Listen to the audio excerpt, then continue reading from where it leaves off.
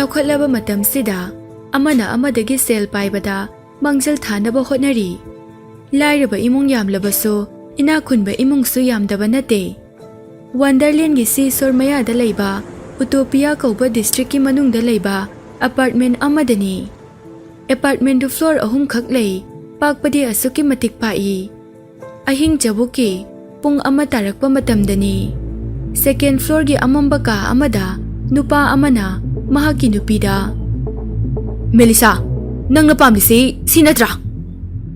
ꯃꯈꯣꯏ ꯑꯅꯤ ꯂꯨꯍꯣꯡꯕ ꯆꯍꯤ 3 ꯁꯨꯔꯦ꯫ ꯂꯨꯍꯣꯡꯈꯤꯕ ꯅꯨꯃꯤꯠꯇꯒꯤ ꯅꯨꯄꯥꯗꯨꯅ ꯌꯨꯝꯗꯨꯗ ꯂꯥꯛꯄ ꯅꯨꯃꯤꯠꯇꯨꯅ ꯑꯍꯥꯟꯕꯅꯤ꯫ ꯃꯦꯂꯤꯁꯥ ꯃꯍꯥꯛꯀꯤ ꯅꯨꯄꯥꯅ ꯆꯩꯔꯛꯂꯤꯕꯁꯤ ꯄꯨꯡ 2 ꯐꯥꯔꯛꯂꯦ꯫ ꯇꯥꯅꯤꯡꯗꯕ ꯑꯃ ꯌꯥꯎꯔꯦ꯫ ꯅꯥꯀꯟꯗ ꯍꯤꯞꯂꯤꯕ ꯅꯨꯄꯥꯗꯨ ꯏꯟꯊꯈꯤꯕ ꯄꯥꯝꯃꯤ, ꯑꯗꯨꯕꯨ ꯏꯟꯊꯨꯕꯒꯤ ꯃꯇꯤꯛꯇꯤ ꯂꯩꯔꯝꯗꯦ꯫ ꯅꯨꯄꯥꯗꯨꯅ ꯉꯥꯡꯂꯤꯕꯗꯨ ꯀꯔꯤꯁꯨ ꯈꯨꯝꯗꯅ ꯑꯗꯨꯃꯛ ꯇꯥꯔꯤ꯫ ꯅꯨꯄꯥꯗꯨꯅ, "ꯅꯪꯁꯨ ꯃꯇꯝꯁꯦ ꯉꯥꯏꯔꯛꯄ ꯀꯨꯏꯔꯝꯃꯅꯤ ꯍꯥꯏꯕ ꯑꯩ ꯈꯪꯉꯦ." ꯅꯨꯄꯥꯗꯨ ꯐꯃꯨꯡꯗꯒꯤ ꯍꯧꯒꯠꯇꯨꯅ ꯀꯥꯗꯒꯤ ꯊꯣꯛꯈꯤ꯫ ꯍꯦꯛ ꯊꯣꯛꯈꯤꯕꯒ ꯐꯣꯟꯒꯤ ꯐ꯭ꯂꯥꯁ ꯂꯥꯏꯠꯇꯨ ꯊꯥꯟꯗꯨꯅ ꯑꯃꯨꯛ ꯆꯪꯂꯛꯏ꯫ ꯐ꯭ꯂꯥꯁ ꯂꯥꯏꯠ ꯑꯗꯨꯅ ꯃꯃꯤꯠ ꯊꯛꯄꯗꯒꯤ ꯃꯦꯂꯤꯁꯥ ꯃꯈꯨꯠꯅ ꯃꯃꯤꯠ ꯃꯄꯥꯗꯨ ꯈꯟꯖꯤꯜꯂꯤ꯫ ꯃꯩꯉꯥꯟꯗꯨ ꯈꯟꯖꯤꯜꯂꯕ ꯃꯇꯨꯡ ꯃꯃꯤꯠ ꯑꯃꯨꯛ ꯄꯥꯡꯊꯣꯔꯛꯏ꯫ ꯅꯨꯄꯥꯗꯨꯅ ꯑꯁꯥꯎꯕ ꯈꯣꯟꯖꯦꯜꯗ, "ꯑꯩꯈꯣꯏ ꯑꯅꯤ ꯗꯥꯏꯚꯣꯔꯁ ꯇꯧꯔꯁꯦ." ꯃꯦꯂꯤꯁꯥ ꯅꯨꯄꯥꯗꯨꯗ ꯃꯃꯤꯠꯇꯨ ꯃꯤꯠꯐꯝ ꯍꯣꯡꯗꯅ ꯌꯦꯡꯂꯤ꯫ "ꯁ꯭ꯇꯦꯐꯦꯟ, ꯀꯩꯑꯕ? ꯂꯨꯍꯣꯡꯕ ꯃꯇꯝꯗꯒꯤ ꯉꯁꯤꯈꯛ ꯂꯥꯛꯂꯒ ꯑꯗꯨꯝꯅ ꯍꯥꯏꯔꯤꯕ ꯀꯔꯤꯒꯤꯅꯣ? ꯅꯪꯅ ꯉꯁꯤ ꯌꯨꯝꯗ ꯂꯥꯛꯂꯤꯁꯤꯁꯨ ꯗꯥꯏꯚꯣꯔꯁ ꯇꯧꯔꯁꯦꯅ ꯍꯥꯏꯕ ꯂꯥꯛꯂꯤꯔꯣ?" ꯁ꯭ꯇꯦꯐꯦꯟꯅ, "ꯑꯩꯅ ꯌꯨꯝꯁꯤꯗ ꯂꯥꯛꯄ ꯂꯥꯛꯇꯕ ꯅꯪꯒꯤ ꯅꯊꯧ ꯅꯠꯇꯦ꯫ ꯌꯨꯝꯁꯤꯗ ꯑꯩ ꯌꯥꯎꯗꯅ ꯂꯩꯔꯕꯁꯨ ꯅꯪꯒꯤꯅꯤ ꯍꯥꯏꯗꯨꯅ ꯑꯩꯅ ꯀꯔꯤ ꯑꯋꯥꯠꯄ ꯊꯝꯒꯦ?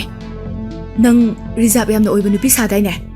ꯍꯧꯖꯤꯛꯇꯤ ꯖꯨꯂꯤꯗ ꯄ꯭ꯔꯦꯒꯅꯦꯟ ꯑꯣꯏꯔꯦ꯫ ꯃꯍꯥꯛꯀꯤ ꯇꯨꯡ ꯇꯥꯔꯛꯄ ꯄꯨꯟꯁꯤꯗ ꯑꯩꯅ ꯃꯍꯥꯛꯀꯤꯗꯃꯛ ꯗꯥꯏꯇ ꯄꯨꯝꯅꯃꯛ ꯂꯧꯒꯅꯤ." ꯁ꯭ꯇꯦꯐꯦꯟꯅ ꯃꯅꯥꯛꯇ ꯂꯩꯔꯤꯕ ꯇꯦꯕꯜꯗꯨꯗ ꯐ꯭ꯂꯥꯁ ꯂꯥꯏꯠꯇꯨ ꯃꯃꯥꯏ ꯂꯩꯁꯤꯜꯂꯤ꯫ "ꯁꯤꯗ ꯒꯨꯂꯤ ꯂꯩꯔꯦ, ꯃꯁꯤ ꯍꯥꯟꯅ ꯆꯥꯁꯤꯜꯂꯣ, ꯑꯗꯨꯒ ꯗꯥꯏꯚꯣꯔꯁ ꯑꯦꯒ꯭ꯔꯤꯃꯦꯟ ꯑꯁꯤꯗ ꯁꯥꯏꯟ ꯇꯧꯁꯤꯜꯂꯣ." ꯃꯦꯂꯤꯁꯥꯅ ꯋꯥꯈꯜꯗ, "ꯑꯩꯒꯤ ꯏꯅꯥꯎꯅꯨꯄꯤ ꯖꯨꯂꯤꯕꯨ ꯄ꯭ꯔꯦꯒꯅꯦꯟ ꯑꯣꯏꯔꯦ ꯍꯥꯏꯕ, ꯑꯗꯨꯕꯨ ꯑꯉꯥꯡꯗꯨꯒꯤ ꯃꯄꯥꯗꯤ ꯁ꯭ꯇꯦꯐꯦꯟ ꯑꯣꯏꯔꯝꯒꯅꯤ ꯍꯥꯏꯕ ꯑꯩ ꯊꯥꯖꯗꯦ." ꯃꯍꯥꯛ ꯇꯦꯕꯜꯗ ꯌꯦꯡꯉꯤ꯫ ꯌꯥꯝꯅ ꯃꯌꯦꯛ ꯂꯥꯅ ꯏꯕ ꯗꯣꯀꯨꯃꯦꯟ ꯑꯗꯨ ꯃꯍꯥꯛꯅ ꯎꯔꯝꯃꯤ꯫ ꯗꯣꯀꯨꯃꯦꯟ ꯑꯗꯨꯒꯤ ꯅꯥꯀꯟꯗ ꯏꯁꯤꯡ ꯒ꯭ꯂꯥꯁ ꯑꯃꯒ ꯄꯤꯡ ꯃꯆꯨꯒꯤ ꯒꯨꯂꯤ ꯑꯃꯒꯁꯨ ꯂꯩ꯫ ꯃꯍꯥꯛꯀꯤ ꯁꯦꯡꯂꯕ ꯊꯃꯣꯏꯗꯨ ꯇꯤꯡꯈꯪ ꯃꯊꯛꯇ ꯊꯝꯕꯒꯨꯝꯅ ꯆꯩꯅꯥ ꯐꯥꯎꯏ꯫ "ꯃꯁꯤ ꯑꯣꯏꯔꯦꯀꯣ, ꯁꯔꯒꯗꯒꯤ ꯅꯣꯔꯣꯛꯇ ꯇꯥꯕ ꯍꯥꯏꯕꯗꯣ." ꯃꯦꯂꯤꯁꯥꯅ, "ꯁ꯭ꯇꯦꯐꯦꯟ, ꯄꯨꯝꯅꯃꯛꯁꯦ ꯀꯔꯤ ꯃꯔꯝꯒꯤꯅꯣ? ꯑꯩꯁꯦ ꯅꯪꯒꯤ ꯅꯨꯄꯤ ꯅꯠꯇꯕ꯭ꯔꯣ? ꯅꯪꯅ ꯀꯔꯤꯒꯤ ꯑꯩꯒꯤ ꯏꯅꯥꯎꯅꯨꯄꯤꯒ ꯑꯔꯣꯟꯕ ꯃꯔꯤ ꯂꯩꯅꯔꯤꯕꯅꯣ? ꯑꯇꯨꯛ ꯇꯨꯀꯠꯆꯕ!" ꯁ꯭ꯇꯦꯐꯦꯟꯅ ꯃꯍꯥꯛꯀꯤ ꯃꯅꯥꯛꯇ ꯆꯪꯁꯤꯜꯂꯛꯇꯨꯅ ꯃꯃꯥꯏ ꯃꯆꯥꯗꯨꯗ ꯃꯈꯨꯠꯇꯨꯅ ꯄꯥꯏꯁꯤꯜꯂꯤ꯫ "ꯅꯪꯅ ꯖꯨꯂꯤꯒꯤ ꯃꯤꯡꯆꯠ ꯊꯤꯍꯜꯂꯝꯗ꯭ꯔꯕ ꯑꯩꯒ ꯖꯨꯂꯤꯒ ꯂꯨꯍꯣꯡꯂꯝꯒꯅꯤ꯫ ꯆꯍꯤ ꯈꯔ ꯂꯩꯔꯒ ꯅꯪꯒ ꯑꯃꯨꯛ ꯂꯨꯍꯣꯡꯗꯨꯅ ꯅꯪꯕꯨ ꯂꯨꯅ ꯇꯧꯔꯝꯒꯅꯤ꯫ ꯅꯪ ꯅꯁꯥꯁꯨ ꯈꯪꯂꯝꯒꯅꯤ ꯑꯩꯉꯣꯟꯗ ꯂꯨꯍꯣꯡꯂꯕ ꯃꯇꯨꯡ ꯅꯪꯒꯤ ꯄꯣꯂꯣꯏꯐꯝ ꯀꯔꯤ ꯑꯣꯏꯒꯅꯤ ꯍꯥꯏꯕꯗꯣ." ꯁ꯭ꯇꯦꯐꯦꯟꯒꯤ ꯌꯥꯝꯅ ꯇꯝꯊꯤꯕ ꯑꯃꯗꯤ ꯍꯪꯒꯣꯏꯕ ꯃꯁꯛꯇꯨ ꯌꯦꯡꯅꯤꯡꯗꯦ꯫ ꯃꯦꯂꯤꯁꯥꯅ ꯃꯍꯥꯛꯄꯨ ꯏꯟꯊꯣꯛꯈꯤ꯫ "ꯁ꯭ꯇꯦꯐꯦꯟ, ꯅꯪ ꯌꯥꯝꯅ ꯐꯠꯇꯕ, ꯃꯤꯅꯨꯡꯁꯤ ꯂꯩꯇꯕ ꯃꯤꯅꯦ꯫ ꯅꯪꯅ ꯑꯩꯉꯣꯟꯗ ꯅꯝꯊꯥꯛ ꯇꯧꯗꯨꯅ ꯁꯥꯟꯅꯈꯤꯕ ꯇ꯭ꯔꯤꯛ ꯃꯌꯥꯝꯗꯨꯒ ꯌꯦꯡꯉꯨꯔꯒꯗꯤ ꯑꯩꯅ ꯅꯪꯉꯣꯟꯗ ꯇꯧꯔꯤꯁꯤꯗꯤꯅꯦ ꯀꯩꯁꯨ ꯂꯩꯕ ꯅꯠꯇꯦ꯫ ꯑꯩꯉꯣꯟꯗ ꯋꯥ ꯉꯥꯡꯅꯕꯒꯤ ꯃꯇꯝ ꯂꯩꯇꯦ꯫ ꯒꯨꯂꯤꯁꯦ ꯌꯥꯝ ꯊꯨꯅ ꯆꯥꯔꯨ ꯂꯥꯎ꯫ ꯅꯪꯅ ꯄ꯭ꯔꯦꯒꯅꯦꯟ ꯑꯣꯏꯕꯗꯣ ꯑꯩ ꯄꯥꯝꯗꯦ꯫ ꯅꯪꯒꯤ ꯋꯥꯈꯜꯗ ꯑꯩꯁꯦ ꯅꯪꯉꯣꯟꯗ ꯂꯨꯍꯣꯡꯕ ꯄꯥꯝꯂꯝꯒꯅꯤ ꯍꯥꯏꯅ ꯈꯟꯕ꯭ꯔꯥ? ꯅꯈꯣꯏꯒꯤ ꯌꯨꯐꯦꯡ ꯐꯦꯃꯤꯂꯤꯒꯤ ꯃꯤ ꯈꯨꯗꯤꯡꯃꯛ ꯊꯥꯔꯛꯇꯨꯅ ꯑꯩꯕꯨ ꯂꯨꯍꯣꯡꯅꯕ ꯍꯥꯏꯈꯤꯕ ꯅꯠꯇ꯭ꯔꯣ? ꯅꯪꯒ ꯂꯨꯍꯣꯡꯕꯒꯤ ꯃꯍꯨꯠ ꯆꯥꯛꯅꯤꯕ, ꯄꯨꯛꯆꯦꯜ ꯁꯦꯡꯕ ꯅꯨꯄꯥ ꯑꯃꯒ ꯂꯨꯍꯣꯡꯉꯝꯕꯅ ꯍꯦꯟꯅ ꯐꯩ." ꯋꯥ ꯉꯥꯡꯅ ꯉꯥꯡꯅ ꯇꯦꯕꯜꯗ ꯂꯩꯔꯤꯕ ꯒꯨꯂꯤꯗꯨ ꯂꯧꯏ꯫ ꯏꯁꯤꯡ ꯌꯥꯎꯗꯅ ꯆꯥꯁꯤꯟꯈꯤ꯫ ꯁ꯭ꯇꯦꯐꯦꯟꯅ ꯌꯥꯝꯅ ꯊꯧꯑꯣꯏꯗꯅ, "ꯑꯦꯒ꯭ꯔꯤꯃꯦꯟ ꯑꯁꯤꯗ ꯀꯔꯤ ꯀꯔꯤ ꯏꯔꯤ ꯍꯥꯏꯕꯗꯣ ꯍꯥꯟꯅ ꯐꯖꯅ ꯄꯥꯈꯣ, ꯑꯗꯨꯒ ꯁꯥꯏꯟ ꯇꯧ꯫ ꯗꯣꯀꯨꯃꯦꯟꯁꯤ ꯂꯧꯅꯕ ꯑꯩ ꯍꯌꯦꯡ ꯃꯤ ꯑꯃ ꯊꯥꯔꯛꯀꯦ." ꯋꯥ ꯉꯥꯡꯕ ꯂꯣꯏꯈꯤꯕꯒ ꯃꯥꯏ ꯂꯩꯊꯣꯛꯇꯨꯅ ꯆꯠꯈꯤ꯫ ꯊꯣꯡ ꯂꯣꯟꯁꯤꯟꯕꯒꯤ ꯃꯈꯣꯜ ꯍꯦꯛ ꯇꯥꯕꯒ ꯃꯦꯂꯤꯁꯥ ꯐꯩꯖꯨꯞ ꯆꯤꯡꯊꯗꯨꯅ ꯀꯨꯝꯂꯛꯏ꯫ ꯕꯥꯠꯔꯨꯝꯗ ꯆꯪꯁꯤꯟꯈꯤ꯫ ꯂꯣꯛ ꯈꯨꯕꯗ ꯈꯅꯥꯎ ꯃꯅꯨꯡꯗ ꯌꯥꯎꯔꯤꯕ ꯒꯨꯂꯤꯗꯨ ꯊꯣꯛꯂꯛꯏ꯫ ꯏꯁꯤꯡ ꯌꯥꯎꯗꯕꯅ ꯈꯅꯥꯎꯗ ꯄꯟꯗꯨꯅ ꯂꯩꯔꯤꯕꯅꯤ꯫ ꯃꯃꯥꯡꯗ ꯂꯩꯔꯤꯕ ꯃꯤꯡꯁꯦꯜꯗ ꯌꯦꯡꯉꯤ꯫ ꯃꯤꯡꯁꯦꯜꯗ ꯎꯔꯤꯕ ꯁꯛꯐꯝꯗꯨ ꯌꯥꯝꯅ ꯐꯖꯩ꯫ Sanada tampana laytingmagumbani. Kayada lang na fajariba mamitno masinani mipung khudingmakna mahaki mamit yengbada ikainariba kalakpasu yaudaba nate. Steven na matam amada mahakpu nungsikibasu mahaki mamittani. Roomda amuk changlaktuna mai thali. Table da layriba document mayamduda yengi. Steven chatkibaga mahak tumba yakide. Aina mahakpu nungsirakpase chahi 13 surabade. Aigi nungsibase kananasu khangdana mangkiba tabane.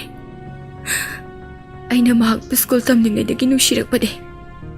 Aigi inaunupi Julina khwaidagi nungsibasu mahakne. Nungsiramdabana henna pai. Juligi khalaga mahakna Steven bu nungsibase kana amata khanghandana lai. Juligi chung phiral chana phajaba mai masingda suwataba asina masana masabu Juliga changdamnabada yamna hanthana laujai. Chahi ahumgi mamangda Steven amadi Juliga luhonglamdaida Julibu mi kharana ijat manghankhi. Masidagi Yufeng family na Steven bu Juliga luhongba yaroi haina thingki. Steven na Juligi pokminadaba mache Mellisa da luhonglasi haiki. Nupadugi chinglemba nupa thokpa mataududa Mellisa su yaki. Mahakna tawkiba khudingmak aingonda laman singdaba ngaktani.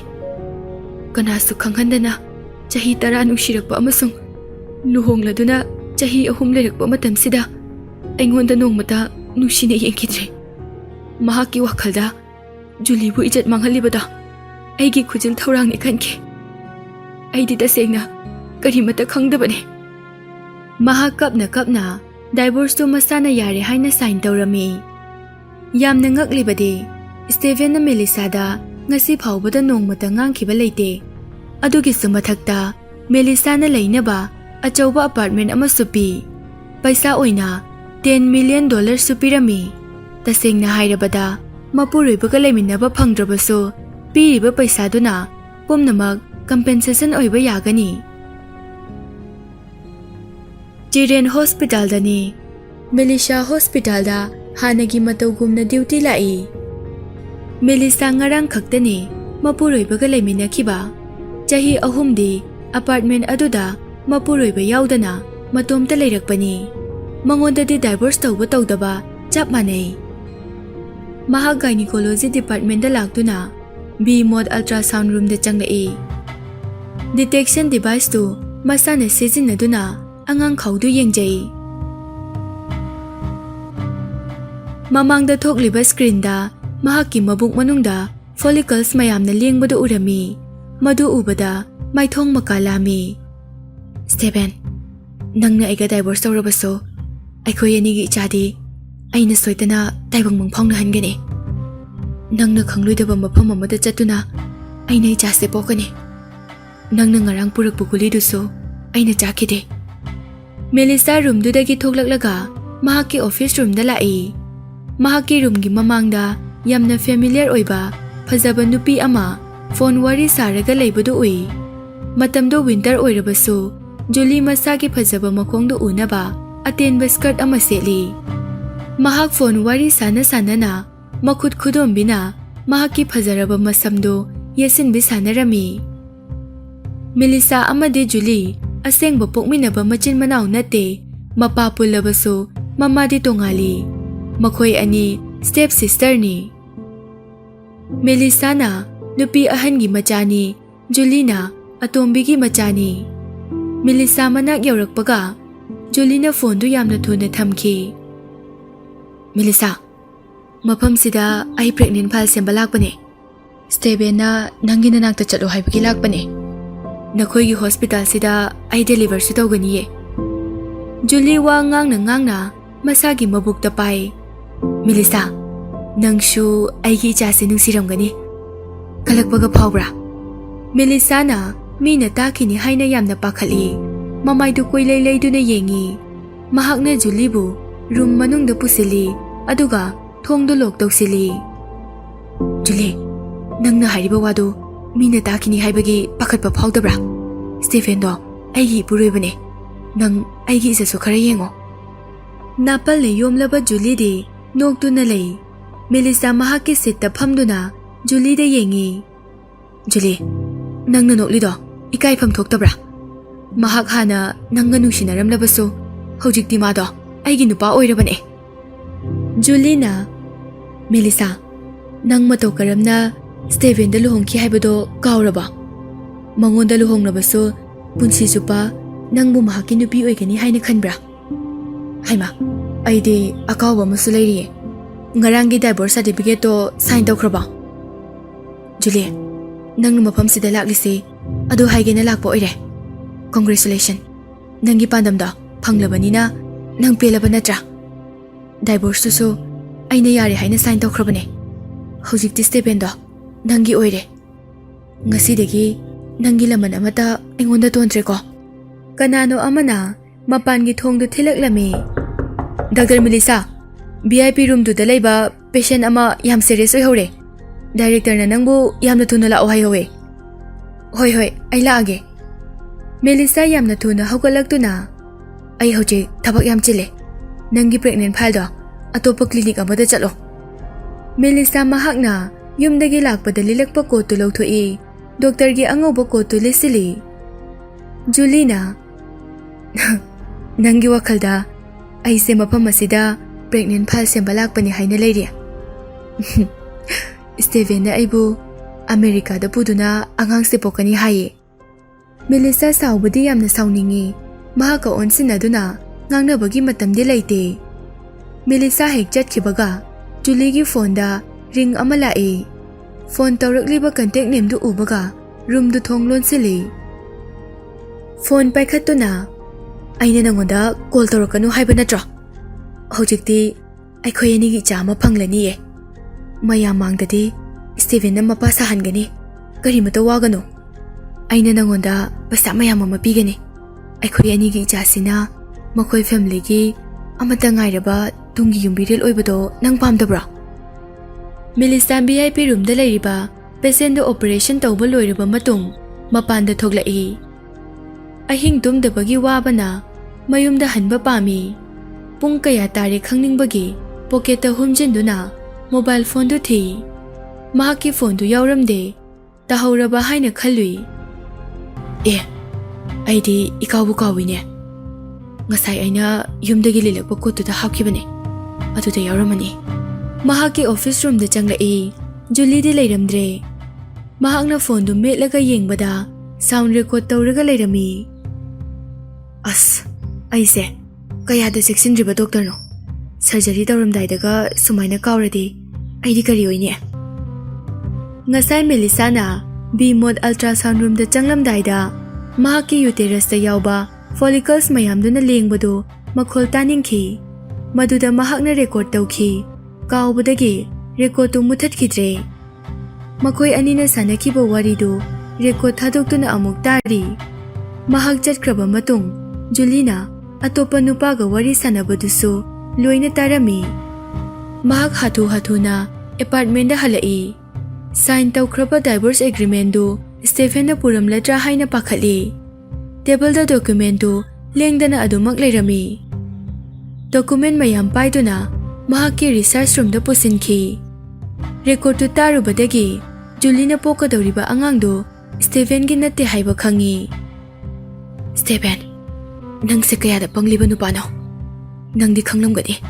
Angang do nangi na chanate haiba. Ay kaidawnungda angang dugi mapa nangna oheloi. Ay divorce tawkiroi. Divorce agreement ki che pumba segaiduna dustbin da thadaki. Tha makhai gi matungda Stephen apartment du da amuk halaklami. Mellisa lobby da phamduna lairik pari. Stephen changakpa ubada yamna thuna hogalai. Stephen, nang haledana hai mai sama ura. Stephen mangonda yamna marau leina yengi. Nang agreement to paraba. Sign tawkraba. Ay hojik lawbula ine. Mellisa mapuroi baki manaktagi meter ani lapna lepi. Stephen, ay promotion phangdore. Director na matam kharadi aigi duty ki matam se henkat hale. Ay so thabak khara chinbaga document to padri hojik so. Wa ngangba loidringaida Steven na marak thachilai. Aina nangonda pikiba paisaduna nangi lemhoriba punsi pumnamak sizinaba konagani. Nangi thabakta resign tawro. Nang karisu waningai oidie. Steven, aigi oiriba profession se aina kayam pami haibado nangsu khanglamgani. Ai thabaktagi tokpadi ngamloi. Doctor ama oiba haibase aigi chawthokjaningai oiba gun amane. Mellisa gi punsida khwaidagi penjaba mikup ani laiki. Amana doctor gynecologist oikiba amana Steven ge nupi oiba asini.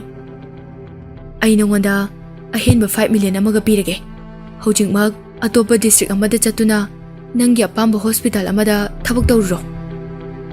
Mellisa makokto nonthaduna kappa sasinai. Aibu mafamsi thadoktuna chatlo hairabasu promotion phanglaga chatkige. Atopa hospital da thabak tawnaba. Masigi promotion se outradi amta yaroye. Mahakna kapsinaribado Steven na khangkhini haina amuksu pakhali. Amukaso nangi divorce to aina soidana yagani. Idea pangbine. Adubu nangondati namthak tawkiba leite. Nangna ibu nusitrabanina nangonda makhata na yeloi. Nang tha mani dingai biyo. Aina promotion hek phangbo numituda sign tawramlaga yumse thadoktuna ai chatkige. Mellisa, nang aingonda oidaba ngangbudi yaroi. Mellisa gi manakta changsinduna handang muka aingonda trick sanaba hek oiramlaba. Aibu phate haigano. Aina tawrakpu khudingmak nasana ya jagadabane. Wase hairamnaga mamai laithoktuna chatki. Mellisa na tungdagi adugidi kemta khaluno. Aishu nangbu amuk hana nungsiba ngamlaroi. Mellisa na mahakpu nungsidabagi haibadi nate. Mahaki nungsibadu masak khangdabagi sauraga nganglibani. Steven gi wakhalda aina nangbo sukuiba matamse nungsirakpane. Nangi usitaba na tawduna nangbu nungsihandabane. Nang nupa oiramlabadi khanggadabane. Nasasu pangphapaba nate. Wa ngangbada yenga ngango. Mahak chatkraba matung Mellisa prok chakna sofa da phamduna lehawi. Mahaki pangal sakti pumba Steven na puduna chatkibagum tawi. Julina atopa nupaga wari sanakhibagi recording adu mahakna Steven da tahangi khalambani. Adubu matang chadri matang chaba ngaiba pami. Aina recording do mangoda tahalena khalo. Mahakna Julida soidana chaikini.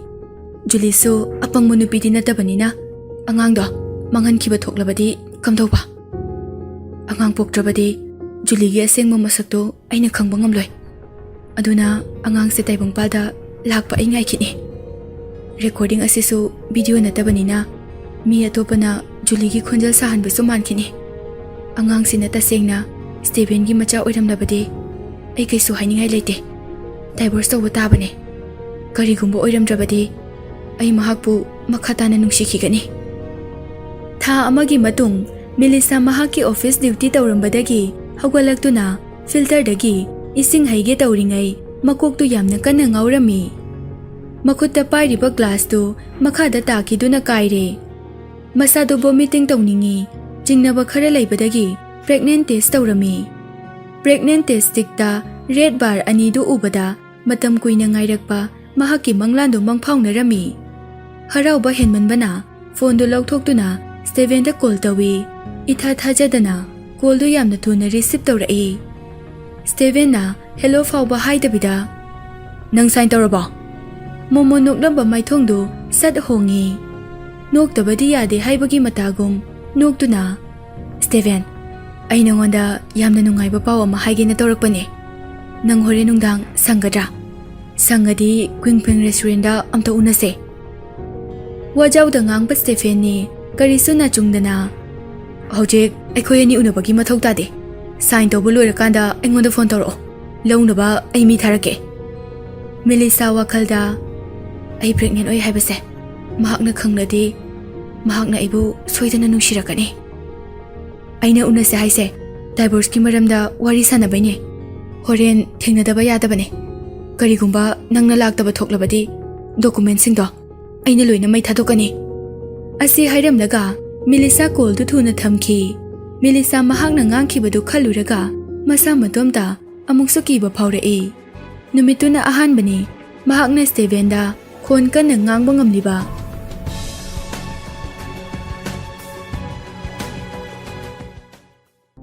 Mellisa office ke duty loiraga Queenfeng restaurant lai. Des makhal mathel mayam ama order tawrami. Des mayamdo horen mahak ki guest lakhini. Matamdo da puthora u haina waiter da hairami. Utopia district da laiba khwaidagi maming chatpa panoramic resolving restaurant ni. Mafam asidani makhoi anina ihan hana thengnakiba. Chahi tara humdogi mamang mahakna chahi tara ni thoi surakpa matamni. Makhoi mari restaurant da lai. Makhoi mari hairisi Julie, Mellisa, mahaki mapa Noren amasung mama apok tabi ninagani. Matamduda Mellisa na mayamdagi hana chaba loiraga mapana sanaba tholaki. Mama naba khara lagtuna mahaki mama laikidabadu panduna mangonda lagnabiki. Mellisa kapla phawba makhoi mayamna mahakbu koisenduna lagnaki. Masa nanba school uniform set panupa ama jangsilagtuna makhut tingthorai. Se Ogolo. Numituda mahakna ukiba nupadogi makhut adugumna phajaba amukta phawba ukidri mahaki punsida. Makhutto yamna fair skin oiraga sit nali. Aroibada nupado mahaki manaw nupi Julie ki classmate oiramki. Mamingsu Steven kawi haiba khanglaki. Chahi tara ni thoi khakta ngairiba Mellisa gi ahanba amasung aroiba pure love Steven na oige khanki. Laibak thibadi Julie ga Steven ga classmate oirambadagi close friend oirambadagi lovers oiraki. Julie sakta suda watte sawong saban su yamna phajai. Steven su nupa ama oibagi awatpa amata leite. Ayengba mi khudingmakna makhoi anibu perfect fiancé ne hainai. Mellisa wakal khalingai Julie na Mellisa nang matam kuina ngairamlani. Aidi mapam sida laoi haijabane. Steven na chattaba yaroi haibadagi lakpane. Mahaki manakta Julie amasung Steven leplaga leirami. Steven de Mellisa da mamit phawba yengde chair ama chingthoraktuna Julie bu phamhali. Julie na yanida nangna aigi wabibasidi. Mellisa amadi Steven thengnaraktaba tha ama helabani. Steven du masa mayeng khara tarami. Steven su chair amada phamduna phone de yengi. Ai thabak yam lehawe. Haigadaba wado sasat hayo. Karigino aibu mapam asida kaurise. Mellisa na waiter de yengduna order tawkhiba item singdu puthorakna bahairami. Item singdu puthoraktuna mamangda thariba table du da thami. Mellisa na hana chakhise loiraga wari phajana sanase. Steven ga Julie ga chariba delicious food do amana amada inari yengbada asengba matai manaw mali. Pungan nga na thaliba maingal duda mayamgi mityengpham makhoi anida oirami. Mikup tudadi Mellisa na makhoi animak hatla phawba pendabagi matang yawraklabani. Puthorakliba mathel mayamdo mitki mathel ngaktani. Steven gi khalaga order tawkhibani. Mahakti mit yamna pamde charibadu wek sabaga chamane yotpa yaramde. Restaurant aduda laktringaida Mellisa guli ama chaduna lai. Guli du pregnant oibi nupina manam phawdanabani. Mahak mitki manamdu hainade adu oiraso Steven gi mai yengduna punna chaminaba pamki. Mellisa na makhoi ani inaraga chaminabadu uraga guli chakhibadu ningamakte. Mellisa na excuse me ai bathroom da mukta changlukige. Mellisa na haugatlamdaida Steven na mangonda sauna yenglambadu ui. Steven gi mit yengduna kari wahang hanglino haiba khangi. Mellisa su wahang dugi pakhum wakhal na khumi. Aina nangonda kalakpa kaisu leite. Nongmadi ai lan kide haiba nang soidana khanglakani. Bathroom da Mellisa mamai mamit taduna mingsel da yenglaga lei.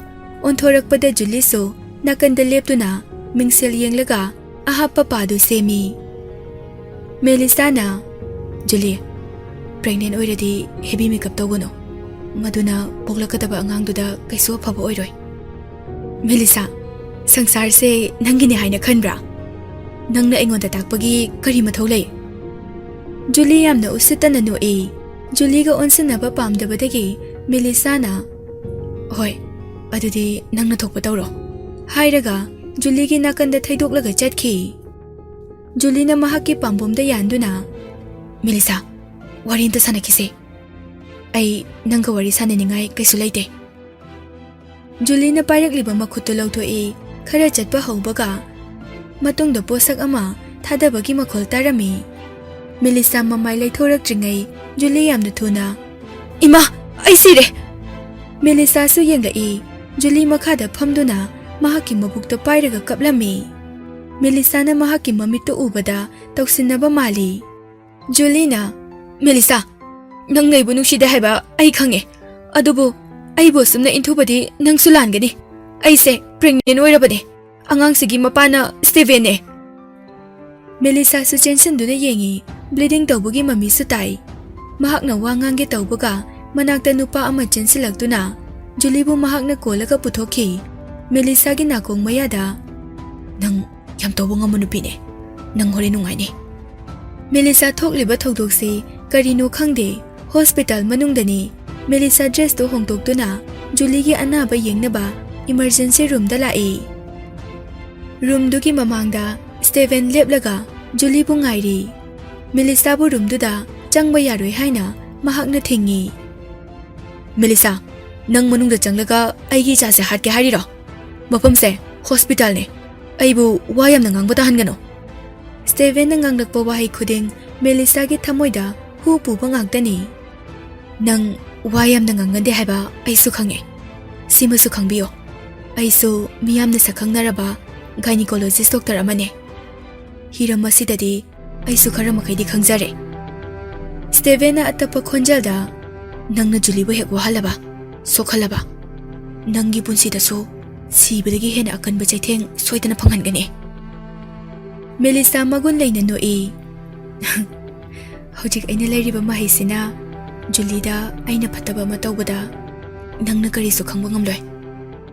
Karigumba Julie gi puknungda yawriba angangsina phattanungda thoklaba nangi thawai machado aina soidana lawgani. Mellisa na Julie na oidaba hek nganglamba thoklabadi nang aibu amuk hana nungsiba ngamgadra. Aibu lekha ta haliba mahakbu inthokpa ngamgadra. Adudi namangda phaw mangano. Mellisa na aikhoi ni gi icha leiba thoklabadi nangi aigi ichado nang nungsidaba ngamgadra. Aina nangbu kaidawnungda mama haibagi mingthol phangatloi. Marau leina noktuna madu kaidawnungda oithokpa ngamloi. Ngarang chakiba gulido nang ningsingo. Steven gi khonjeldo tapna nganglabaso mi gi thamoidi hatpa ngami. Thamoi gi ihul taisinpam khangdrabi Mellisa mapi ira jelai. Atangba diamond gumna langlaba mahaki mamitto ubada Steven na chahi 10 gi mamangda ukiba sakphamdo ningsinglai. Restaurant mamangda mamanaba mayamna nupi macha ama koisenduna laknarami. Nupi dugi mamitto ubada mahaki pukning hakchang pumnamak lupki. Punsida first love phangli khanki. Nupi du ngasi mahaki mamangda lepliba Dr. Mellisa ni. Flashback ki matung Mellisa kaplaga leirami. Hoi, phare ne. Julie gi angangse nangi na cha oiramdrabadi kamdauba. Matamduda phawba nang kari hairaga mahakpu sakotkani. Chahi 3 gi matung Mellisa na kappado uraga mahaki thamoi taptharai. Nungsiba khonjelda yarido kapkono hairaga Mellisa gi mapidu taithoke tawi. Mikup amada nate aina khalise lale. Aina mangonda nungsiba ulurabadi aigi plan khudingmak loina fail oigani. Khonjel thokna kapkho nang dipena kapkhuo. Nang aseng manungsiba haibase karino haiba khangdri. Angangi mamana Julie oiriba makai aina angangi mapa oigane. Masigi maramdi aina pandam amagi damak mahakpu nushiribane. Mellisa gi wakhalda aise kayada panglamliba nupido matam pumnamakta mahakna ibu nushiba saduna lakpa oireko. Angangi mama oiduna Punsi chupa Steven ga leminagi khalambani hojikti pumnamak mangle awaba pumnamak thamoigi kachin amada thamduna oi phare Steven nangna ai nungsiramdabase yam phai aina so nangbu nungside adubu doctor amana mahaki machabu abortion tawramgani haibase nang thajabra wa ngangna emergency room duda changki ka manungda hek changlakpaga thongda nga thaduna kapi tapna sitharakduna makhada phamlaga amuk kapi mapanda leiriba Steven Mellisa gi aroiba wahaiduda pakhalai ngarang mahaki mamangda Mellisa na guli chakrabasu charamgani haiba thajaba ngamde Julie matomta tusinbada bleeding khara tawrabasu angangdudadi karisu asokpa leiramde pausi tabada Mellisa pakhatlambadu phaki aigi naunupi Julie gi angang mangba yaroi tikta kaidana aina pokhangani angangse Steven gi machan atti khangdabasu mahakna Julie gi dama kadai phawba lepangami haibado ai khangninge aduga angang asibu machani haina loksinbra haibadusu ai yangninge numit kharani leibaga Mellisa hospital dagi hallage haina thoklakpada Julie ga thengnarami Julina Mellisa aina chagadaba hida khudingmak chaba loikre makhata na chana bagidamak hida khara ibiramo nangna hana yengkiba doctor da aduda yengu chuo mangonda hangbana phani Julina Mellisa bu chatkiba yaroi haina phai adumna ingonda ngangano nangna chatkrabadi Steven ekhoi anigi marisida nangna kalakpagini haina aina khangani Mellisa na adudi nang aina hidaklana isinduna nangi angang amasung nasamaki thawai manghangani haibagi akibadi leitabra nangna madu hek tawraba nakhoigi hospital se aina thugaigani pillar amagi marumdagi nupa amana khumlai nupa du thoglai khon tapna Mellisa na Steven kaya da matang chana laklibano second amagi matang chaba nati mahakna mafam asida laklibase mahaki mistress bu yengsinba laklibane Julina Steven gi manakta changsinduna phurita semjinbi litliba kotusu motpa mottaba taithokbi Steven gi pambomda konduna mahaksu phagi tawjarine mahakna igi phatanaba kaidonungda siloye aikhoi anigi chasina mangonda anti gaudorine natrane Mellisa makhoi anigi harawa maithong oina jabadu uraga Mellisa karisu hairamdana mahaki office room da chatki Julina Steven bu Mellisa gi room da pusilai ka manungda Mellisa na medical list print tawrambado Steven na urami Mellisa aine nakhoi gi doctor gaso wari sanarabane aigi Julina delivery tawdri phawbudi nangna yengsinbigadabane mahaki masada natraga angang asida asoi angam hek yauraba nakhoi gi hospital se uphul tare khango Steven gi imungdi ningthaugi imungumbani mahakti piklingaidagi wajauta ngangduna talakpani mahakna nganglibado Mellisa na munna tasilamde print tawbadu loiraduna medical list to Julie da pi hidak singse matam chana chaw examination tawbusu matam chana chalo Mellisa karisu hairamdana makhutu pocket ta humlaga thoki Steven na Julie bu yum phawba thilai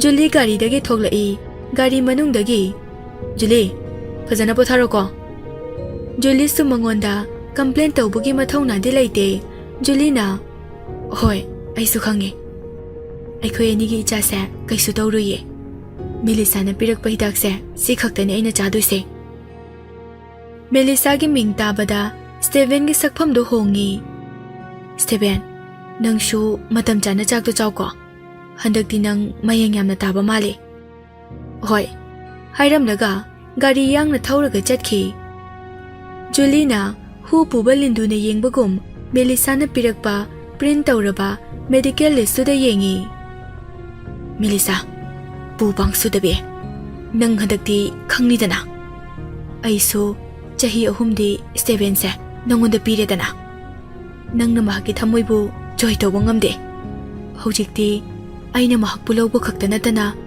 nangi bunsibu lekhatana manghangani numito Mellisa hanagumna hospital da duty tawri duty matam loiraduna mahaki office dress hongtoke tawi. Doctor nupa ama changsilaktuna, Dr. Mellisa, emergency ne.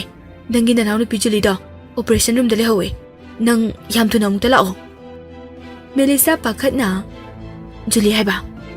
Hoi, nang amuk ta thuna lao. Mellisa wakal khanduna leiba pamde emergency room da kana chensilai.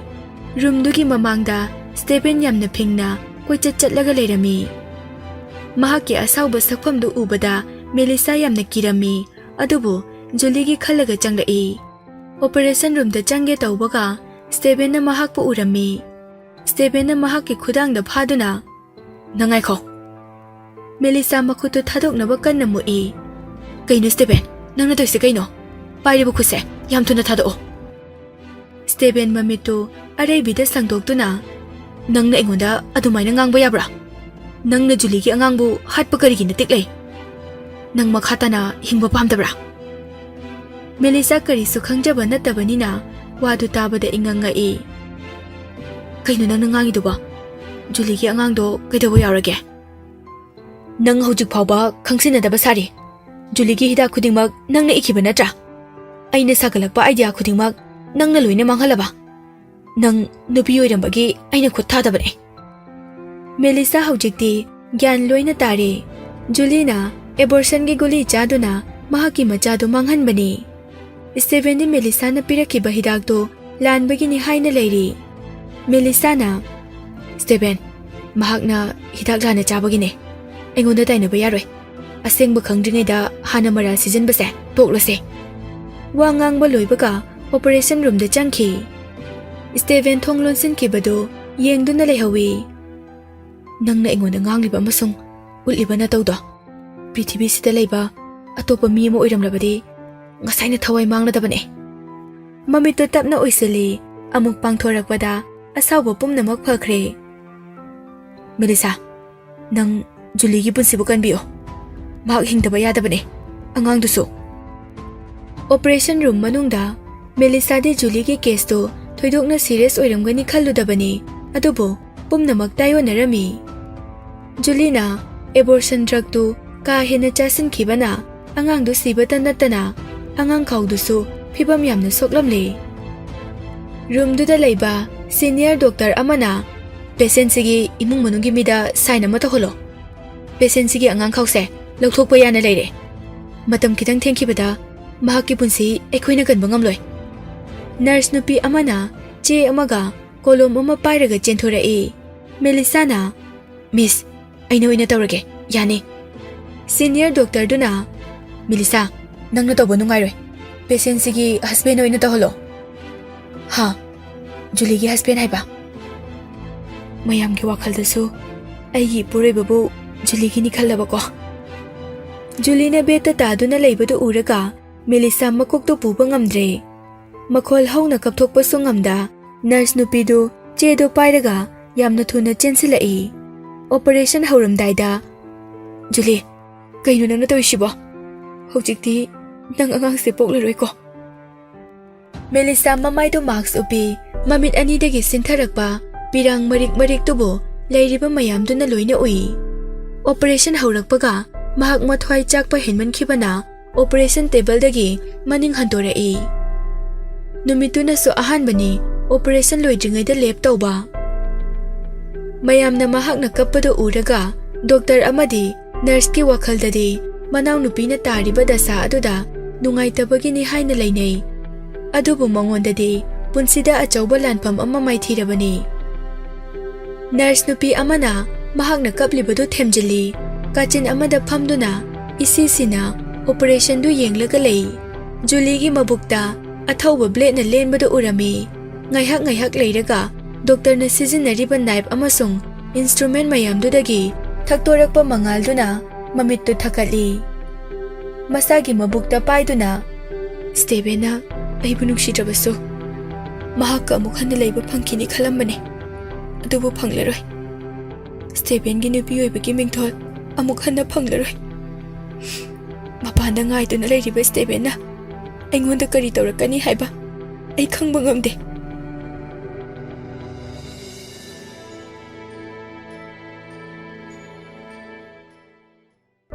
ꯑꯉꯥꯡꯗꯨꯅ ꯇꯥꯏꯕꯪꯄꯥꯜꯗ ꯂꯥꯛꯂꯕꯗꯤ ꯖꯨꯂꯤꯒꯤ ꯐꯠꯇꯕ ꯂꯤꯆꯠꯇꯨ ꯈꯪꯕ ꯉꯝꯗꯧꯔꯤꯕꯅꯤ꯫ ꯈꯪꯂꯕꯗꯤ ꯃꯍꯥꯛꯅ ꯁ꯭ꯇꯦꯕꯦꯟꯗ ꯆꯩꯗꯨꯅ divorce agreement ꯑꯗꯨ sign ꯇꯧꯕ ꯉꯝꯂꯣꯏ ꯍꯥꯏꯒꯦ ꯈꯜꯂꯝꯕꯅꯤ꯫ ꯋꯥꯈꯜ ꯈꯜꯂꯤꯉꯩ ꯖꯨꯂꯤꯕꯨ ꯁ꯭ꯇꯦꯔꯥꯏꯜ ꯋꯥꯔꯗꯇ ꯄꯨꯈꯤ꯫ ꯔꯨꯝꯗꯨꯗ nurse ꯑꯅꯤꯗꯤ ꯑꯣꯄꯔꯦꯁꯟ ꯏꯟꯁꯇ꯭ꯔꯨꯃꯦꯟꯠꯁꯤꯡꯗꯨ ꯂꯣꯏꯁꯤꯟꯅꯕ ꯂꯩꯍꯧꯏ꯫ ꯅꯔꯁ ꯑꯃꯅ, "ꯗꯣꯛꯇꯔ, ꯅꯨꯡꯉꯥꯏꯇꯕ ꯋꯥꯈꯜ ꯀꯔꯤꯁꯨ ꯈꯜꯂꯨꯔꯅꯨꯋꯣ꯫ ꯃꯍꯥꯛꯀꯤ ꯑꯉꯥꯡ ꯀꯟꯕ ꯉꯝꯍꯧꯗ꯭ꯔꯁꯨ ꯖꯨꯂꯤꯒꯤ ꯄꯨꯟꯁꯤꯗꯤ ꯃꯥꯡꯕ ꯅꯠꯇꯤꯌꯦ."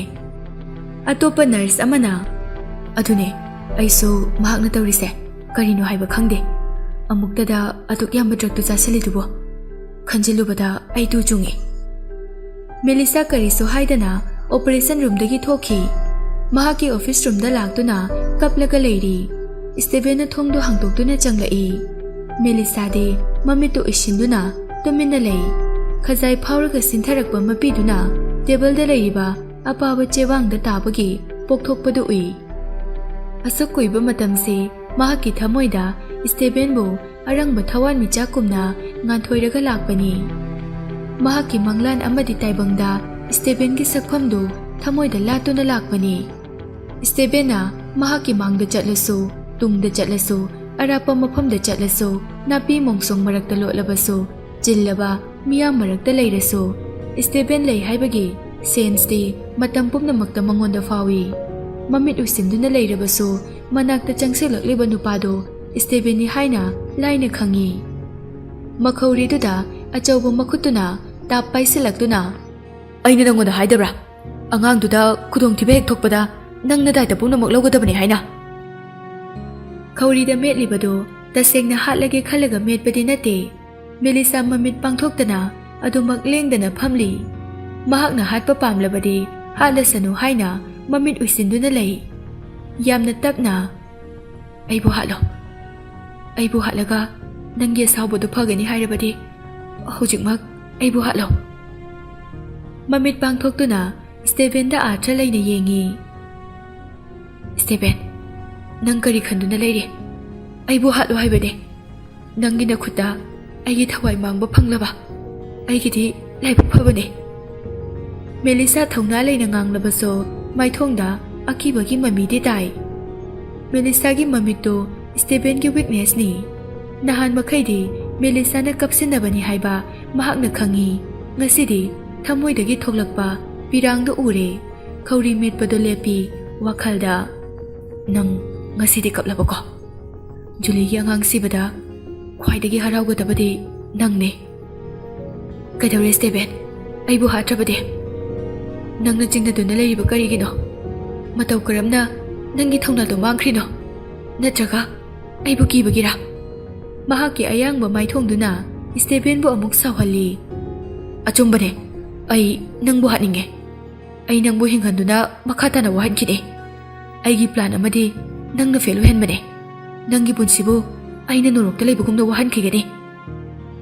ꯁ꯭ꯇꯦꯕꯦꯟꯒꯤ ꯋꯥꯍꯩ ꯈꯨꯗꯤꯡ ꯃꯦꯂꯤꯁꯥꯒꯤ ꯊꯃꯣꯏꯗꯨ ꯍꯨ ꯄꯨꯕ ꯋꯥꯍꯩ ꯉꯥꯛꯇꯅꯤ꯫ ꯊꯃꯣꯏ ꯁꯣꯛꯄꯒꯤ ꯄꯟꯈꯩ ꯂꯩꯇ꯭ꯔꯦ꯫ ꯍꯨ ꯄꯨꯔꯕ ꯊꯃꯣꯏꯗꯨꯗ ꯃꯈꯥ ꯇꯥꯅ ꯉꯥꯡꯂꯁꯨ ꯆꯩꯔꯁꯨ ꯑꯋꯥꯕ ꯑꯣꯏꯗ꯭ꯔꯦ꯫ ꯇꯥꯏꯕꯪꯄꯥꯟꯗꯒꯤ ꯁꯤꯈ꯭ꯔꯕꯗꯤ ꯆꯩꯅꯥ ꯐꯪꯗꯦ꯫ ꯋꯥꯈꯜꯗ ꯁꯤꯕꯗꯤ ꯍꯛꯆꯥꯡ ꯃꯅꯨꯡꯗ ꯌꯥꯎꯔꯤꯕ ꯀꯌꯥꯠ ꯈꯨꯗꯤꯡꯃꯛ ꯄꯥꯡꯒꯜ ꯁꯣꯟꯊꯍꯜꯂꯤ꯫ ꯃꯦꯂꯤꯁꯥꯅ ꯄꯥꯎꯈꯨꯝ ꯈꯨꯝꯂꯛꯇꯕꯗꯨꯗ ꯁ꯭ꯇꯦꯕꯦꯟꯗꯤ ꯁꯤꯡꯅꯕ ꯑꯣꯏꯅ ꯊꯣꯛꯈ꯭ꯔꯦ꯫ ꯃꯦꯂꯤꯁꯥꯗꯨ ꯋꯥꯜꯗ ꯅꯝꯁꯤꯜꯂꯤ꯫ "ꯅꯪꯒꯤ ꯑꯉꯥꯡꯈꯥꯎꯗꯣ ꯖꯨꯂꯤꯗ ꯇ꯭ꯔꯥꯟꯁꯄ꯭ꯂꯥꯟ ꯇꯧꯒꯗꯕꯅꯦ꯫ ꯑꯩꯈꯣꯏ ꯑꯅꯤ ꯗꯥꯏꯚꯣꯔꯁ ꯇꯧꯔꯕꯁꯨ ꯅꯪ ꯑꯇꯣꯞꯄ ꯅꯨꯄꯥ ꯑꯃꯗꯒ ꯂꯨꯍꯣꯡꯕ ꯃꯔꯤ ꯂꯩꯅꯕ ꯌꯥꯔꯣꯏ꯫ ꯅꯪꯒꯤ ꯋꯣꯝꯗꯣ ꯖꯨꯂꯤꯗ ꯄꯤꯒꯗꯕꯅꯦ꯫ ꯑꯗꯨ ꯑꯣꯏꯔꯕꯗꯤ ꯑꯩꯅ ꯅꯪꯕꯨ ꯍꯤꯡꯍꯟꯒꯅꯤ."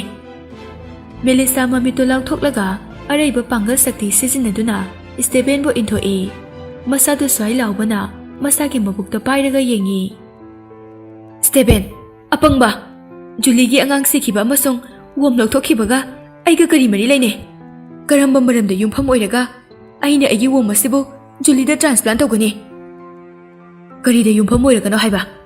ꯄꯦꯁꯦꯟ ꯑꯃꯗ ꯍꯤꯗꯥꯛ ꯂꯥꯟꯅ ꯄꯤꯗꯨꯅ ꯃꯤ ꯍꯥꯠꯄꯗ ꯌꯨꯝꯐꯝ ꯑꯣꯏꯔꯒ, ꯈꯪꯉꯕ? ꯅꯪꯗꯤ ꯃꯃꯥ ꯑꯣꯏꯕꯒꯤ ꯃꯤꯡꯊꯣꯜ ꯐꯪꯐꯝ ꯊꯣꯛꯇꯦ꯫ ꯅꯪꯅ ꯅꯆꯥ ꯄꯣꯛꯂꯁꯨ ꯍꯌꯦꯡ ꯆꯥꯎꯔꯛꯂꯒ ꯅꯪꯗꯧꯅ ꯃꯤ ꯍꯥꯠꯀꯦ ꯍꯥꯏꯔꯛꯀꯅꯤꯌꯦ." ꯁ꯭ꯇꯦꯕꯦꯟ ꯋꯥ ꯉꯥꯡꯅ ꯉꯥꯡꯅ ꯄꯣꯀꯦꯠꯇꯒꯤ ꯆꯦꯖꯦꯠ ꯑꯃ ꯂꯧꯊꯣꯔꯛꯇꯨꯅ ꯃꯦꯂꯤꯁꯥꯒꯤ ꯃꯃꯥꯏꯗ ꯂꯪꯁꯤꯜꯂꯤ꯫ "ꯁꯦ, ꯅꯪꯅ ꯖꯨꯂꯤꯗ ꯄꯤꯈꯤꯕ ꯃꯦꯗꯤꯀꯦꯜ ꯂꯤꯁꯇꯨꯅꯦ꯫ ꯃꯁꯤꯅꯅꯦ ꯖꯨꯂꯤꯒꯤ ꯑꯉꯥꯡ ꯍꯥꯠꯂꯤꯕ꯫ Nang hojik phawa nasana nasagi naral yazadribra. Mellisa na wangang mo phawa nangdringai. Hojikti nasado phajana section layo. Julie na masa hek pharakpaga transplantation tawradabane. Mellisa na aina yadraga na kamdauba. Aigi puknungda aikhoi anigi ichama yauduna leiramlabadi nang phiretu hongodra hongloidra. Oh, adusu yamna interesting oiba wahangni. Nang na pregnant hek oiraba. Aikhoi ani divorce tawdrasu yare. Maikai marida isingdagi hena udaba paklaba samudragi ipakta nang muthadaduna hatkani.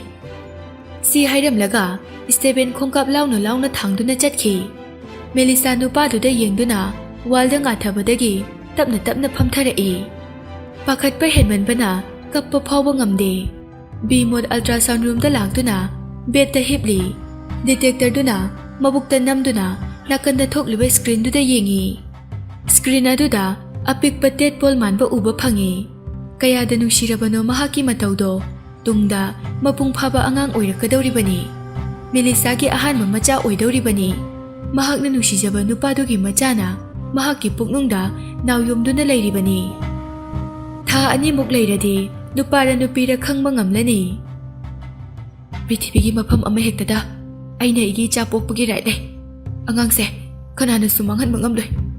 Adubu tamba ngambadi nate.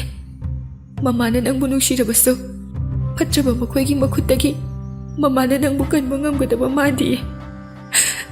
Ichakan mangamloidaba oiradi aisu thawai thagani. Machagi khalubada mamitu isinduna mapi taba haurai. Masadu nikpa henmanbana makhutta pairiba detector do makhada takiba khanghaude.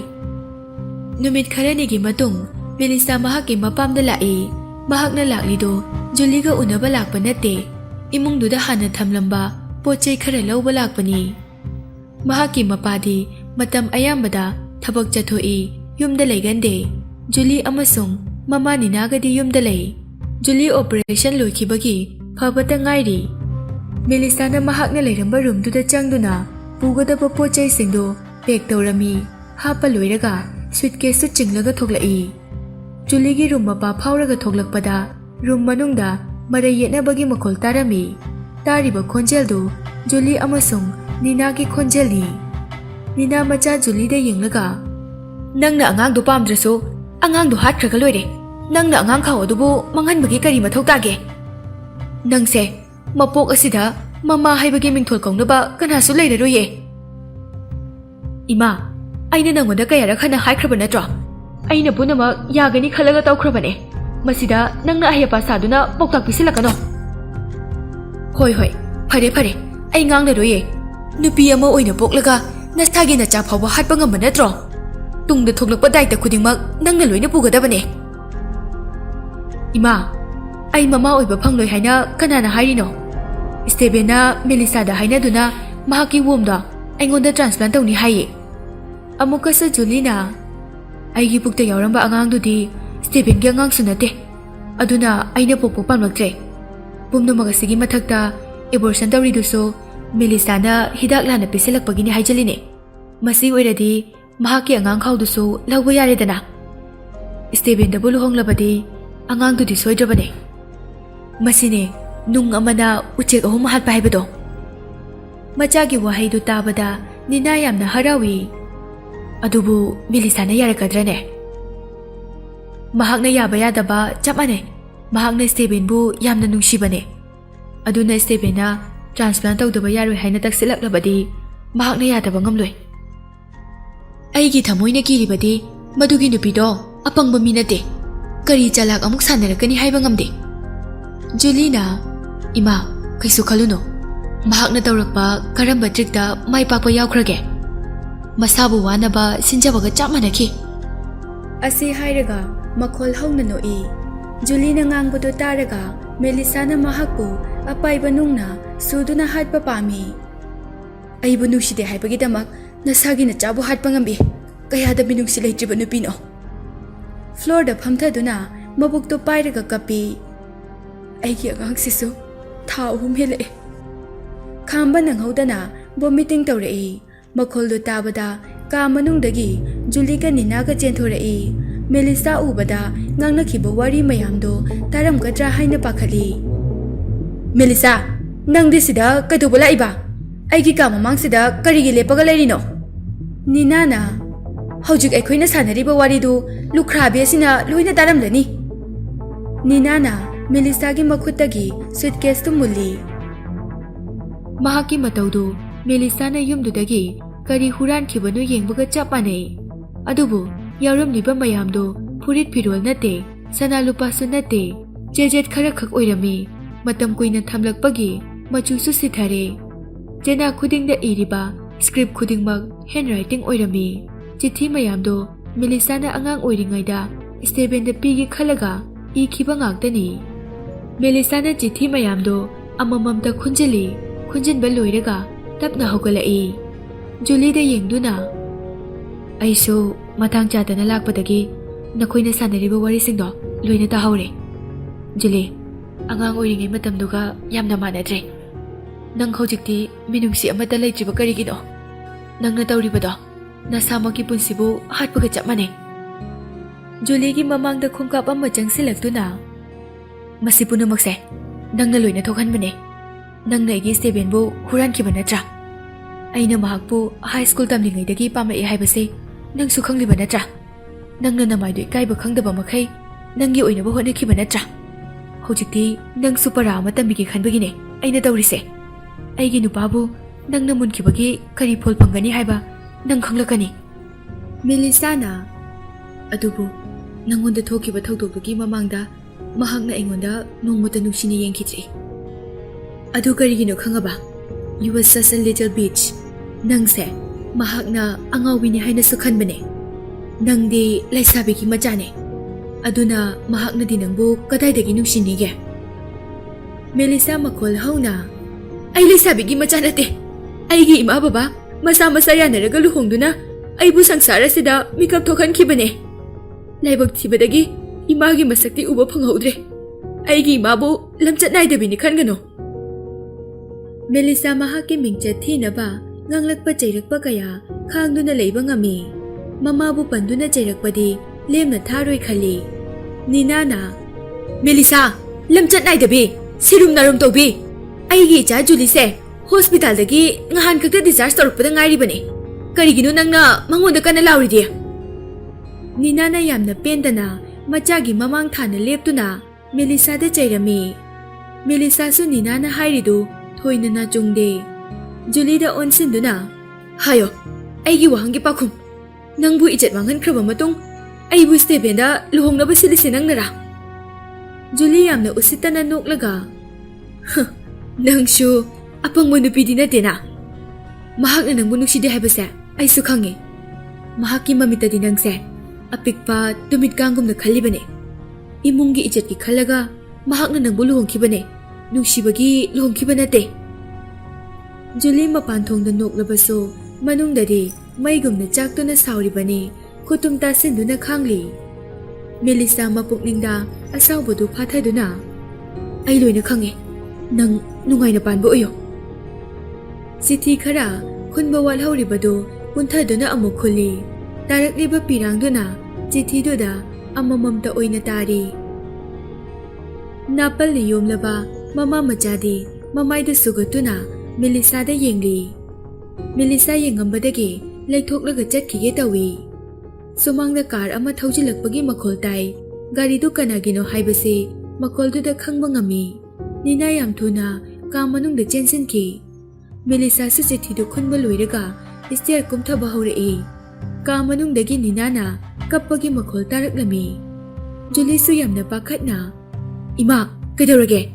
ꯍꯥꯏꯅ ꯀꯟꯅ ꯂꯥꯎꯔꯒ ꯆꯦꯟꯁꯤꯟꯈꯤ꯫ ꯃꯦꯂꯤꯁꯥꯅ ꯃꯈꯣꯏꯅ ꯁꯥꯟꯅꯔꯤꯕ ꯂꯤꯂꯥꯗꯨ ꯌꯦꯡꯅꯤꯡꯗꯦ꯫ ꯃꯤꯠꯆꯤꯅ ꯍꯟꯅ ꯌꯦꯡꯂꯝꯗꯅ ꯃꯈꯥꯗ ꯀꯨꯝꯊꯔꯛꯏ꯫ ꯃꯦꯂꯤꯁꯥ ꯌꯨꯝꯗꯨꯗꯒꯤ ꯊꯣꯛꯀꯦ ꯇꯧꯕꯒ ꯁ꯭ꯇꯦꯕꯦꯟ ꯌꯥꯝꯅ ꯊꯨꯅ ꯆꯪꯁꯤꯜꯂꯛꯏ꯫ ꯃꯈꯣꯏ ꯑꯅꯤ ꯍꯥꯊꯨ-ꯍꯥꯊꯨꯅ ꯃꯃꯤꯠꯇꯨ ꯈꯔ ꯄꯩꯅ ꯌꯦꯡꯅꯔꯒ ꯆꯠꯅꯈꯤ꯫ ꯁ꯭ꯇꯦꯕꯦꯟ ꯁ꯭ꯇꯦꯌꯔꯗ ꯈꯔ ꯀꯥꯕ ꯍꯧꯕꯒ ꯃꯦꯂꯤꯁꯥꯒꯤ ꯃꯤꯠꯌꯦꯡꯗꯨꯗ ꯁꯥꯎꯅꯤꯡꯕ ꯐꯥꯎꯔꯛꯏ꯫ ꯃꯈꯨꯠ ꯆꯦꯠꯅ ꯈꯨꯗꯨꯝ ꯇꯥꯁꯤꯟꯗꯨꯅ, ꯅꯪꯅ ꯑꯩꯕꯨ ꯑꯗꯨꯝꯅ ꯌꯦꯡꯕꯒꯤ ꯀꯔꯤ ꯃꯇꯤꯛ ꯂꯩ?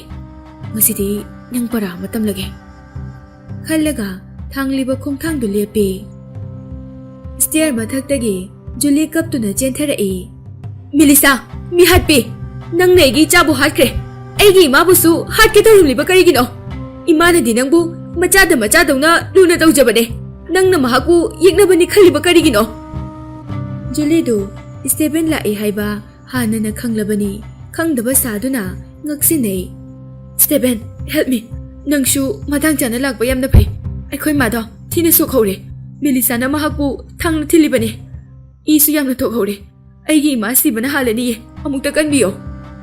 Stephen hanadagi khara sauningduna leirambaga Julie gi wahaidu tabada amukka hena saukhre. Julie bu inthokhiduna stair makhada chenthara'i. Mellisa su thongjin mapanda confused satna makhoyi matawdu leplaga yengli. Julie Stephen gi maningda leiduna dokfet tawi. Mellisa, nang ngasidi sibagi numit suredana. Amuk kapsanaduna stair mathakta chenkhatki.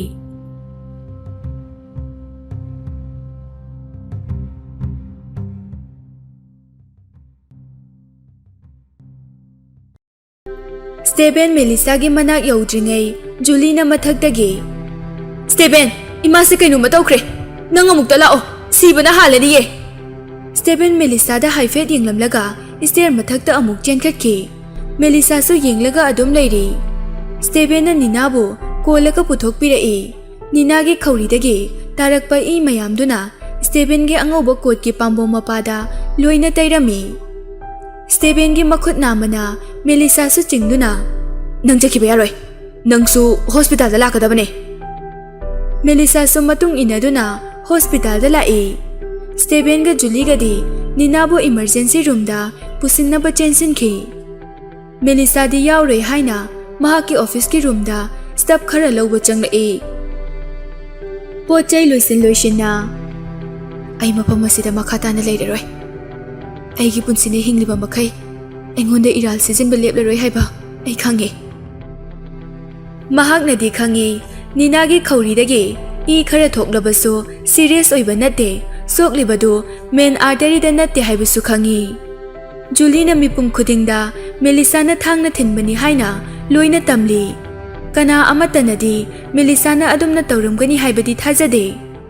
Somda Mellisa su wakhal nungaitana mafamdo thadoknaba sem saba loire.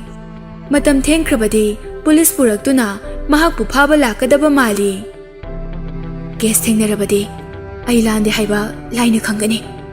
Adubu ai criminal case ta chenabadi pamde. Mellisa ge room gi thongdu kauduna hangtorai. Police oiramgani khalubani Stephen oirami.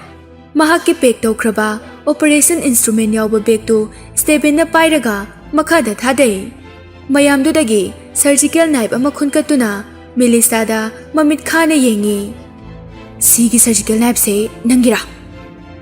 Mane, nang aingonda kaidoge haino. Mellisa gi favorite instrument scalpel na oi. Scalpel doctor na sizinaba athauba blade amani. Scalpel duda Mellisa lab Stephen haina hakpadu Stephen na oi.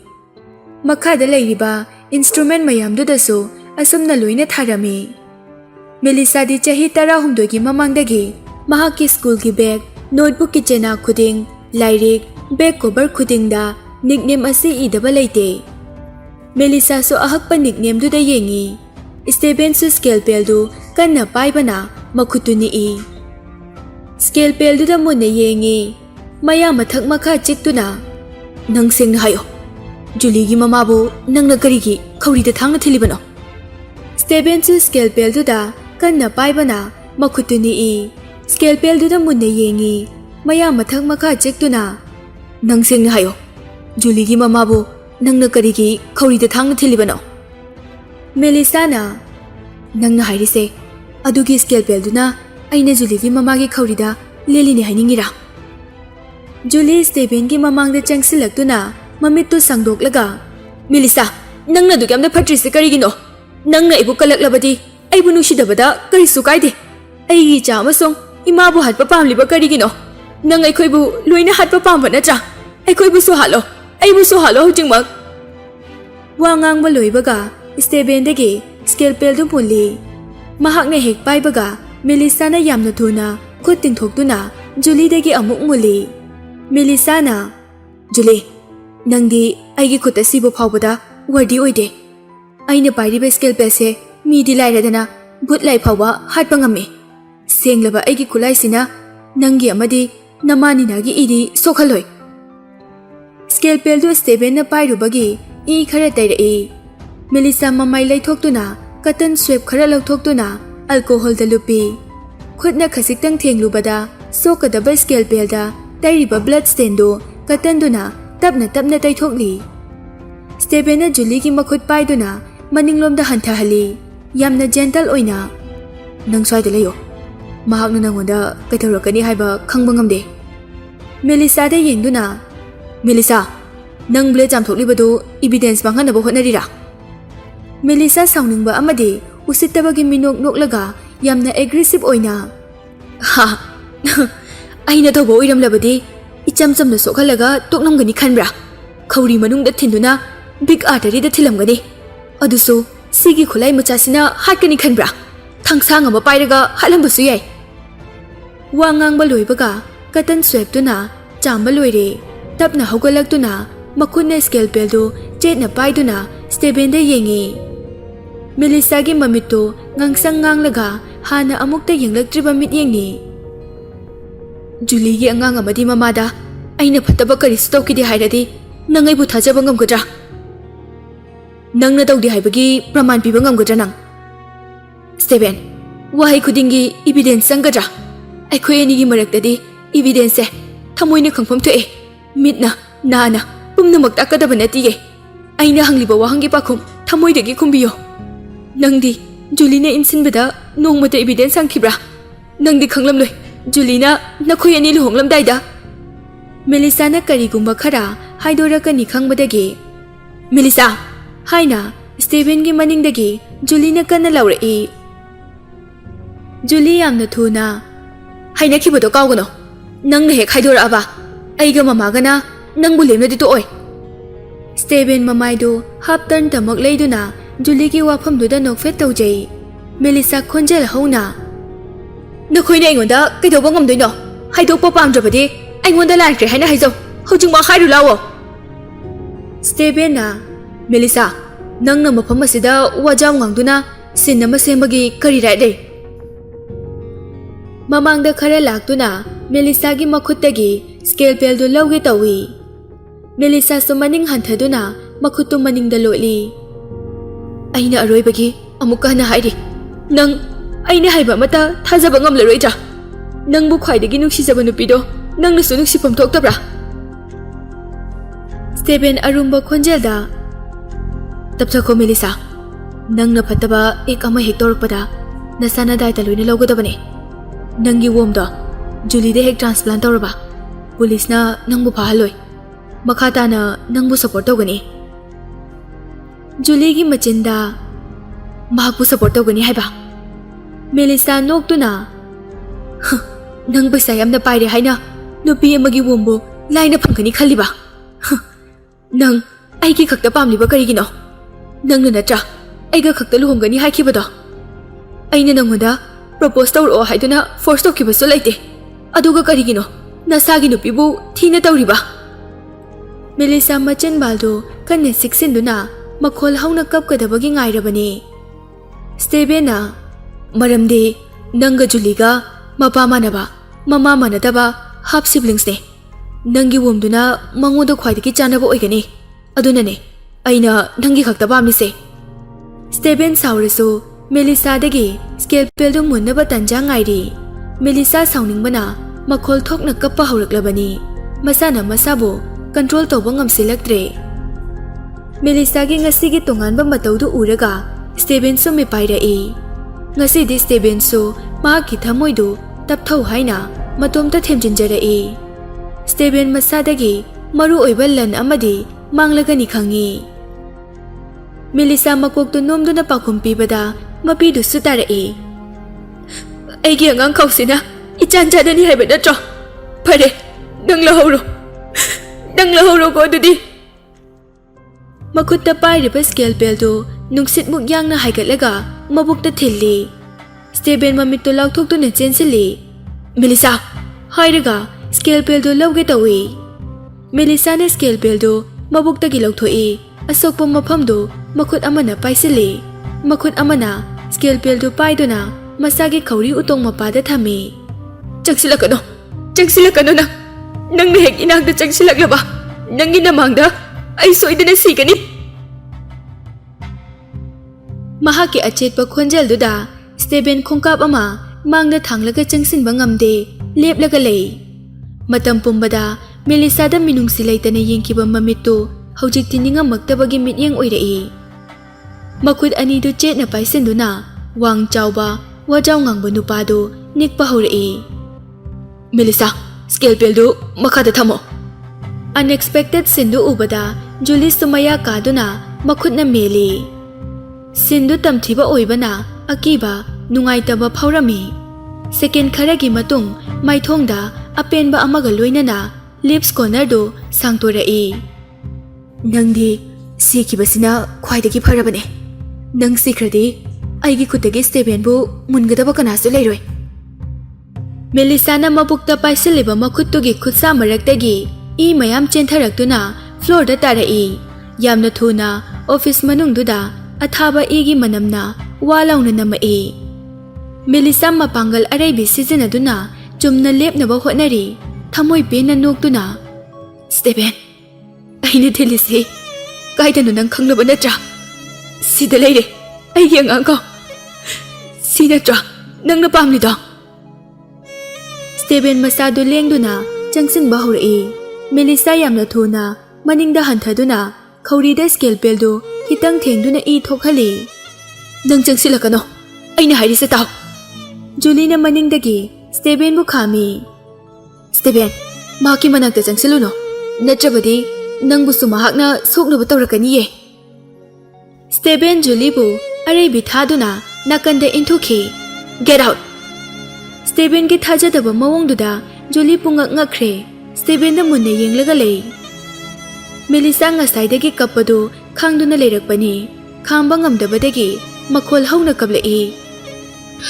Stephen chahi 13 mamangda aina nagi asengma masak khangkidabagi isane isabu warakchabade numituda nupa mayam amana aingonda lagnarpa matamda nangna aigi mateng pangbiki aingonda thawjale khalubagi aina nangbu kanasu khangandana nungsikibade wangang loibaga mayadu kanna chiktuna khawrida leiramliba scalpel do haithaduna mabuk makhada amuk thilli sina aina nangbu chahi kya nungsirakpagi isabu warakchabane Mellisa Stephen chensili adubu mahakna chensinba haubaga Melisana yamna thuna scalpel do satoktuna manak nakna amuk thinjili ahum subasina hairaga wa makha taba ngamkhidre Stephen upai leite Mellisa gi mataududa munbusu ngamloi khangi Melisana changsilakano nang akiba khonjel da kapli makhutna khawrida scalpel do thambada sokpadagi khawridagi isu mayam tarai kuchu yaudraba maithongduda directly I mayam duga yengnabada sharp contrast oi Stephen na Mellisa gi thawai mangani kibana maningda khongpham ama hanthai oi ai changaroi aigi nungsibi blade makhada thamo nangna tawribudo karino napal yomlaba Stephen wajaw ngangkhidre kibana masaduni I mahaki mityengki atra yamna lubani yengbada mahaki asengba emotion karino haiba khangba ngamdabani adubu ngasidi emotion pumba mapal thoglai masana lali khangjarakpagi awabaduna mahak sumapi tarai mahaknadi asengba nupina suicide tawgani khaludabani mahakna Mellisa bo hatpagi wakhaldi khankiba laite Mellisa ngangba ngamboi ngamdaboi ahum subasina ai banu shitaba nupada luhonglubagi isada sokhanjabade nangna engonda nushina yenglakidaba kuire aina nangonda chithi kaya mama ikiba Julie da piduna nangonda yawnaba kayarang haiki nangna di nongmata aigi pakhum pirakide nangi masagi cold personality leibagi halaktabane haina khanki aina nangmu yamna nungsi haiba nangna su khanglamgani Nangi studyda yetpa pamdabadagi thamoidagi haurakpa irang pumnamak phajinduna thamki. Nangna luhongdri angang leitri haiba wakalse khanduna isani isabu chance ama leiri haina thimjitki. Nangna nupi thikrabasu nupiduga nanga mot chanadabadagi kainarakpa yai mahakpu nungsiba nupi thirakini haina phawba khanki. Nang aingona luhonglase hairangpa matamda aina kaya harauki nang khangbra. Aina matam kuina ngairakpa haido mapung phari khanki angai mal phangjare khanki. Mellisa khonjeldo sum tapsilai aroibada wa ngangba thoklakhidre. Lower abdomen dagi athaba mayamdo chentharakpa lepte. Stephen su upai leite adum yenglaga leiba taki. Matha saringai Julina. Mellisa, kaino na nangangliba mayamdo? Nang mahakpa hojik phawba pamlibra? Stephen na maning onthoraktuna. Shut up! Hairaga Juligi mabuk mathakta karisu chingnadana kanna kawi.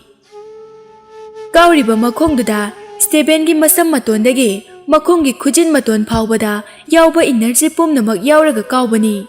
Julie paithoktuna thongda yaisili. Mahaksu chaina duna tharo olaga kapi. Julie gi wakhalda karino mahakna ngasi aingonda tawrisiba Mellisa gi damak aibo sumna kawba ngame.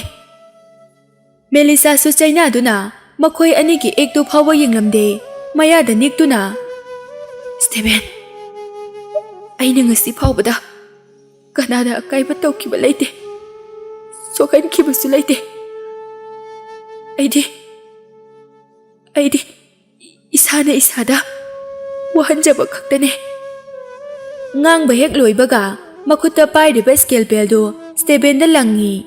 Stephen sumamit uisinduna pandana bahaina nakanda thaidoi. Adubo scalpel do langa amde marirak suba oina lower abdomen da thinjinki. Stephen na yengkhalakpada Mellisa di makhada tuthaki.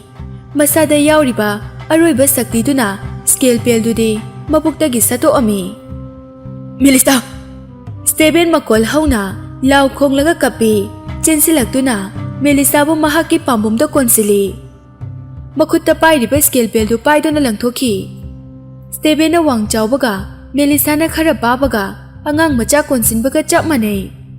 Mellisa nang sikhiba yaroye. Nang aibu thadoktuna chatpa yaroye. Nupi du bu pamkhatuna hawgalaklaga kanna chenthorei. Thongjil mayada phamlaga leiriba Julie dadi karisu yengsilude. Chonglaga tholakhi. Pakta samjilaktuna emergency room da chensilai. Ngasai makhai makhoina room manungda launariba kapnariba mayamdo medical staff singna tabasu yawi. Adubo Stephen gi family gi business oiramgani khanbagi munna yengsiludabani. Awangba nupa amana kaplaga masa khuding tairaba Mellisa pamlaga chenthorakpada mayamdo loina yengnarai. Mayam aduna haima kaidaunarage misiba yawbro haina hangnari. Mellisa gi mamaido humangna pumlanglangi. Masadagi tarakpa nap lawba iduna masadagi lepa leitana chenthari. Masadu chokthabana isisina Stephen gi pambomda leibadu uraga thangnaba mikupta sigadawgi ngairaba mali. Stephen na Mellisa bu asumna pamba numituna ahanbani. Mayamgi wakhalda mahaksu nupi sina sikini haibagi pakhaliro. Nupi sina sikrasu mahakaisu kapkadaba mande. Natraga Julida angang kaupiyu yadena thangna thilijalo. Mellisa makhutuna Stephen gi makoktu lamlaga masado khara non khalaktuna wa khara haige tawi. Adubu wa ngange haina machilbaldo kathokpa khuding wa haigi mahut othoraktuna ngangba ngamde. Mellisa na haininglibado mari suba oina thinkibado makhoi anigi marakta leiba marido loinarabani hairibani. Stephen na emergency room mamangda chensilaktuna. Doctor hospital sida leiriba doctor arebe makai loina lao aigi nupigi thawaise amukta kalo. Medical staff singna yamna thuna bed ama puraktuna Mellisa bu hiphalli. Stephen na senior doctor amagi kotu yanduna arumba khonjelda Mellisa bu kangadabani. Nang mahak bu kangadabani. Noi ni hek mahak bu kan mangamdraba. Noi loina aina hatkani. Hainingba wahai khuding jingnaba amata yaudana hairami. Doctor singdusu yamna kina. Sir, aikoina ngama thakto honajage. Wase hairamlaga mahak yamna thuna operation room da chensinki. Stephen gi makhut amadi mamaida Mellisa gi I yamna tairami. Makhut ani na lukham da paisinduna masada kariba gospam do phathana ba honei. Maithong da awaba ningamdaba khangningba langtaknabagi apunba emotion oirami. Room dugi mathakta rescue room haina thariba wahai du da yengi. Mellisa, nang aina haise ta. Nang aigi permission yaudana sikhiba yaroi. Nang aina hariba se yadrabadi santi leina siba ngamloi. Nang sikrabasu aina juliba halamduna nangi matung inarakani. Nang na sargada chatlasu aina ngi nanakta lakani. Nang na norokta kumlabasu aina ngi natung inarakani. Marengban phanna masa tingkhatlaga leiba handsome oiba nupadu hojikti plastic bag kumna makhada taduna lei. Nina sulai Stephen makhada olaga kappadu urami. Thajadaba mataududa pisumdu sukatlaga manakta changsilai. Stephen, Julida nang kaidobo yaururage. Mahaki thabaki rib animak matau karamna teklibano. Nang na mahakpu yengsinbagi mahut sida. Stephen gi mityeng amada nganglibo wado jab lepi. Mahaki mamito ngangsang nganglaga akibagi masakni. Singli macha chenbadu phaui. Nina na thabombidagi nganglakliba wado chinbal yaudringai khanau manungda changki. Matin yotharaga yamna kina. Stephen, nang kaidorage? Stephen na hanadagi sauraga laklaso losilaga lakbani. Ngasidi arotpa amata thamdana loina fongdorai. He, nang aigi ming korkano. Nang gumana aigi ming hekta kauba yabra. Stephen hawkatlaga Ninagi manakta changsilai. Nina kina maning hantharaga. Stephen, nang kaidorage haibane? Ai kaidore haiba. Nangi na chada ai kaidore haiba hangucho. Nakhoina mana chana tawriba thabak mayamdo aina khanglam loi khanbra. Nina aseng maram sukhang khangdana Stephen da ngakpiu hairami. Devil gi matawgumna Stephen maya chektuna sawbudu uraga Nina chenki. Stephen rescue room mamangda kuchat pasanari. Room dudagi nurse ama chenthораktuna chatki. Blood bag ama puraklaga amuk chensinki. Doctor ama mukthoklaktuna bag ama pairaga amuk changsinki. Ngaihak leiraga amuk thok chin sanaduna koi chenari. Angauba coat litpa mayamaduna Stephen ki mitmangda chenabadu ubada Mellisa ki condition du hangningbani. Wahang hanglingai makhoina Mellisa da treatment tawbuda chonthagani khanbadagi hangde. Phone da ringtone lai caller ID do Team 7 haina thai.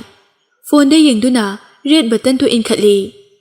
Handak mukti khanghaude ringtone phawba khingdringai wall da phone do paisinki. Mellisa, nang ngasi tangde sikino. Aigi thamoy ki asingba wahai se khangko. Aina nangonda haidoktaba aigi atopa sangsara ma leye. Nang sirasu aikhoi ni punna siminase. Stephen numidang phawba makhada phamduna rescue haiba wahai duda mitpham hongde. Atopa patient gi imung manunggi misingna mangonda kithi ki room tawnei. Ahingi matamni nurse ama thoklaktuna, "Excuse me, who is Stephen?" Manglan amada tawraga leiruba Stephen khonjel duda athapa mityengi aroibada leiba horizon da asa ama ubadagi hawgat halai. Stephen yamna thuna hawgalaktuna, "Ai Stephen ne. Ai Mellisa gi husband ne. Aigi nupi kamai tawrage?" Ahing oirakpaga mahaki low alcohol voice do loina sithare. Nurse tu na mangonda yamna sauni yengi. "Dr. Mellisa na nangonda wa amutam luchona thoklakpane. Wrong marriage ni khangla phawba laknaroidaba mi bu ngairubagi mari suba oina scalpel na thinkhibane. Mahak na matam kuina nungsirakba nupa ama le. Nupa da nongma mahaki dabak soidana lakani. Mahak masana laklaba matamda mahak ka unaba yagani haire." Stephen nupidugi usittaba wangangduda sauningbana loirabani. Stephen nupidugi usittaba wangangduda sauningbana loirabani. Mellisa gi michangda ngangbana makut tasinduna khangi. Mafamduda sin ama semba pamde. Mellisa pakhatkini haina sukhali. Mahak asoy ngamdi yaudaba natra. Nurse aduna mahak masagi punsidi kalhaure. Masagi ani suba punsidi mangkre. Haibadi mahaki wumdi chatkre. Wa ngangba loibaga nurse to mamai laithoktuna chatki. Thongjal mapalda amuk leptuna. By the way, aikoigi Dr. Mellisa na mahaki punsigi oina nanga amuk hana unaroi harakpane. Wasi hairamlaga operation room da changki. Jinbagi wahaiduna Stephen ki thamoi de sirabani. Machin tumba athauba bayonet matonda thamoi du thambaga chap mane. Tingkhang na thilaphaw. Aigi thamoi se asumna mai chak phangloi. Stephen na Mellisa de karisu haijaba ngamdaba nupi ne. Mahakti matau karamna atopa nupagi wakhal changlamni no. Mahakna hairido ayuiramgadra. Asumna sauna lairingai mahakki assistant ama lai. Stephen na saubudu uraga yamna kina tapna changai. Document ama piduna. Sir, document si Madam Mellisa ki office gi phangmane. Mahakna divorce agreement ta sign tawbugine. Bol letter da mayek lana iriba divorce agreement tu yengi. Makhutna document tu hek paibaga machit kayarak thokna segai. Julie so sick clothes setuna tapna lai. Che segai raga Stephen na mathakta langkhatpagi paikhatlaga leirambadu ui. Tapna changsinduna Stephen gi maningdagi. Saugunu Stephen, tapthakho. Nupi gi khonjel adu tabada yamna thuna leithorei. Mamit khana yenglaga. Nangna ingonda chittaram liba karigino. Ingonda oidaba nganglam liba karigino. Julie pale face da. Sorry Stephen. Aina nangonda oidaba mayam ngangkhrido. Karigino khangdabra. Aina so nangbu yamna nungsiye. Mellisa na nangbu nungsibadagi aina nangbu nungsibana hele. Mahakti mamana laisaringai da pokhiba machane. She is not qualified to love you. Stephen na get out. Hairaga khunamduna Julie gi mamai da thai. Julie maning handuna tuge tawi. Mahaki ripto repair operation tawba loibaga Stephen bu unaba lakpani. Julie mahaki nungsibabu masak khangbide haina sawi. Stephen, aina nangbu nungsibagi phibam sida chatuna lakpa ngambane. Ai hojik chaina kayam phawrumgani khangbra. Stephen na Mellisa bu nungsibadu khangbadagi kalakpa mihauba haurai. Stephen da tainaba ngamda machin thiduna Mellisa bu chairi makhol thoktana. Madugi bits tuda karigun yautana nungsiribana. Julie so asawbadu phathaduna yamna tapna. Stephen, mahakna nangbu nungsibada kariso kaiba laite. Aina nangbu su nungsiye. Masigidamak mahakna aigi puknungda yauriba ichabu hatliba karigino. Aigi ichado nangi so nachamakne. Aigi imabu su amuk hanaba silai. Mahak mi hatbine. Nangna mahakbu nungsibam thokte. She doesn't deserve to love you. Stephen noktuna. Nangi puknungda yauramba angangdubu aigi charo. Nang tasengna angangdugi mapadu aine khanbra. Aina nangbu tas phoktokhide. Matau karamna nang pregnant oiribano. Haujikte Stephen gi thamoi gi wa machi phonglakpa haurai. Julie khumpham khangde. Julie mametu laukthokduna mityeng pham khangde. Wari ama sajinduna hekta lisili. Nangna khalibadu onare. Stephen, nang kauraba. Nongma ekhoi ani nungdang ama yu ngauminaduna room amada ahing ama lebinakhibato. Stephen gi manakta changsinduna mahaki pambomda lamge tawi. Stephen na soklakanu haina mahaki makhutto kanthoi. Really? Mahak nangangbada tetharaga talakpa Stephen do ngasidi ruthless oirai. Mahak kapsinagi khalabasu kari maramgi kapkani khangde. Aina tawkiba mayamdo mahakna loina khangdaba chatla. Mellisa nadi ngasai haidokhidena. Stephen na manakta leiriba assistant da yengduna masigi nupise puthoko. Horen Mellisa na mamit panglakpada sigumba mathong maram khangdaba nupise ukiniye. Mangda manglaknarakani. Yes sir. Assistant aduna Julie bu mafam adudagi puthokhi. Julie masasu solibanina kanna mukpadi ngamde. Thangnaba numitki nungthilni Mellisa operation room dagi bed amada puthoraktuna sterile ward ta amuk pusinkhi. Mellisa mamiti pangthokte Steven na manakta changsiluraga Mellisa na amuk sawraklabadi asokpadu henjinkhini pakhali. Mahak pusinkhiba ward tugi thongnawdagi lona yengi. Ichok-chok thaba masadu yengbada mahakna ngangkhiba mayamdo ningamakte. Pung amamuk leiraga Mellisa mamittu tapna pangthorai. Steven su mahakbu yengduna adum leiribani. Choktharamba masado Mellisa haugalakpa ubada maithong makalami machinda. Mellisa su haugalakpaga mahak warta lei haiba khanglakhi. Glass window da familiar oiba nupadu yenglaga leirami. Steven ubada mahaki masa pumbada phawriba anabadu henjilai. Masa lengdana makhut ama tapna thangkatuna infusing tawriba makhutuda lami. Khuttagi thoklakpa pangal tamak sizinaduna needles su satoi.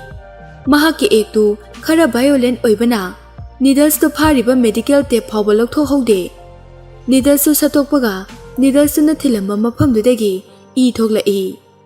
E thokpada ubada Steven du thongdu hangtokduna chensilai. Ward tugi floor aduda khong hek thangjinbaga Mellisa na sonthangnaba khonjelda karigumba khara hairakpadu tai. Mellisa na Steven, aina nangbu amuka hek uraba. Ai kadaidano mayesinduna natraga thang ama sizinaduna isa itomta nangi namangda sizagani. Nangna masi yaradi khongphamdo mangda thangduna lao. Steven mamangda khongkap ama phawba thangba ngamde chap yungna leplaga lei. Punsigi ahanba oina thangjinge khankhiba khongthang hantokpa thakhi. Mellisa, ai mahakna wa hek nganglakpaga Mellisa na thachilai. Steven, aibu makhatana wahalano. Hojikte aingonda nangi laman amata tondrabane. Aigi isada cheliba isi phawba sillabane. Nangna aigi mangda ulaktriba makai ai hinkini. Masida nangna yadraba ai soidana sigani. Nangi namangda natraso. Please, let me go. Wakhalda angang oiringai nangna aigi mateng pangkhibada adugi lamandi ai nongbudi soidana singani Steven. Mase aigi honglaroidaba wasakni. Chakni bana paisa nibagum prayers na lai khurumduna bor nibagum nganglakliba khonjelduda Steven manak changbadi lairadana pakhum phawba piba ngamde. Steven so aroibagi oina Mellisa gi maithongdu yenglage khana nungsine yengi. Mahaki arangba phajaba mamittuda munna yengjari. Hana masadu khara pabaga amuka hena yang kangsinkhre. Steven punsi loirabadawna mamitu isilaga Oi pare ai chalage aina promise tawri. Ai nangi mangda amuk khana ularoi. Nang shushimati wasak piyo. Nangi makha tarakpo punsida nungaina legani haina. Nangna nungaina leiradi aingonda lamman khumningakpo matamda khumba ngamgani. Matamduda ikhong animak kaktuna nangi ningbuda thungbiyo. Mamit usinduna thongduda makhutna pairaga mapanda thoglai. Chatpa haurai. Mamitu hek pangthokpaga khongthang khuding mamit yet oidagi pi tarakpaga synchronize tawi. Sanglaba corridor duda Steven na chatkibado Mellisa suma pi tana yenghawi. Ukhiba sakphamdo lapthokhiba na blur chalai. Mityengi wangmada chatkibadagi ukhidre. Sor phungalakpadagi masadu khara hogalaga betuda ngatharaga hepi. Doctor amana mahakna kappado uraga chensilai. Kaidore Mellisa, kapkono, karigi kapino. Sese, tapna hiptho. Stage tawkhibada ngairi, yamna lenganuko. Makhuta anauba infusion ama amuk hapami. Mellisa, karigino nangna Stevenda nang pregnant oire haidoktriba. Mahakna ai cha phokpa pamde. Ai pregnant oi hek khangbada angang sigi hingpham leite. Doctor duna Mellisa, laibuk phabane. Nang gynecologist ama oibana angang se Melisana mamit uisinduna, "Thank you, Doctor. Doctor na, aigi thawai kanbibagi, aigi thamoisina Doctor bu kauba ngamloi." "Silly girl, have a good rest." Amukasu, "Ngasai, nakhoi ani na wari sanabado, ai tahawi. Mahaksu amukana laklaroi haridana. Naba hek phabaga, nangsu anaubu punsi amada nungaina leiro ko." "Hoi." Thakhaigi matung, Stephen Mellisa ki photo ama paiduna yengli. Assistant dusu ngasaidagi mahakki maningda leiduna wa khara hainingbani. Sor sangna hontokduna Stephen ki mangda lepi. "Sir, Miss Julie gi masasu phagalae. Mahakki operation di karamba matamdagi hogani." Stephen photo do tapna mamai upsinduna, "Yamna thoriba makhai yare." "Hoi." Assistant aduna Stephen da paper khara pirami. "Sir, hospital dagi chatkiba numitagi aikhoina mahakpu thiba phangdre. Paper do mahakki office room dagi phangbane." Assistant adusu Stephen gi mamai da yengbagi matik leite. Kibana wa makha taramdana paper do table mathakta thanamlaga thoki. Stephen su mahakki nupi Melisana suicide tawni haibadagi mahakka unadana leiba taki. Mahaksu thakai sida hanadagi yamna hongle. Mahakna Mellisa ki wakhal khalingai wari sarakpa mi khuding yamna chairami, phubasu yaurami. Wakhalda Mellisa ki sayon oina uraglaba matamda phone da call lakpa khuding makhuna phangba pochai thugaibasu lepte. Nonganbadagi numit tawa phauba smoke sizinaduna mahakki nupigi photo yengduna lei. Hapta ani khagdada 1.85 meter wangba masa phaba nupado mayang kangthrik kangsili. Assistant na thamlamba document bag to hangduna yengi. Stationery paper mayam ama makhada tarai. Assistant na thamlamba document bag to hangdokduna yengi. Stationery page mayam ama makhada tarai. Single page stationery khuding tongan ba cartoon design oirami. Kharadi kuiman bagi paper do yellowish oiraga chedu ipat patna thupchin bagi maram yamna tai. Jena khuding iriba handwriting khuding yamna familiar oi, hana toina ukiba handwriting ni. Yengbada yamna laina chinpha pui. Mahakna handwriting do Julie gi ni haina khallubani. Mahakti Mellisa gi bag tagi paper do phangbada handwriting adu Mellisa gi ni haiba khangle. Haukiba chahi kayada Julie na mahakki handwriting saraga tharakpani haiba khanglakhi. Mangonda Julie na tharakiba love letter mayamdo Mellisa na pumnamak irakpa oiramgani khalakhi. Chithi pirakiba tha amasung chahi gi matung ina order naina Stephen na thami. Tena irakpa chithi chama hena mangonda yaurakhi. Chithi singdu puthoraktuna mamangda thami. Hojik Mellisa ki bag ta yauramba stationery paper do ama paiduna Mellisa na irambadu pai. Irakliba wahi khuding Mellisa na luhongnaba matung mahakpu ngaibagi oirami. Hana Julie na pirakiba chithiduda ibaduga manaba yamna yawi. Masina mangonda Julie gi ming sizinaduna tharakiba chithi mayamdo Mellisa na irakpani haiba confirm tawrami. Mahakso ama ani paraga Chithidu tanbadagi pakide, maramdi irakliba wahaiduga Julie gi mood amasung emotion ga yamna chanade khankhi. Kolom amana iningba iba yai, pangida iba oiramgani khankhi. Ariba chithi mayamdo paba haurai. "Stephen, nungairibra? Ngasai aina radio gymnastic tawringai nang lakpudo uye. Nangna aikhoi mayamgi mamangda demonstrate tawnaba leppada. Nangdi ai udabra? Aina lapna maningda leplasu nangbu first sight ta irai laina khangba ngame." "Stephen, nang yamna handsome oi. Aigi classmate singna hainabada nangna aingoda yenglakpa khuding aigi khazai se hekta ngangsilak hainaye. Ngangsilakbrane?" Chithi ama amuk paikhatuna yengi.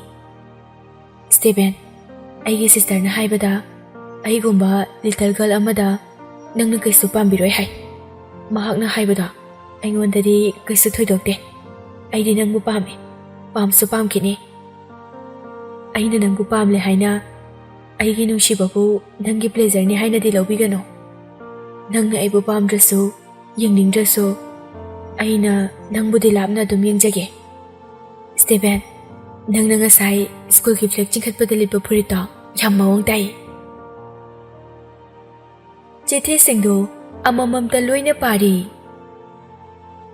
Steven ꯑꯩꯈꯣꯏ ꯑꯣꯖꯥꯅ ꯃꯄꯥꯟ ꯂꯝꯗ ꯐ꯭ꯔꯤꯗ admission ꯇꯧꯅꯕ student ꯑꯦꯄꯣꯏꯟ ꯇꯧꯕꯗꯅꯦ ꯑꯩꯁꯨ select ꯇꯧꯔꯛꯑꯦ ꯑꯗꯨꯕꯨ ꯑꯩꯒꯤ ꯁꯤꯁꯇꯔꯅ ꯆꯠꯄ ꯌꯥꯔꯣꯏ ꯍꯥꯏꯅ ꯊꯤꯡꯉꯦ ꯃꯍꯥꯛꯅ ꯑꯩꯕꯨ ꯊꯥꯗꯣꯛꯄ ꯉꯝꯃꯣꯏ ꯍꯥꯏꯌꯦ ꯑꯗꯨꯅ ꯑꯩꯁꯨ ꯑꯣꯖꯥꯗ ꯆꯠꯄ ꯌꯥꯎꯔꯔꯣꯏ ꯍꯥꯏꯈ꯭ꯔꯕꯅꯦ ꯁ꯭ꯇꯦꯚꯦꯟ ꯅꯪ ꯑꯣꯏꯅ ꯅꯨꯡꯉꯥꯏꯅ ꯑꯗꯨꯝ ꯇꯝꯕ ꯆꯠꯂꯣꯀꯣ ꯅꯪꯒꯤ ꯄꯣꯛꯅꯐꯝ ꯂꯝꯗꯝ ꯋꯟꯗꯔꯂꯦꯟꯗ ꯅꯪꯕꯨ ꯑꯗꯨꯝ ꯉꯥꯏꯔꯝꯒꯦꯀꯣ ꯑꯩꯅ ꯅꯪꯕꯨ ꯃꯇꯝ ꯀꯨꯏꯅ ꯎꯕ ꯐꯪꯗ꯭ꯔꯁꯨ ꯅꯪꯒꯤꯗꯃꯛ ꯃꯇꯝ ꯄꯨꯝꯕꯗ ꯑꯩ ꯂꯩꯒꯅꯤꯌꯦ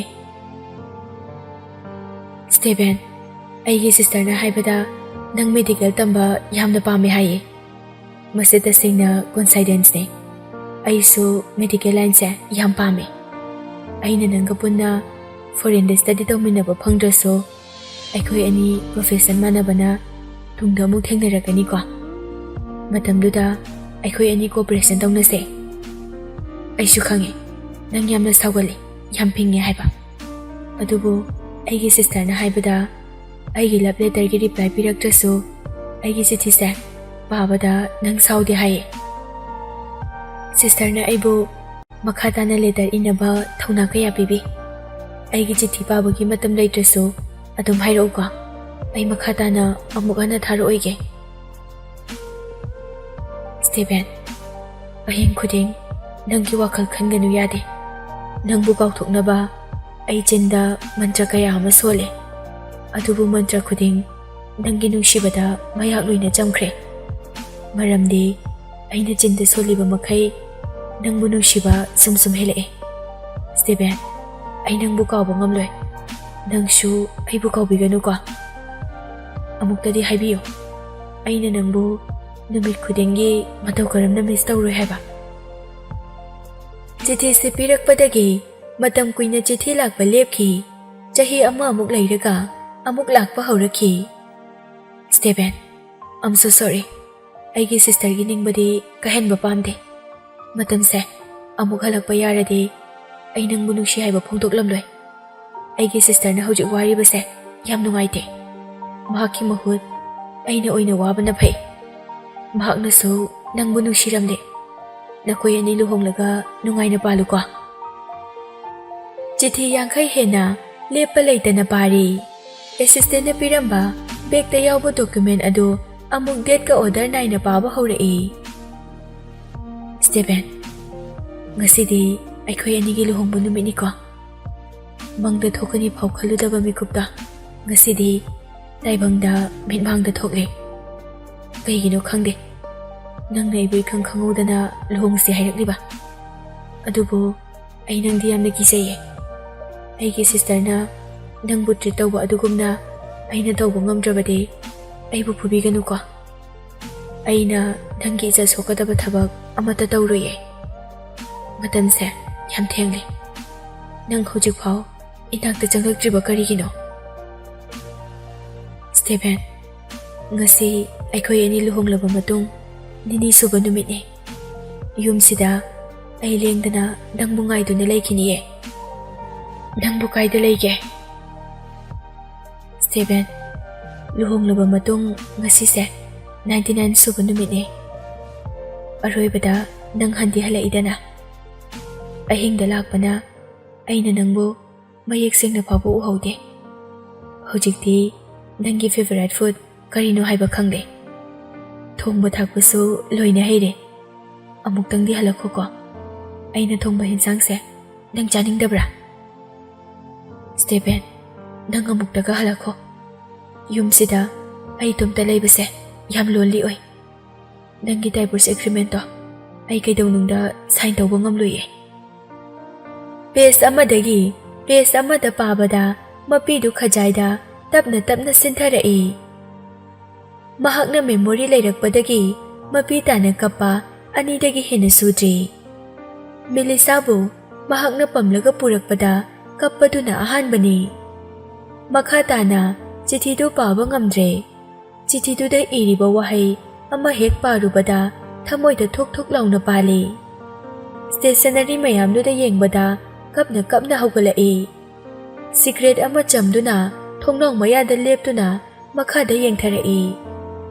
100 meter muk wangba mafamdudagi yengtharakpada makhada chatliba tawriba mayamdu loina ui.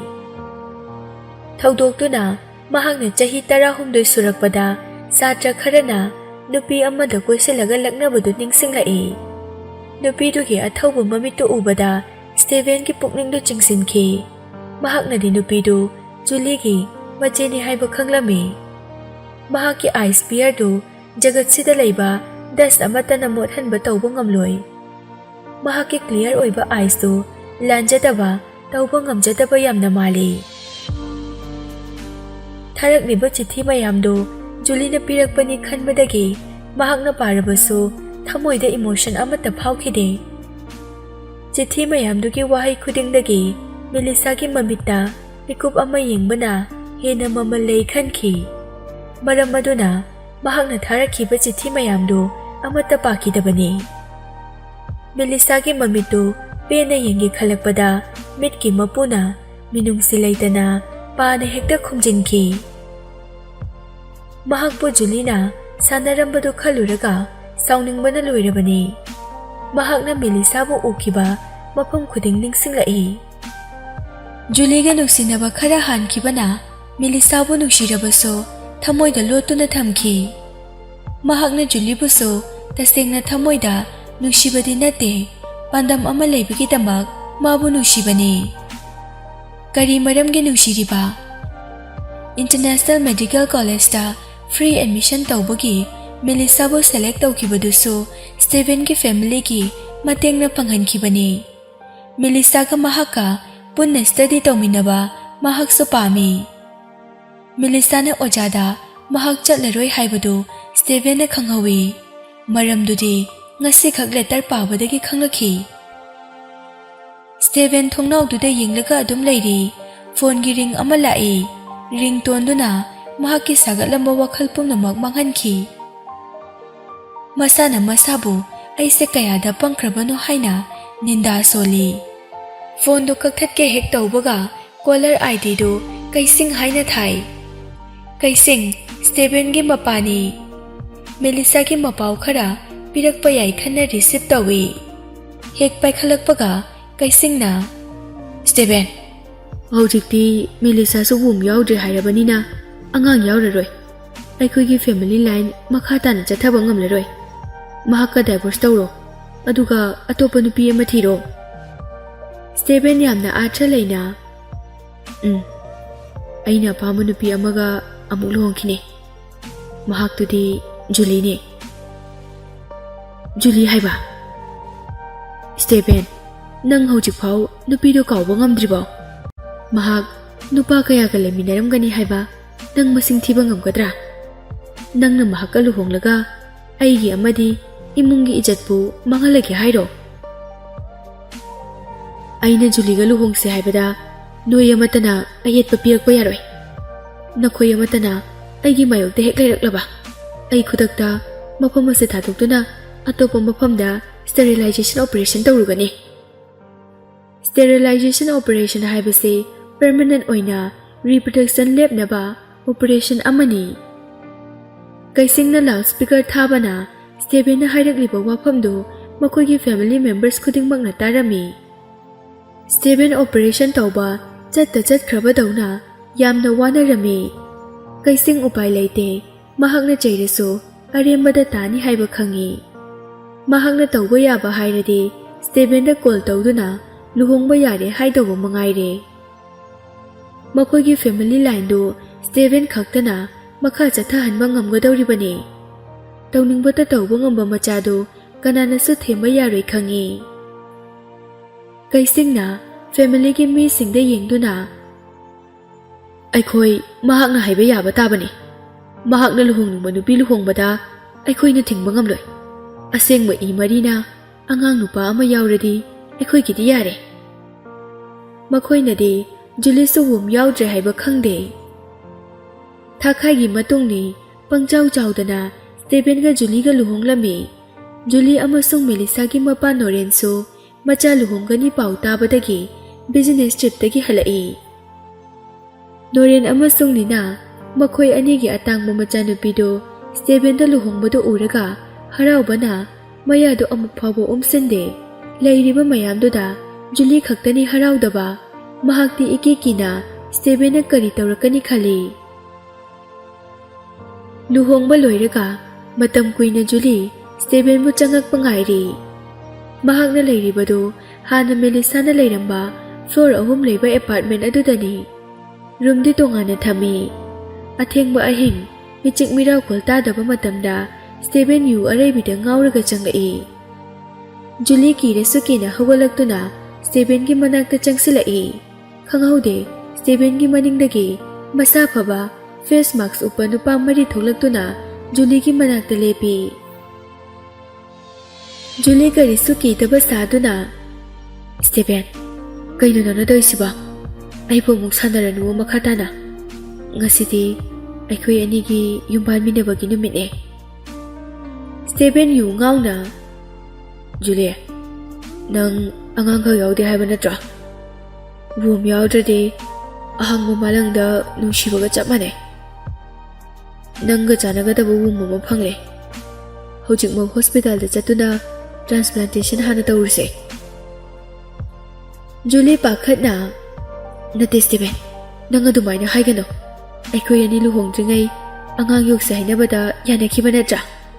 ꯅꯪꯅ ꯑꯩꯕꯨ ꯑꯃꯨꯛ ꯍꯟꯅ ꯑꯣꯜꯂꯣꯏ ꯍꯥꯏꯈꯤꯕꯗꯥꯏꯅꯦ? ꯁ꯭ꯇꯦꯚꯦꯟ, ꯉꯁꯤ ꯑꯩꯈꯣꯏ ꯑꯅꯤꯒꯤ ꯂꯨꯍꯣꯡꯕ ꯅꯨꯃꯤꯠꯅꯦ꯫ ꯑꯩ ꯍꯣꯁꯄꯤꯇꯥꯜꯗ ꯆꯠꯄ ꯉꯝꯂꯣꯏ."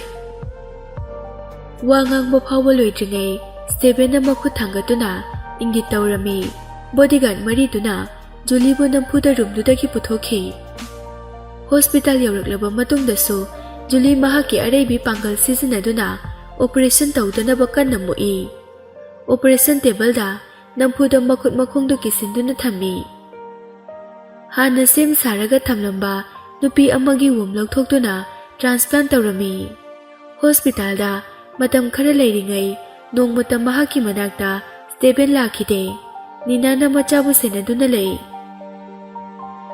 ꯖꯨꯂꯤ ꯍꯣꯁꯄꯤꯇꯥꯜꯗꯒꯤ ꯗꯤꯁꯆꯥꯔꯖ ꯇꯧꯔꯒ ꯁ꯭ꯇꯦꯚꯦꯟꯒꯤ ꯃꯌꯨꯝꯗ ꯊꯤꯜꯂꯛꯂꯝꯃꯤ꯫ ꯁ꯭ꯇꯦꯚꯦꯟꯁꯨ ꯃꯇꯝꯗꯨꯗ ꯂꯩꯔꯝꯗꯦ꯫ ꯃꯆꯥꯅꯨꯄꯤ ꯊꯅꯝꯂꯒ ꯅꯤꯅꯥꯁꯨ ꯃꯌꯨꯝꯗ ꯍꯟꯈ꯭ꯔꯦ꯫ ꯅꯨꯃꯤꯗꯥꯡ ꯖꯨꯂꯤꯅ ꯊꯣꯡ ꯂꯣꯟꯁꯤꯟꯗꯨꯅ ꯍꯤꯞꯂꯤꯉꯩ ꯁ꯭ꯇꯦꯚꯦꯟ ꯊꯣꯡ ꯍꯥꯡꯉꯨ ꯍꯥꯏꯅ ꯊꯤꯜꯂꯝꯃꯤ꯫ ꯖꯨꯂꯤꯅ ꯁ꯭ꯇꯦꯚꯦꯟꯒꯤ ꯃꯈꯣꯜꯅꯤ ꯈꯪꯕꯗꯒꯤ ꯊꯣꯡꯗꯨ ꯍꯥꯡꯗꯣꯛꯏ꯫ ꯃꯍꯥꯛꯀꯤ ꯐꯦꯚꯣꯔꯥꯏꯠ ꯄꯔꯐ꯭ꯌꯨꯝ ꯃꯅꯝꯗꯨ ꯋꯥ ꯂꯥꯎꯅ ꯅꯝꯂꯛꯏ꯫ ꯑꯃꯨꯕ ꯀꯣꯠ ꯁꯨꯠ ꯇꯧꯔꯒ ꯂꯥꯛꯄ ꯁ꯭ꯇꯦꯚꯦꯟꯅ "ꯑꯩ ꯃꯄꯥꯟꯗ ꯏꯃꯥꯟꯅꯕ ꯑꯝꯇ ꯆꯠꯍꯟꯈꯤꯒꯦ꯫ ꯅꯪ ꯊꯣꯡꯁꯦ ꯍꯥꯡꯗꯣꯛꯂꯒ ꯑꯗꯨꯝ ꯉꯥꯏꯔꯝꯃꯣ꯫ ꯌꯥꯝ ꯊꯨꯅ ꯆꯪꯂꯛꯀꯅꯤ."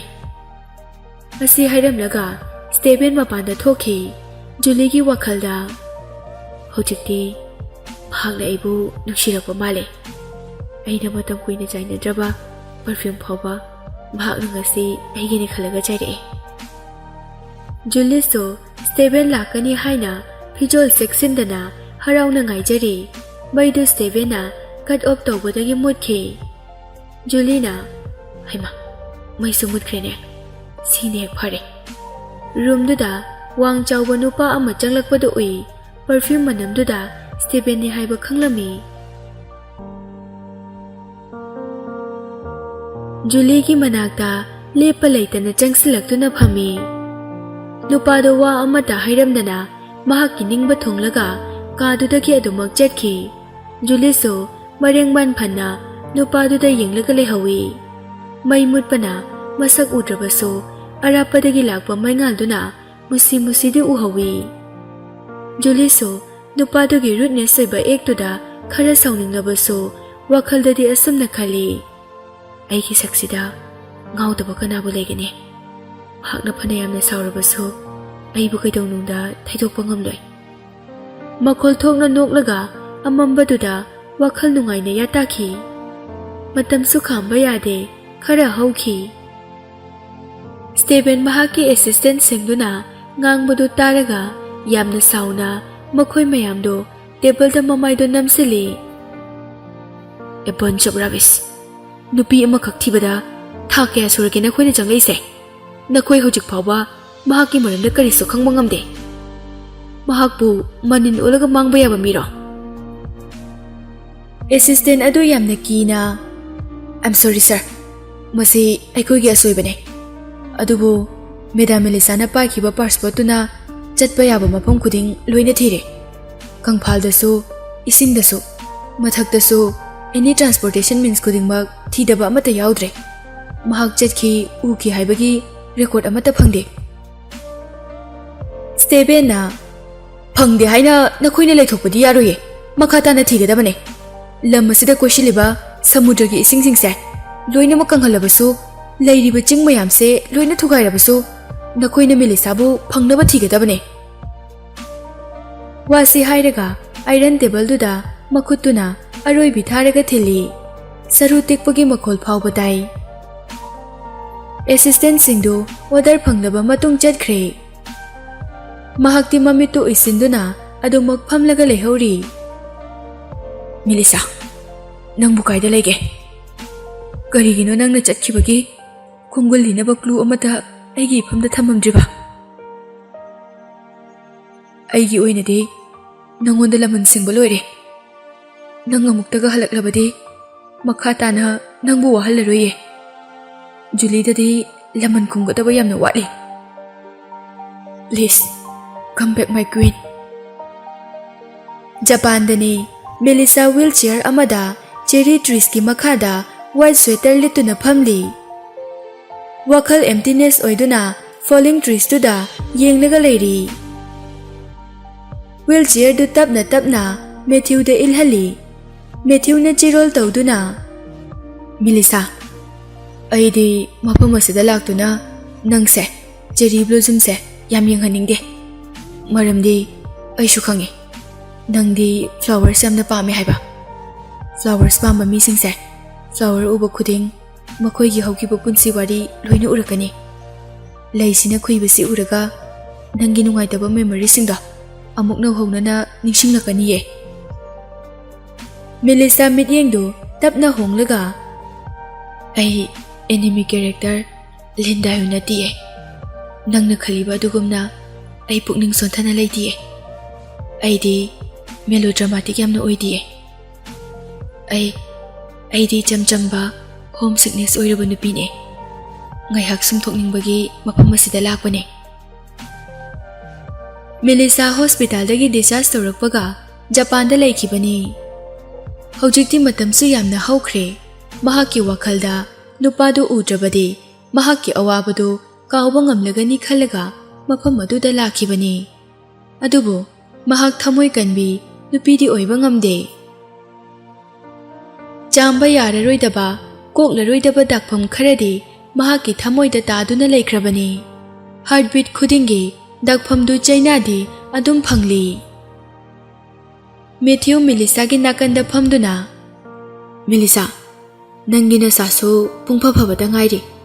ꯅꯪꯅ ꯍꯧꯖꯤꯛ ꯑꯃꯨꯛ ꯋꯥꯟꯗꯔꯂꯦꯟꯗ ꯍꯟꯈ꯭ꯔꯗꯤ ꯍꯧꯈꯤꯕ ꯃꯌꯥꯝꯗꯣ ꯂꯣꯏꯅ ꯅꯤꯡꯁꯤꯡꯂꯛꯀꯅꯤ. ꯅꯨꯡꯉꯥꯏꯇꯕ ꯃꯨꯠꯇꯨꯅ ꯅꯪꯒꯤ ꯅꯁꯥꯗ ꯑꯃꯨꯛ ꯁꯣꯛꯍꯜꯂꯛꯀꯅꯤꯌꯦ. ꯄꯨꯝꯅꯃꯛꯁꯤꯒꯤ ꯃꯊꯛꯇ ꯅꯪ ꯄ꯭ꯔꯦꯒꯅꯦꯟ ꯑꯣꯏꯔꯕꯅꯦ. ꯊꯥꯁꯨ..." ꯃꯦꯂꯤꯁꯥꯅ ꯃꯔꯛ ꯊꯠꯇꯨꯅ, "ꯃꯦꯊ꯭ꯌꯨ, ꯑꯩꯁꯨ ꯈꯪꯉꯤ ꯅꯪꯅ ꯑꯩꯉꯣꯟꯗ ꯎꯠꯂꯤꯕ ꯊꯧꯖꯥꯜ ꯃꯌꯥꯝꯁꯦ. ꯑꯗꯨꯕꯨ ꯑꯩꯈꯣꯏ ꯑꯅꯤꯅ ꯖꯄꯥꯟꯗ ꯂꯥꯛꯂꯤꯁꯦ ꯌꯥꯝꯅ ꯊꯨꯅ ꯂꯥꯛꯈꯤꯕꯅ ꯁ꯭ꯇꯦꯕꯦꯟꯅ ꯑꯩꯈꯣꯏꯕꯨ ꯊꯤꯔꯛꯄꯗ ꯂꯥꯏꯅ ꯐꯪꯈꯤꯕ ꯌꯥꯏ. ꯑꯩꯒꯤ ꯂꯩꯐꯝꯁꯦ ꯃꯍꯥꯛꯅ ꯈꯪꯈꯤꯅꯤ ꯍꯥꯏꯅ ꯑꯩꯅ ꯌꯥꯝꯅ ꯄꯥꯈꯠꯂꯦ. ꯑꯩ ꯃꯍꯥꯛꯀ ꯑꯃꯨꯛ ꯍꯟꯅ ꯊꯦꯡꯅꯕ ꯄꯥꯝꯗꯦ. ꯑꯩꯒꯤ ꯑꯣꯏꯅꯗꯤ ꯃꯌꯥꯝꯅ ꯀꯤ ꯍꯥꯏꯅ ꯆꯪꯅꯗꯕ ꯃꯐꯝꯅ ꯑꯩꯒꯤꯗꯤ ꯈ꯭ꯋꯥꯏꯗꯒꯤ ꯁꯥꯐꯕ ꯃꯐꯝ ꯑꯣꯏꯒꯅꯤꯌꯦ. ꯑꯩꯒꯤ ꯃꯤꯡꯁꯨ ꯑꯣꯟꯊꯣꯛꯄ ꯄꯥꯝꯃꯦ. ꯑꯩꯅ ꯁꯛꯂꯣꯟ ꯑꯃ ꯂꯧꯗꯨꯅ ꯂꯩꯔꯒ ꯃꯍꯥꯛꯅ ꯋꯥꯅ ꯑꯩ ꯊꯤꯕꯗꯣ ꯌꯥꯝ ꯌꯦꯡꯅꯤꯡꯉꯦ." ꯁ꯭ꯇꯦꯕꯦꯟꯕꯨ ꯋꯥꯍꯟꯕ ꯄꯥꯝꯂꯕꯁꯨ ꯃꯍꯥꯛꯀꯤ ꯃꯃꯤꯠꯇ ꯁ꯭ꯇꯦꯕꯦꯟꯕꯨ ꯅꯨꯡꯁꯤꯕꯒꯤ ꯃꯃꯤ ꯇꯥꯔꯤ ꯍꯥꯏꯕꯗꯤ ꯃꯦꯊ꯭ꯌꯨꯅ ꯈꯪꯉꯤ. "ꯐꯩꯌꯦ ꯃꯦꯂꯤꯁꯥ, ꯅꯪꯅ ꯑꯄꯥꯝꯕ ꯈꯨꯗꯤꯡ ꯇꯧꯁꯦ. ꯑꯩꯗꯤ ꯃꯇꯝ ꯄꯨꯝꯕꯗ ꯅꯪꯒꯤꯗꯃꯛꯇ ꯂꯩꯒꯅꯤ." ꯃꯍꯥꯛꯅꯁꯨ Melisa'gi mateng panglibasi mahakna Melisabu pami, mahakna Melisabu nungsibagini. Nupidugi hairadi mahak pumnamak tawrage haina lay. Thank you, Matthew.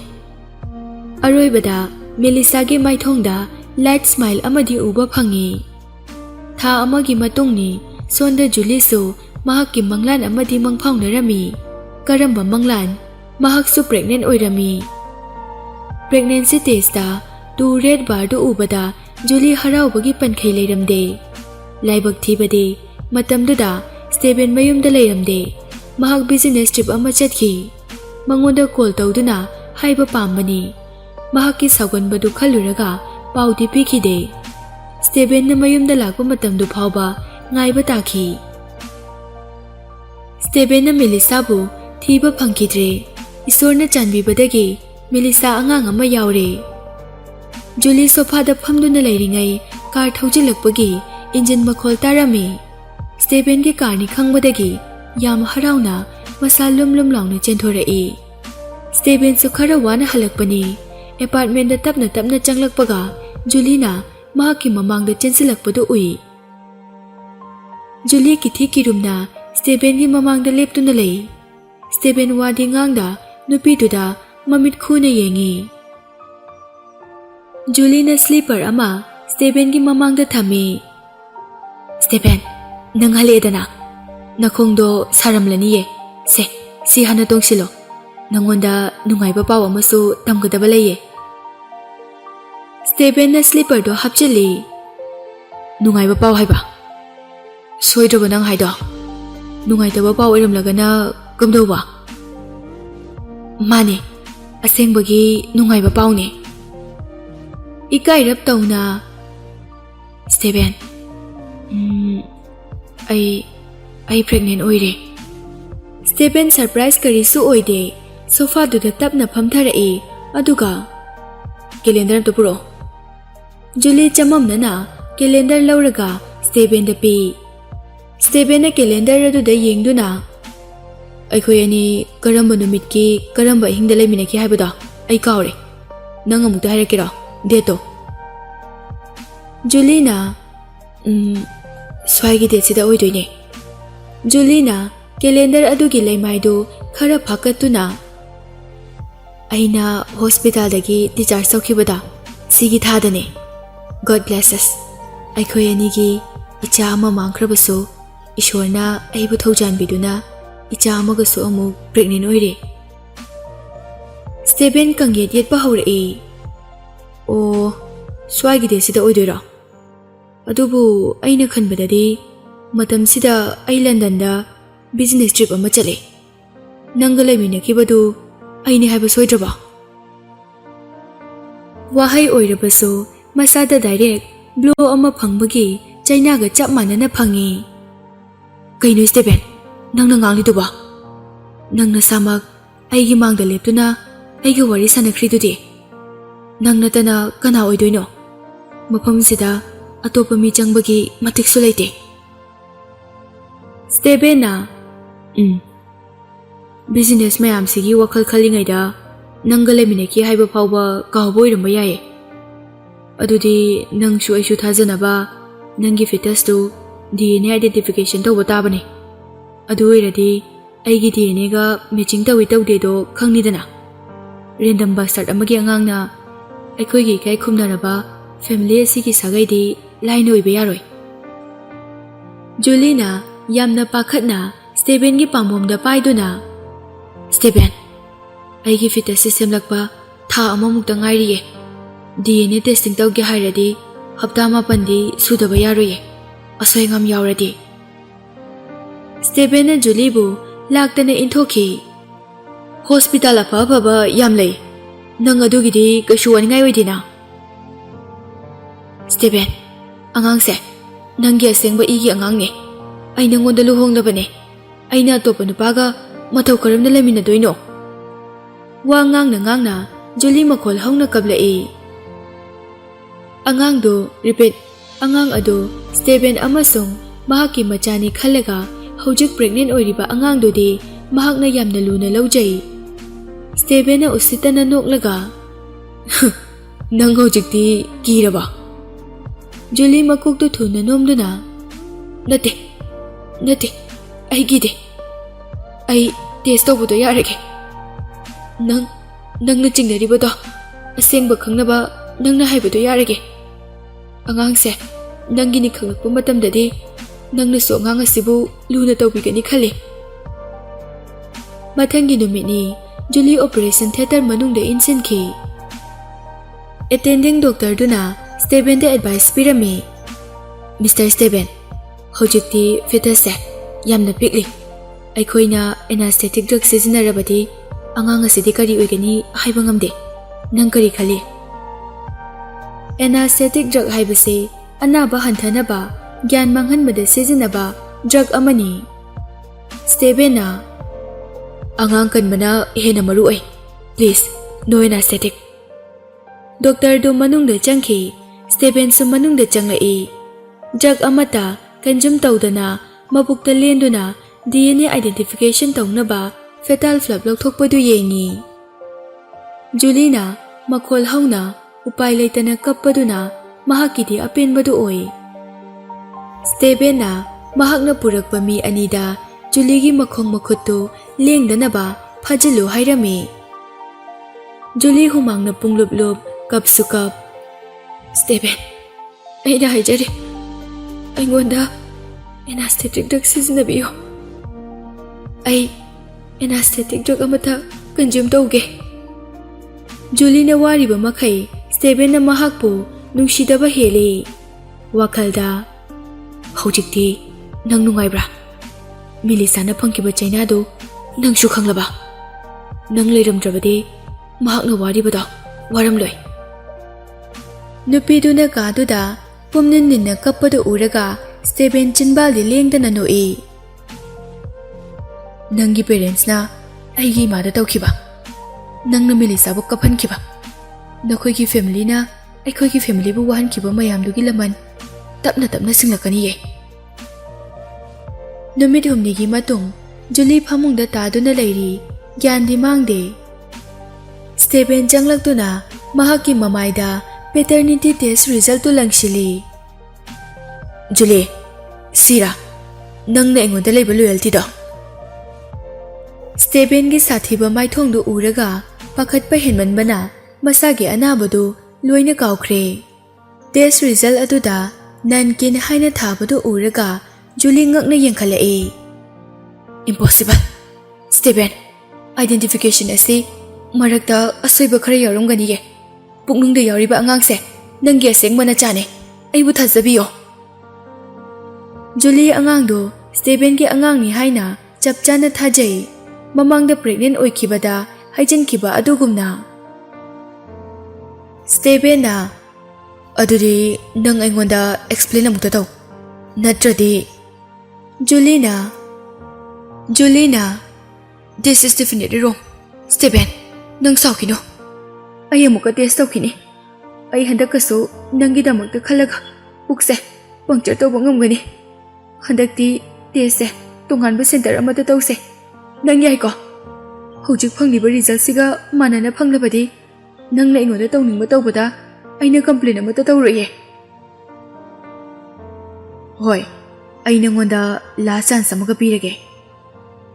Pochin khibada ngairiba mabukto conscious oina amuka operation tawba taki. Handakti identification process khudingmakta yengsinaba Julina mi khara neklami. Adubu thajadana mahaki result to adumak hongde. Nankin masina haibade angang aduga Stephen ga DNA tongali haibani. Numit kharagi matung Stephen na makhong karan chanduna makhutna scalpel ama paiduna sofa da phamli. Julie, nanga henba kari haiba pamli. Julie masado nikna lepli. Stephen, masi matau karamna oithoklino haiba ai khangde. Pumnama oithoktabane.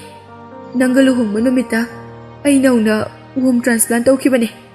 Ai shu yum asida leirakpa tha khara khakta ngairi. Aina haikiba numidang do natana ai nupa amataga leimina khidiye. Kaino tawrisibo Kanagumba kharana aibu mingchat thiyanaba tasingna silaba chala. Stephen mahakna pairiba scalpel do Julie gi makhung manakta insili. Mellisa na adugi scalpel do pairaga matau karamna dil tawkhe. Nang su matam aduda laibanina namitmakna tasingna uramgani. Hojikti angang do aigi natrabanina wasak ngaklo. Nasana nasabu chaina bijau. Natragana aigi khutmakna marirak thingani. Mabuk mayayda ama nanganda ama puk naksepta aniga. Julie phamlambadagi makhong sangna tingthoktuna Stephen da lale haijari. Adudadi tawbigano. Farabasu fatrabasu nangi nupini aise. Aigi thawaidadi kanbiyo. Stephen na nangam loi hairo. Adudi aina oina tawba tare. Julie pakhatba henmanbana bijan do mangkiduna wanthaki. Gyan laktuna mamit pangthorakpada masado iyang yangbagum tawi. Mabuk ichaw chawna lekhibado ihang hangna leirami. Mabukta paiduna aigi icha kai chakre. Mahak yamna thuna hiplambadagi cheplaga haugatuna phami. Mahakna hauna kapadu taraga wartuda nurse ama phone metlaga tapna changai. Miss Julie tapthako haugatkinugo. Nangi angangsu yauna womda lauthokre. Infection na maram oiraga nangi ovary su lauthokre. Kari haiba? Julie wakhal choirabigum kaisumong hajada nanganglakliba nurse tuda yengduna nang aigonda oidaba ngangano. Aigi cha mangba yaroi. Puklungda aigi cha yauri. Kananasu aigi cha pokhiba yaroi. Nangna hairiba punamak minambane. Nurse tuna yamna thuna Julie gi singlida tranquilizer ama kaptuna pangthahanki. Hojikti nangna thakiba maruda mahai pale. Nangna Dr. Mellisa bu wahanba yabra. Ngasidi ishorna nangondasu chapchana amuk laman khumbiredana. Congratulations. Handang mukti nang punsisigi oina mamagi mingthol mami samkhrabane.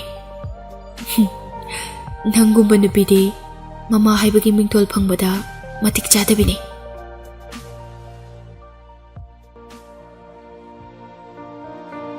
Julie makeup thoglakpada masado ichok chok thana paralyzed tawraga leirami.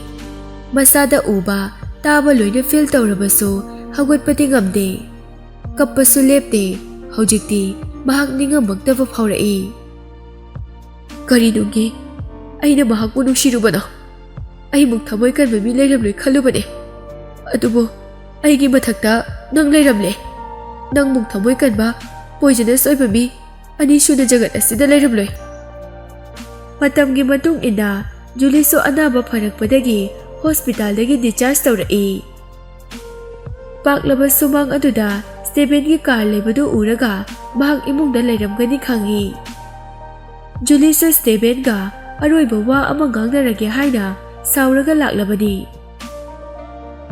First floor amadi second floor ge ka khuding changjangduna Stephen bu theri. Bedroom, study room, changdaba amata yaudre. Mahakna changlambagi mami amata taba ude. Julie second floor dagi kumtharake tawbaga third floor ge stair aduda bude yegi. Third floor adu Stephen da kanada su changhandaba forbidden area di. Mahak su luhonglaga apartment aduda leirakpa tha taruk helaklabani. Adubu third floor duda amukta kakhatri. Stephen third floor da soidana leiramgani haiba khangi. Ngasidi ai mathaksida kakalaga mahakna kaidori haibada soidana yengani. Ai mahakki nupine. Mahakna secret base oina thamlabaso aina khangbadadi kariso kaiba laite. Stair da khong hek thangkatpaga masadu kibadi yamna ki. Tapna makhol amata thokhandana yamna cheksinna kakhalai. Mathaki floor do athaba carpet thabana khongna chatpada makhol amata thokhandaba yai. Third floor hek yaubaga opposite ta achauba room ama lei. Roomdu kitang hangtoklaga leirami. Julie makhong nama thangjinduna makoktu chepthaduna yengi. Stephen thongnau mayada phamlaga changpham thongda maning onthoklaga lai yeklambadu ui. Maidu tunglomda onthokpana Julie na changlakpadu mahakki mamitna uramde. Lai yekpa aduda pukning hakchang yauna yekhibana thongda mi lepli haiba phawba khangde. Ka manungda khongkap ama thangjilakduna leplaga akoibadu yengi.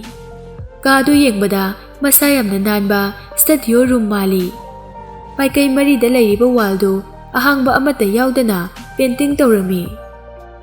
Painting du sketch, color decoration, black and white loina makhal sure. Julie su painting yamna pami. Stephen su painting pamlibasisu mahakna pambagi pamba oiramgani haina khali.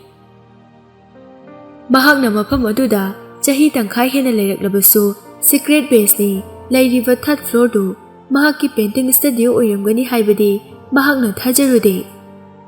Julie su Stephen na thawai yauna lai yeklibadu disturb tawbudi kijai. Makoktu leiduna walda yekliba painting mayamdu munna yengi. Yekliba painting mayamdu yengbada karino haiba laina khangde. Painting content du karino khanglakpaga leiduna yengliba makoktu jap lepi. Ngakpadagi kathokliba machil baldo makhutna mensinduna makhol thoktanaba hotnari. Achauba hall duda yekliba painting figure du chamagi mathakta heli. Heda ngaklibadi yekliba laidu mi amakhakki masakni. Kanagi ayekpa saktam Mellisa gi. Mellisa angang oiringaidagi youth oirakpa, youth tagi adolescence oirakpa, adolescence tagi aroibada ukiba sakpam du phawba yauri. Ayekpa sakpam khudingmak tongan-tonganba uniform, dress, custom oiduna tongan-tonganba mafam loina ui. Chahigi matung inna laikhiba Mellisa gi long hair, short hair, ponytail, perm hairstyle khudingi painting su loina yauri. Painting khudingmakta Mellisa gi masadu yamna taseng-tasengna uri. Maru oina mahakki pure amadi smart oiba mamit aduni. Mamittu yengbada thangai mak sengna Stephen da wari saduna yamna tethana yengnaga leibagum uri. Stephen painting yamna haiba Julie khanglai. Kanagumba amana painting aduda munna yengludraba natraga painting gi hostess karino khangdraba yekliba saktam aduda yenglusu photographic picture ni khangani. Stroke ni haiba khangba ngamloi. Julie machindagi wonderful haidokiba khanghaude. Mahakki motadi yekliba painting mayamduna Mellisa gi masadagi hena chinglemba amasung masak phajaba heli. Julie masadu saubana angaubi gumlepi. Jongliba mihuldo phawba masana tajai. Childhood tagi adulthood oirakpada Stephen na Mellisa bu nungsikhiba leite. Karigino mahakna Mellisa gi portraits mayam ama yeklamliba.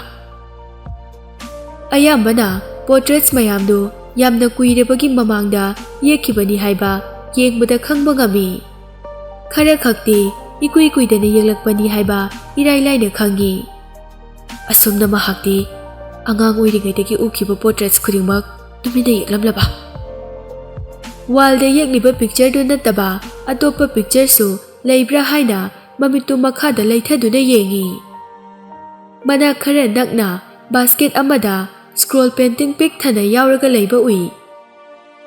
Mahak khongpham makhol thokpa thoktaba karisu na chunglaktre. Changsinduna basket tagi scroll painting du lauthoktuna yengi. Leimai du amamamta oina haigatuna picture mayam du yengi. Sisu Mellisa. Hema, siso.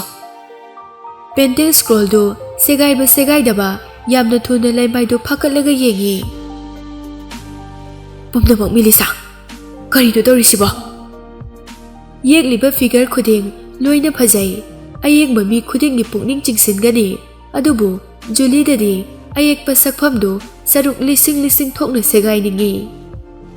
Stephen la ayekpada concentrate pirabasu maningdagi movement gi makhol taraklami. Mamai de laithokta mamittu non thaduna tariba makholdu ꯀꯔꯤꯅꯣ ꯍꯥꯏꯅ ꯃꯨꯟꯅ ꯇꯥꯏ꯫ ꯂꯦꯡꯂꯤꯕ ꯃꯨꯚꯃꯦꯟꯇꯨ ꯖꯨꯂꯤꯒꯤꯅꯤ ꯍꯥꯏꯕ ꯈꯪꯏ꯫ ꯀꯔꯤꯁꯨ ꯇꯥꯗꯕ ꯈꯪꯗꯕ ꯁꯥꯗꯨꯅ ꯂꯥꯏ ꯌꯦꯛꯂꯤꯕꯗꯨ ꯃꯈꯥ ꯑꯃꯨꯛ ꯆꯠꯊꯈꯤ꯫ ꯃꯍꯥꯛꯅ ꯌꯦꯛꯂꯤꯕꯗꯨ ꯁ꯭ꯀꯦꯠꯁꯅꯤ꯫ ꯃꯃꯥꯡꯗ ꯃꯣꯗꯦꯜ ꯑꯃꯠꯇ ꯊꯝꯗ꯭ꯔꯕꯁꯨ ꯃꯈꯨꯠꯅ ꯌꯦꯛꯂꯤꯕ ꯀꯦꯔꯦꯛꯇꯔꯗꯨꯒꯤ ꯑꯥꯎꯠꯂꯥꯏꯟꯗꯨ ꯑꯃꯛꯄ ꯑꯃꯠꯇ ꯌꯥꯎꯗꯅ ꯁꯦꯡꯉꯤ꯫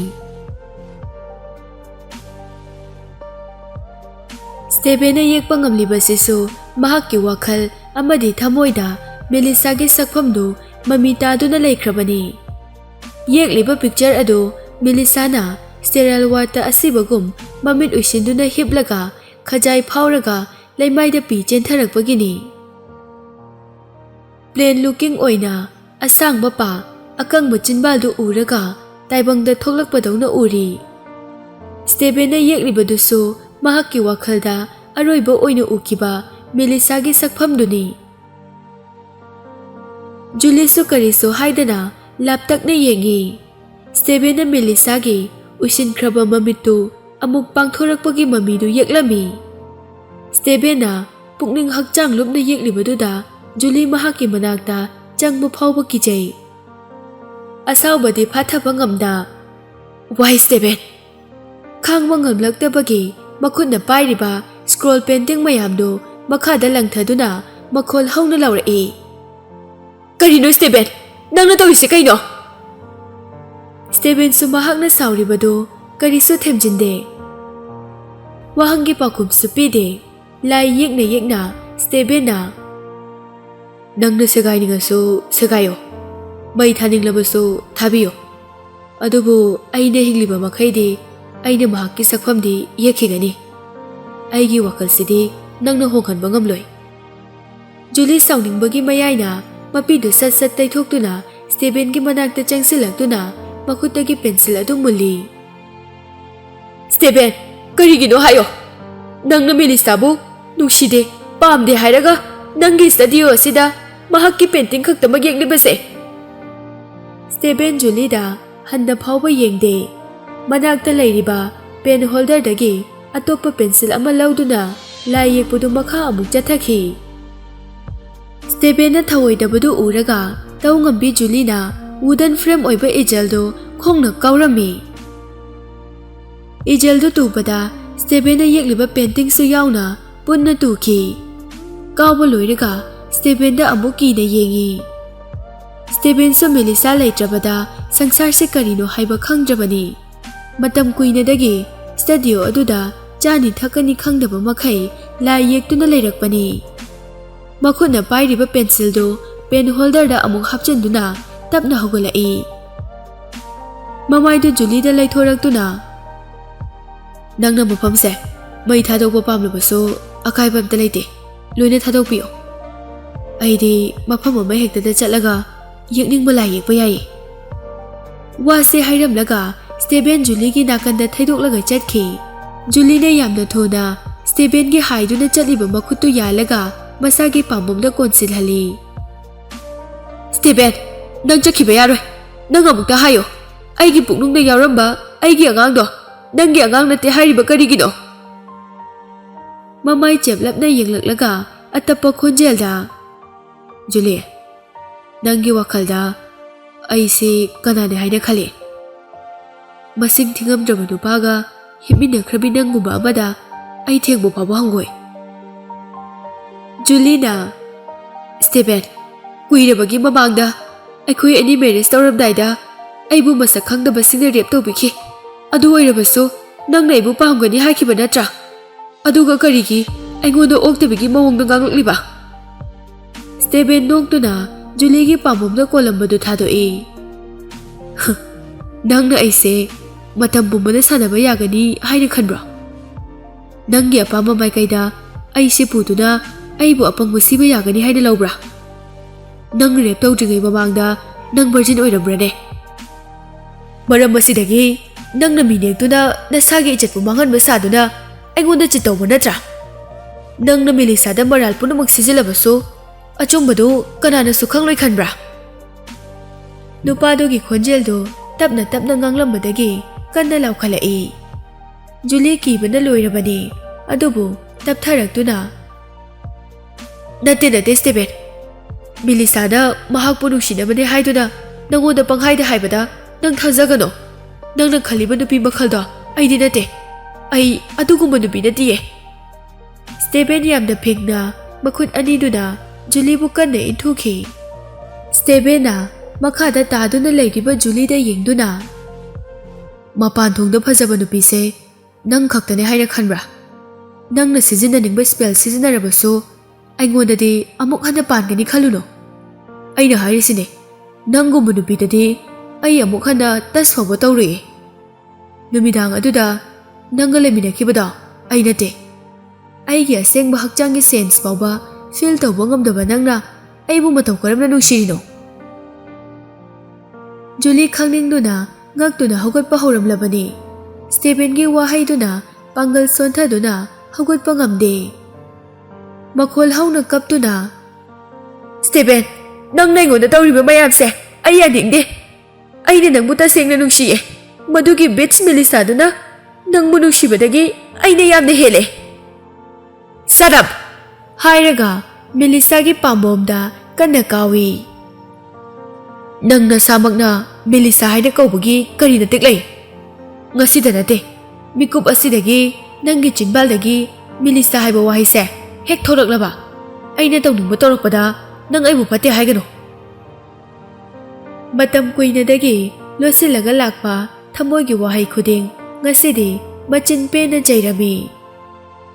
Hainaba lay nungsiba misaktagi nungsibi kya phangba ngamdrabadi nungsiramba mahak adu yeknaba oirakpa yai. Haujikti Julie na Mellisa bu nungsidabata nantana Stephen busu yeknaba amagum urai. Julie gi wakhalda agang oiringaidagi aibu asumna khallaga lakpa. Aidi mahakna Mellisa bu pamlumgani khaludabane. Aibu nungsi haina lakpane. Stephen agang oiringaidagi mapan thongda Julie bu nungsibagi sakpham laurabasu thamoigi manungda hanjinna thirabadi Mellisa khaktani mahakki nungsiba. Stephen, nang yamna phattaba mine. Nangna Mellisa da tawkhriduga hairadi aina nangonda tawrise kaisu laiba nate. Wa ngangba loibaga nupadu chatpa hauki. Julie makhada taduna leiringai arangba posak amadagi thaktorakpa mangalna mamittu thakatli. Yengkhatlubada makhut malakta nakna brush ama taduna leirabi. Mamit thakatlibadu brush tugi machin tumba matondagi oirabi. Julie na brush adubu lamduna lawi. Stephen, ngaiko. Aina parise kainomda yengune. Sibu Mellisa natabrane. Stephen su makhatana wa ngangaroi khalaga chatlabani. Adubu Julie na Mellisa palakpadu tabada mamaido amuk laithorai. Nang hadakti loiridana. Haiduna machinda solaga mamittu yamna thuna laithorai. Mamaido hek laithorakpaga mamittuda machin tumlaba brushtuna paisilakpaga mapa chanaduna mamitta theli. Matam phangkidabana mahaksu laithokpa nanghaude. Mamitta thinbagi makholdo hek tabaga studio aduda makhol amata thokidre launaramba mayamdo pukjikchi. Stephen gi oi thangba mittagi I chentharakpadu uraga Julie yam thuna hogalaktuna Stephen gi manakta chensilai. Stephen, aina nate ko. I'm sorry. Ai tau yauna tau khiba nate. Ai tasengna nang sokhan gi haina langkhiba nate. Nakan amaromda chap manaba matamda Mellisa tumlambadagi manglaknabadagi hawgalai. Sor thabet holi. Aidi tumtharabe dada. Mahakna mangkiba mangladu ningsingi. Hamungdagi yamna thuna kumtharaktuna sandal fawba tongdana machagi manakta changsili. Mahakki machadudi mosquito net yauba baby cribta makhol thokna tumlaga leirabi. Machana safana leibadu uraga Mellisa masadu ne tajai. Masadu khara nothaduna tumliba machagi laibakta chupi. Kriptugi manak nang naphabi. Melisa'ꯒꯤ ꯃꯃꯪꯗ ꯃꯍꯥꯛꯅ ꯎꯈꯤꯕ ꯅꯨꯄꯥꯗꯨ ꯅꯤꯡꯁꯤꯡꯂꯛꯏ꯫ ꯀꯔꯤꯒꯤꯅꯣ ꯑꯩꯅ ꯃꯍꯥꯛꯀꯤ ꯃꯪ ꯃꯪꯂꯤꯕ? ꯃꯪꯗ ꯃꯍꯥꯛꯅ ꯃꯕꯨꯛꯇ scalpelꯅ ꯊꯤꯟꯈꯤꯕꯒꯤ ꯁꯤꯟꯗꯨꯒ ꯆꯞ ꯃꯥꯟꯅꯅ ꯊꯣꯛꯈꯤ꯫ ꯃꯍꯥꯛꯅ ꯃꯕꯨꯛꯇ ꯊꯤꯟꯒꯦ ꯇꯧꯕꯒ ꯁ꯭ꯇꯦꯚꯦꯟꯅ ꯃꯉꯣꯟꯗꯒꯤ scalpelꯗꯨ ꯃꯨꯟꯗꯨꯅ ꯃꯍꯥꯛꯀꯤ ꯃꯃꯤꯠꯇ ꯑꯣꯏꯅ ꯊꯤꯟꯖꯤꯟꯈꯤ꯫ ꯁ꯭ꯇꯦꯚꯦꯟ ꯃꯃꯤꯠꯇꯒꯤ ꯏ ꯐꯅ ꯌꯥꯝꯅ ꯆꯦꯟꯊꯔꯕꯁꯨ ꯁꯣꯐ ꯚꯣꯏꯁꯇ, "ꯃꯦꯂꯤꯁꯥ, ꯅꯪ ꯁꯤ ꯑꯣꯏꯔꯗꯤ ꯑꯩꯕꯨ ꯉꯥꯛꯄꯤꯕ ꯉꯝꯂꯗ꯭ꯔꯥ?" ꯃꯦꯂꯤꯁꯥ ꯃꯁꯥꯒꯤ ꯃꯪꯗꯨ ꯅꯤꯡꯁꯤꯡꯂꯨꯔꯒ ꯃꯁꯥꯒꯤ ꯕꯦꯂꯤꯗ ꯄꯥꯏꯗꯨꯅ ꯌꯦꯡꯉꯤ꯫ ꯇꯁꯦꯡꯕꯗꯤ ꯅꯨꯃꯤꯠꯇꯨ ꯃꯦꯂꯤꯁꯥꯁꯨ ꯃꯍꯥꯛꯀꯤ ꯑꯉꯥꯡ ꯈꯥꯎ ꯃꯄꯥꯗ ꯊꯤꯟꯈꯤꯕ ꯅꯠꯇꯦ꯫ ꯃꯁꯥꯃꯛꯁꯨ ꯒꯥꯏꯅꯤꯀꯣꯂꯣꯖꯤꯁ ꯗꯣꯛꯇꯔ ꯑꯃ ꯑꯣꯏꯕꯅ scalpel ꯁꯤꯖꯤꯟꯅꯕ ꯌꯥꯝꯅ ꯍꯩ꯫ ꯕꯣꯗꯤ ꯄꯥꯔꯠꯁꯤꯡꯒꯤ ꯂꯩꯐꯝꯁꯨ ꯐꯖꯅ ꯈꯪꯉꯤ꯫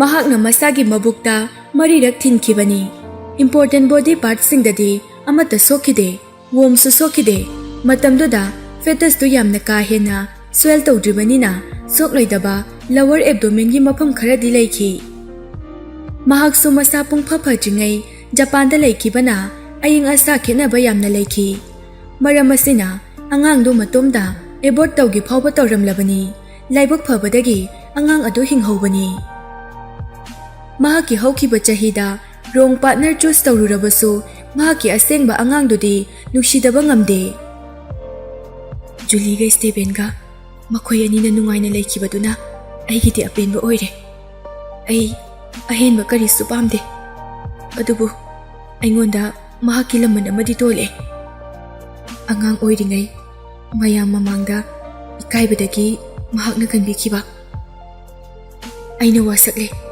ꯃꯇꯥꯡ ꯆꯥꯕꯗ ꯑꯩꯅ ꯁꯣꯏꯗꯅ ꯁꯤꯡꯒꯅꯤ꯫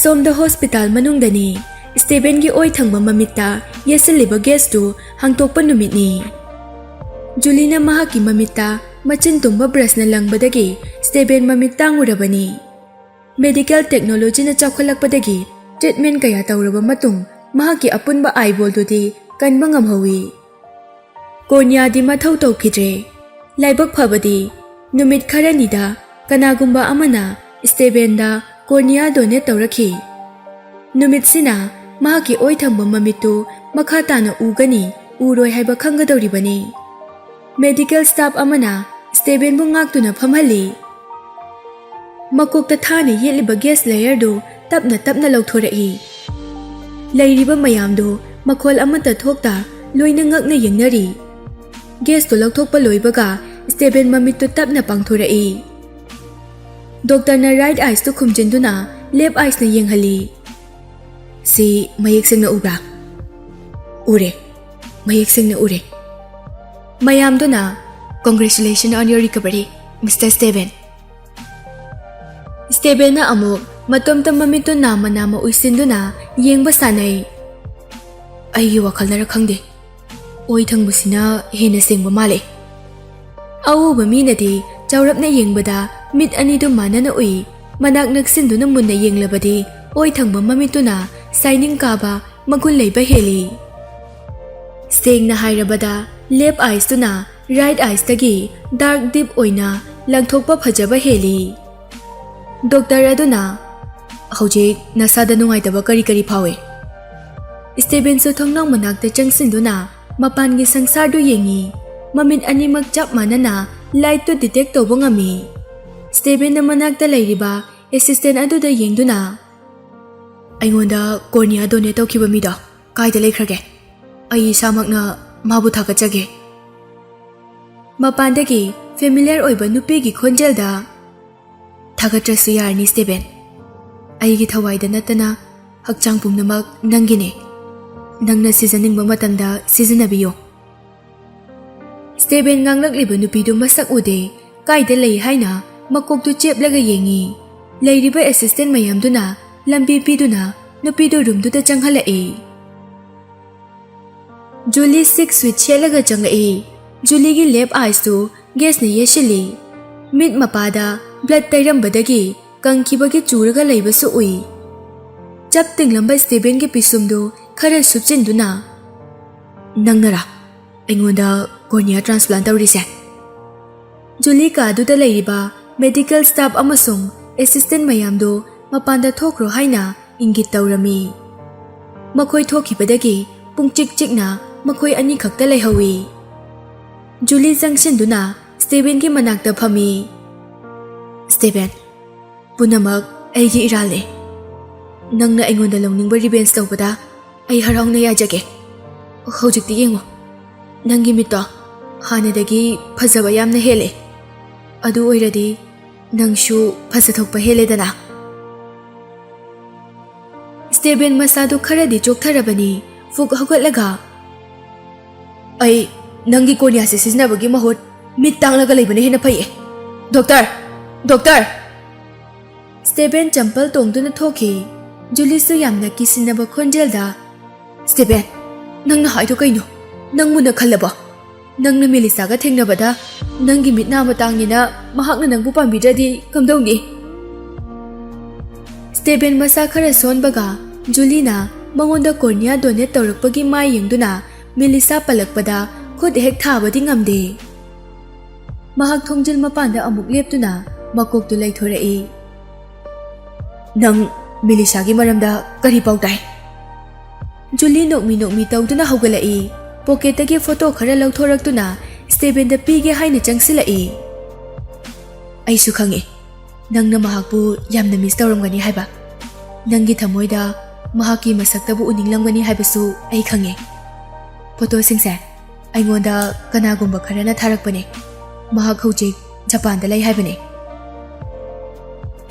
Julina makhut tingthorak tringai Steven na yamna thona photo singdo munduna yengi photo singdo Mellisa gi ngangtani photo duda Mellisa na cherry blossom da yengduna wheelchair da phamlaga lei photo duda mahakna ayu nungthil ahing matam amata oina miss tawduna ta leiba nupidu ukhada phamlaga lei cherry trees tugi mana kaya sukeli petals kaya duna mahaki mamita changlage matagum keli mahaki masadusu hanadagi yamna pasinna ui active oiba mamito natana masa pumba chokthana ui ukidraba saktamdo ngasidi photo da uba phangle masadu excited oibagi mahut sauba henmanbana mamito ngangkhalai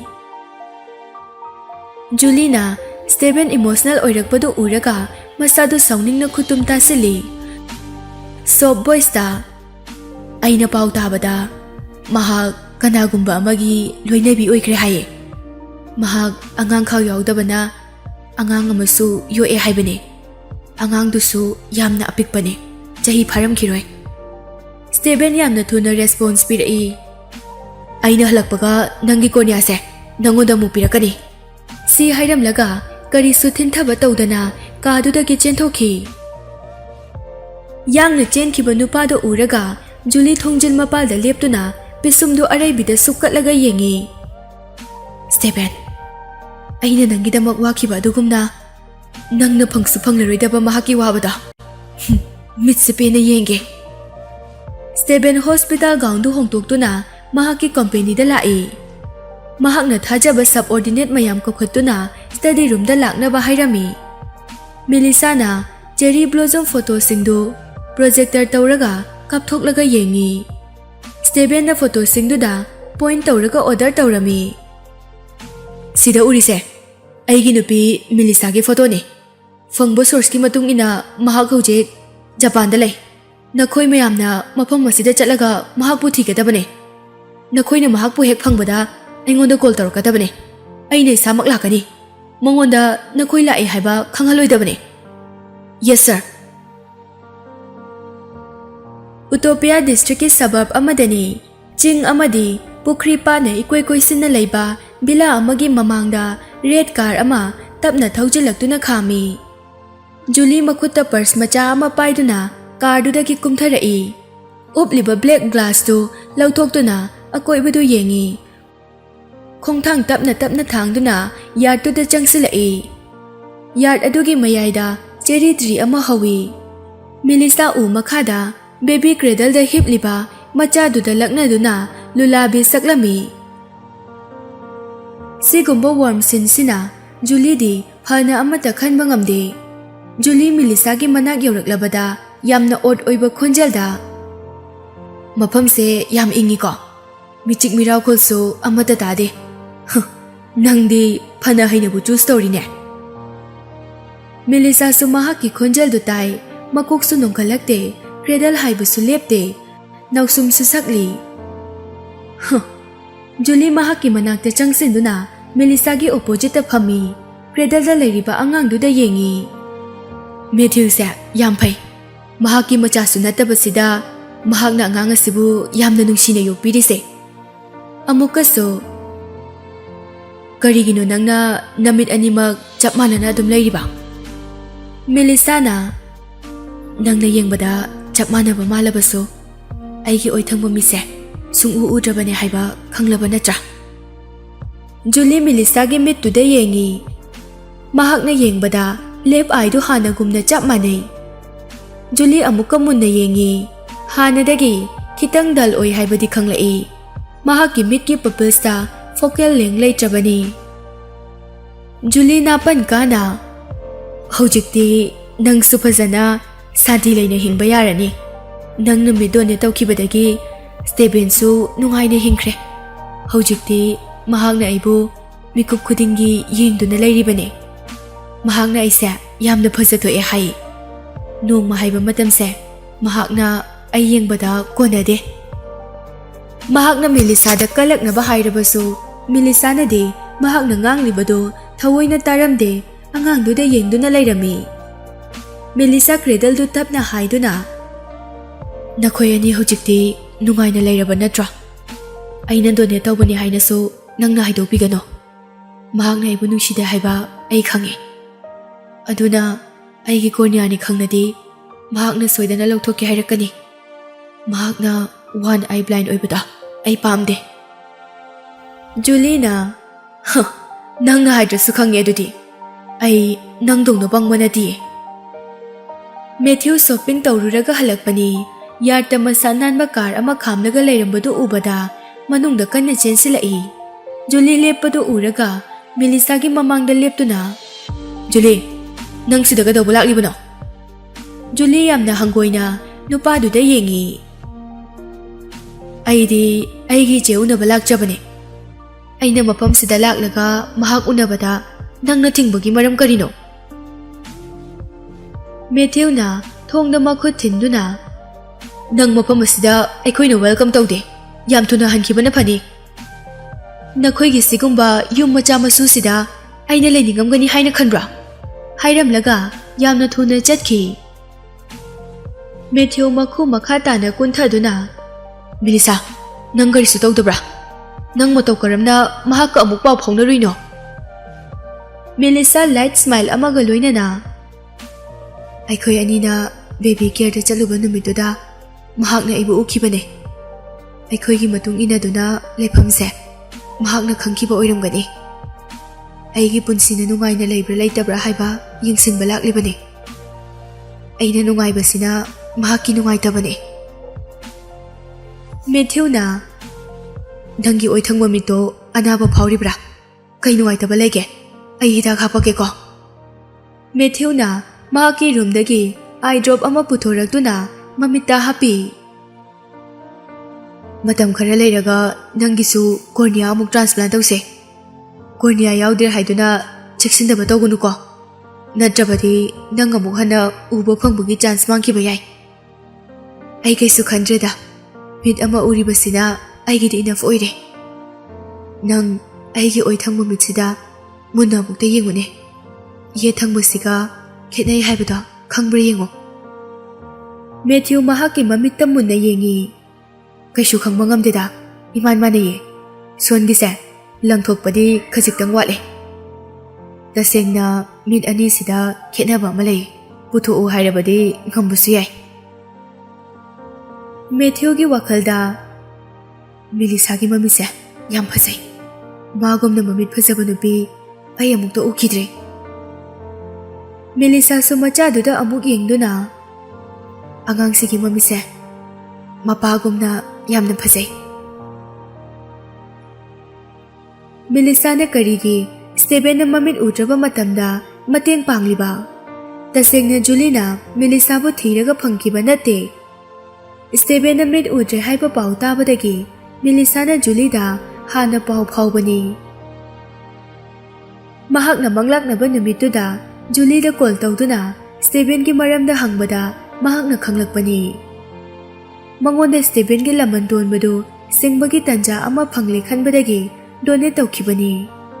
Stephen da khanghanba pamdabagi Julie da pau phaukhibani. Mellisa wakal khanduna leibadu uraga Matthew na mahakki makhutta tapna pairai. Mellisa, angang se hojikti tha yam lae. Bing thonbagi matam yore. Mellisa na aidi Jack kaungninge. Jack haiba. Hoi, adum phajai. Kaurase adugi mingdo.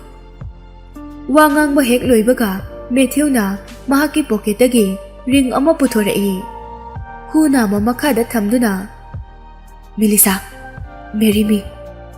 Nangama DJ ki makha tarakpa punsida aina matam pumbada care logani.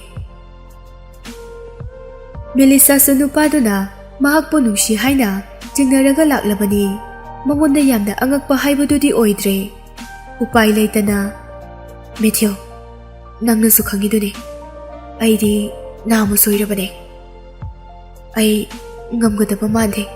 Nangi adugidi aingoda mind karisu tawdi. Metara mani haina sulaude. I love you Mellisa more than anyone.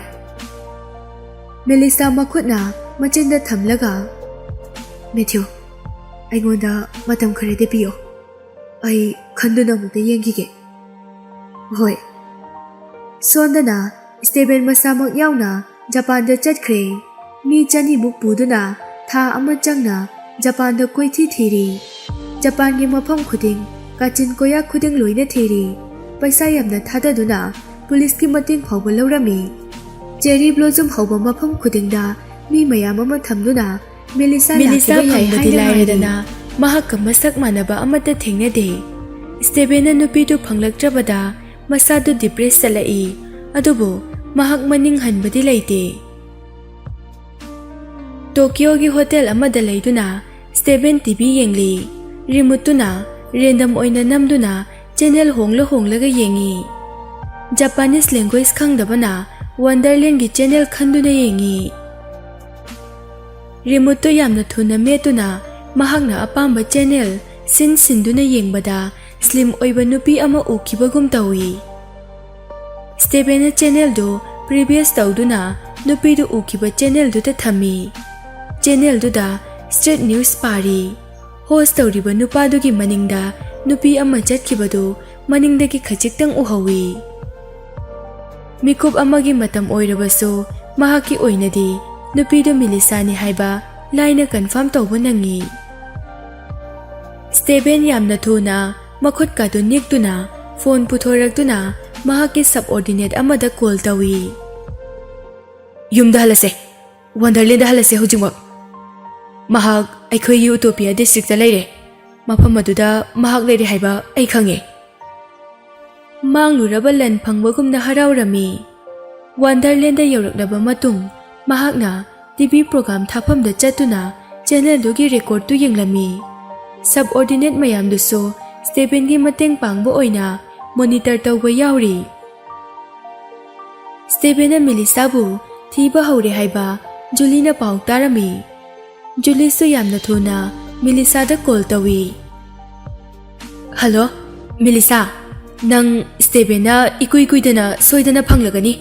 Nangi apangbu nupada puraga atoba mafam amada nang chatkro. Mahakna nangbu phangbaga hatkani haikibane. Mellisa na hoi. Ai hayengmak mafam se thadoknaba tawrage. Makhoina leiriba bila aduda Matthew ga Mellisa ga wari sanari. Yamna atappa khonjelda Mellisa, aina khanbada aikhoi mafam asida laitabana pharani. Julie na so nangi laifam se khanglabanina mahakna nangbu matam pumbada sizinaduna ta lairani ye.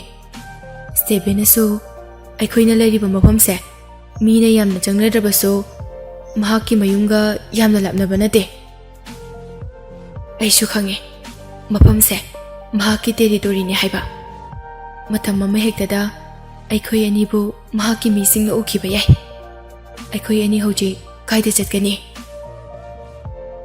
ꯃꯦꯊ꯭ꯌꯨꯅ ꯃꯤ ꯌꯥꯝꯅ ꯀꯨꯡꯕ city ꯃꯅꯨꯡꯗ ꯂꯩꯕꯅ ꯐꯅꯤꯌꯦ ꯑꯩꯈꯣꯏꯅ ꯆꯠꯊꯣꯛꯄꯗ ꯈꯔ ꯆꯦꯛꯁꯤꯟꯅ ꯆꯠꯂꯗꯤ ꯃꯈꯣꯏꯅ ꯈꯪꯕ ꯉꯝꯂꯣꯏ ꯍꯣꯏ ꯅꯪꯅ ꯁꯥꯐꯒꯅꯤ ꯍꯥꯏꯕ ꯃꯐꯝꯗꯣ ꯑꯩꯒꯤ ꯑꯣꯏꯅꯗꯤ ꯂꯣꯏꯅ ꯌꯥꯔꯦ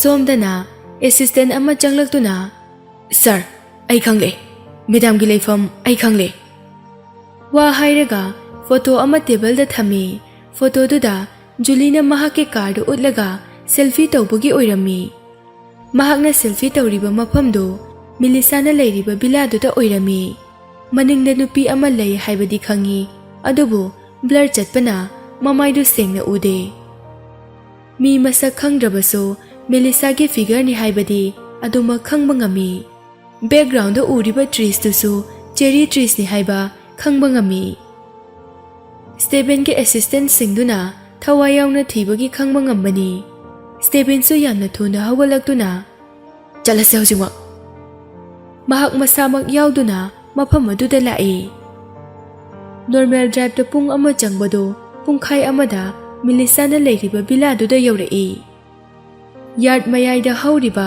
ꯆꯦꯔꯤ ꯇ꯭ꯔꯤꯁꯇꯨ ꯌꯦꯡꯉꯤ ꯐꯣꯇꯣꯗꯨꯗ ꯌꯦꯡꯕꯗ ꯃꯥꯟꯅꯩ ꯍꯥꯏꯕ ꯈꯪꯉꯤ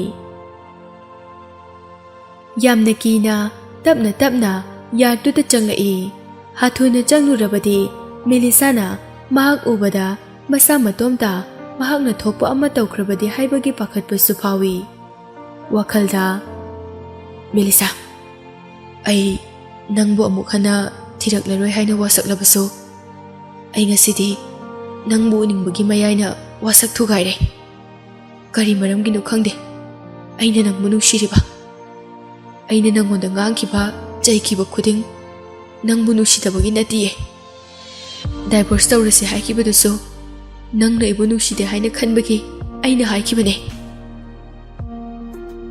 ꯇꯁꯦꯡꯕꯗꯤ ꯃꯦꯂꯤꯁꯥ ꯑꯃꯁꯨꯡ ꯁ꯭ꯇꯦꯕꯦꯟ ꯂꯨꯍꯣꯡꯂꯒ ꯃꯍꯥꯛ ꯌꯨꯝꯗ ꯍꯜꯂꯛꯇꯕꯗ ꯃꯦꯂꯤꯁꯥꯅ ꯆꯤꯊꯤ ꯏꯔꯕꯁꯨ ꯅꯣꯡꯃꯇ ꯅꯨꯄꯥ ꯑꯗꯨꯗ ꯀꯣꯜ ꯇꯧꯈꯤꯗꯦ ꯀꯔꯤꯒꯤ ꯇꯧꯈꯤꯗ꯭ꯔꯤꯕ ꯖꯨꯂꯤꯕꯨ ꯏꯖꯠ ꯃꯥꯡꯍꯟꯈꯤꯕꯗꯨꯗ ꯃꯁꯥꯅ ꯃꯁꯥꯕꯨ ꯕ꯭ꯂꯦꯝ ꯇꯧꯖꯕꯒꯤꯅꯤ ꯁ꯭ꯇꯦꯕꯦꯟ ꯊꯣꯡ ꯃꯅꯥꯛꯇ ꯂꯦꯞꯇꯨꯅ ꯇꯞꯅ ꯃꯦꯂꯤꯁꯥ ꯃꯐꯝ ꯑꯗꯨꯗ ꯁꯤꯠꯂꯤꯕ ꯅꯨꯡꯁꯤꯠꯇꯨ ꯅꯠꯇꯅ ꯃꯈꯣꯜ ꯑꯃꯠꯇ ꯇꯥꯗꯦ ꯈꯨꯝꯂꯛꯇ꯭ꯔꯕ ꯑꯗꯨꯗ ꯈꯣꯟꯖꯦꯜ ꯈꯖꯤꯛꯇꯪ ꯀꯟꯈꯠꯂꯛꯏ ꯃꯦꯂꯤꯁꯥ ꯃꯦꯂꯤꯁꯥ ꯀꯅꯥꯁꯨ ꯈꯨꯝꯂꯛꯇꯦ ꯄꯤꯁꯨꯝꯗꯨ ꯈꯔ ꯁꯨꯞꯀꯠꯂꯒ ꯊꯣꯡꯗꯨ ꯅꯝꯗꯨꯅ ꯌꯦꯡꯉꯤ ꯊꯣꯡꯗꯨ ꯂꯣꯛ ꯇꯧꯔꯝꯗꯦ ꯏꯟꯊꯣꯛꯇꯨꯅ ꯃꯅꯨꯡꯗ ꯃꯀꯣꯛꯇꯨ ꯆꯦꯞꯂꯒ ꯌꯦꯡꯉꯤ ꯏꯍꯥꯡ ꯍꯥꯡꯅ ꯂꯩꯕꯗꯨ ꯎꯔꯒ ꯃꯅꯨꯡꯗ ꯆꯪꯁꯤꯜꯂꯤ ꯃꯐꯝꯗꯨ ꯌꯦꯡꯕꯗ ꯂꯤꯠꯅꯕ ꯐꯨꯔꯤꯠ ꯐꯤꯔꯣꯜ ꯂꯣꯏꯅ ꯄꯨꯔꯒ ꯆꯠꯈꯤꯕ ꯃꯥꯜꯂꯤ ꯑꯉꯥꯡꯒꯤ ꯗ꯭ꯔꯦꯁ ꯑꯃꯁꯨꯡ ꯁꯤꯖꯤꯟꯅꯔꯝꯕ ꯁꯥꯟꯅꯄꯣꯠ ꯈꯔꯗꯤ ꯇꯥꯔꯒ ꯂꯩꯔꯝꯃꯤ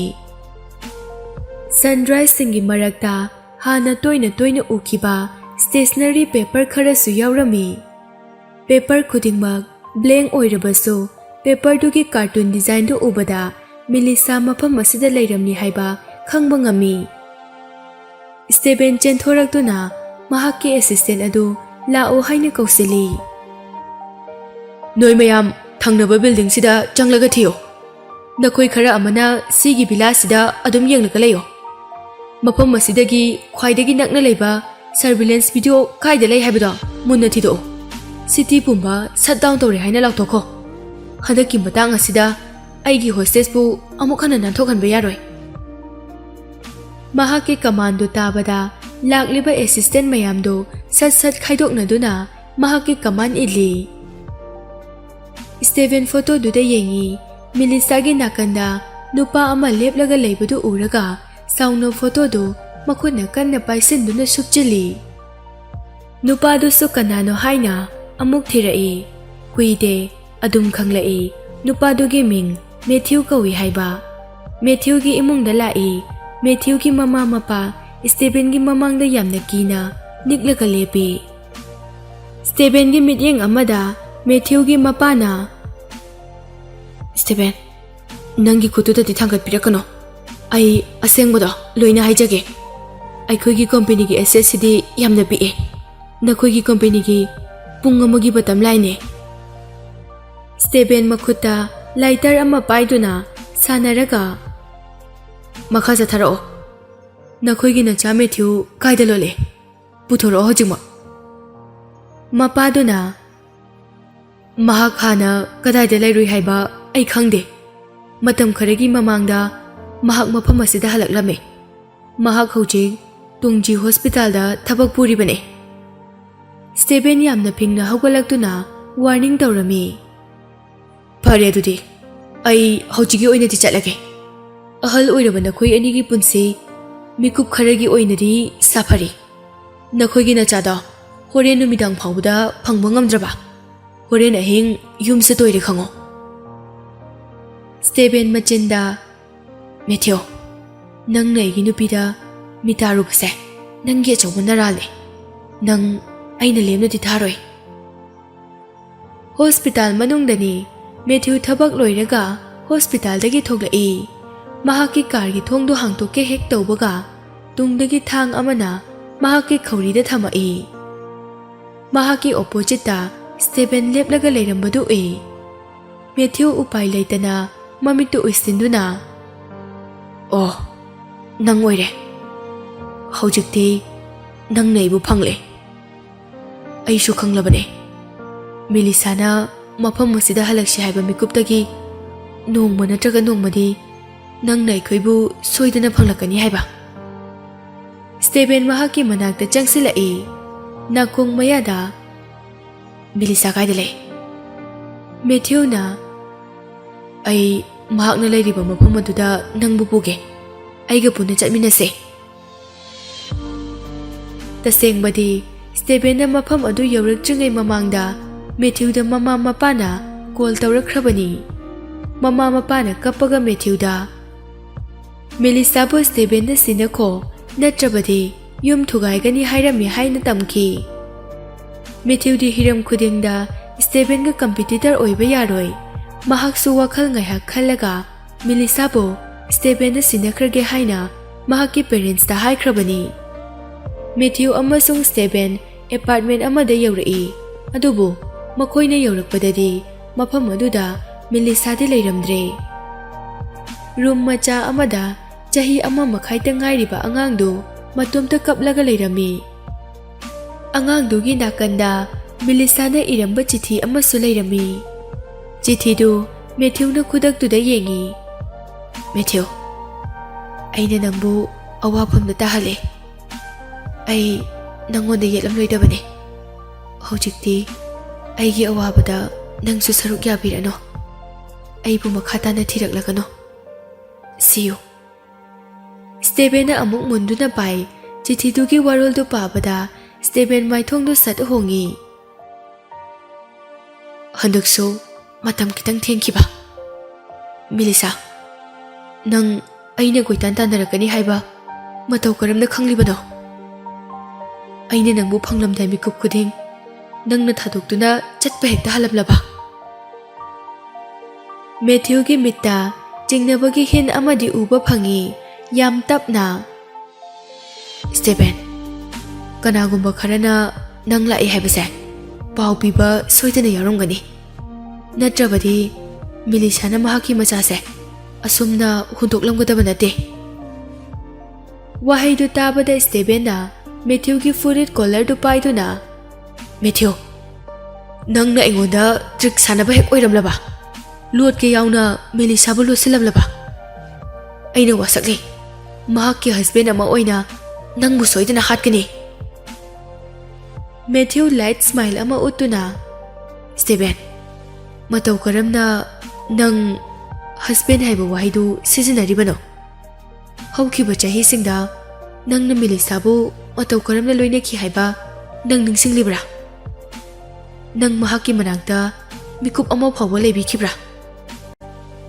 Nangna mangonda kari karamba nuksiwai haiki. Mellisa na nangbu asukuiba matamse nuksiraga lakpane. Aduga nangna mahaki hakchang tangkhaidi hatkrabane. Stephen na pairiba nupadugi collar du thadoi. Mase aigi oiba personal matter ne Nangna aingonda instruction pibagi darkar tade. Nang Mellisa gi leifam hek khangbaga aingonda hana pau pirao. Natrabadi nang leidungda hingna phungani. Wafam se hairamlaga Stephen cradle da yauriba angangduda yenglamlaga chatki. Sabab ke amamba basement amadani chair amada makhong makut punsinduna thamliba Mellisa da Julie na yengduna lairi.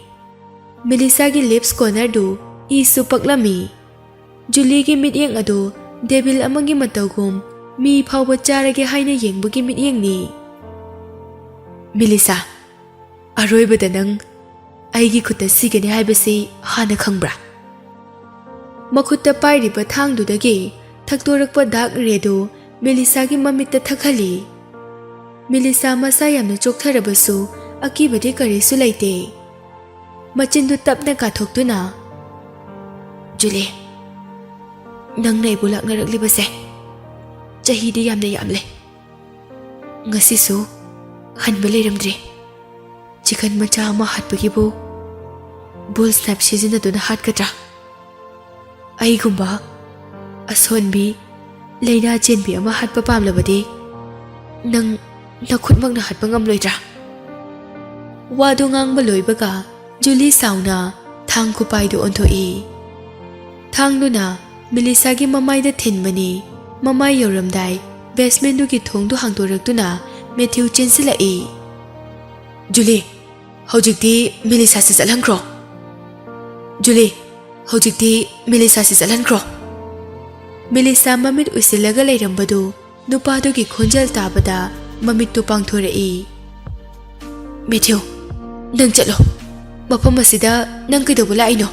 Julie se angawbine. Mahak kamari yenagano. Nangonda mahak amuk onsilakaniye. Julie thangdo amuk chingsinduna Matthew da yenglaga. Mr. Matthew, hojikti aigi che apangbise nanthokpa ngamlaroi. Lanjadaba khangsinadaba sarakano. Haikro. Aikoi ani partner oiduna thabakse pangthokpani haina. Mellisa mityengdu thuna thajadana Matthew da yengi. Matthew Mellisa gi manakta tapna phamtharaktuna. Mellisa, I'm sorry. Julie na ibusu threaten tawrakpadagi aisu sigani kibagi mahakki mateng pangkhibane. Aikoi ani na Japan da leiringai mahakna aikoi ani gi information loina khanglaga leirame. Mellisa second amadi stun chaduna lei gyan laktuna. Hoi, ai kaisu khandeda. Ai mache ama oina aigi naw nupi Julie gi matik makun loide khange. Mahakna kanagasu lamba panaba ngamloi. Nangna tawrisi chume.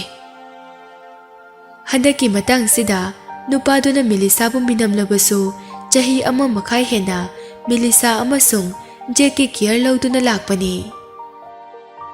Mellisa sunupaduda makhatana complain tawrudre mahakidama khalaga pukning chawthukjarami. Mellisa, I'm sorry. Julie da amuk mai onsinduna. Mellisa amasung Stephen bu matau karamda wahangani haibagi idea amadi lei. Matam kharadi Mellisa bu hingangise. Julie na kari karamba plano. Matthew na Julie gi nakung maya da changsinduna mahaki plan do chirol tawraga hairami.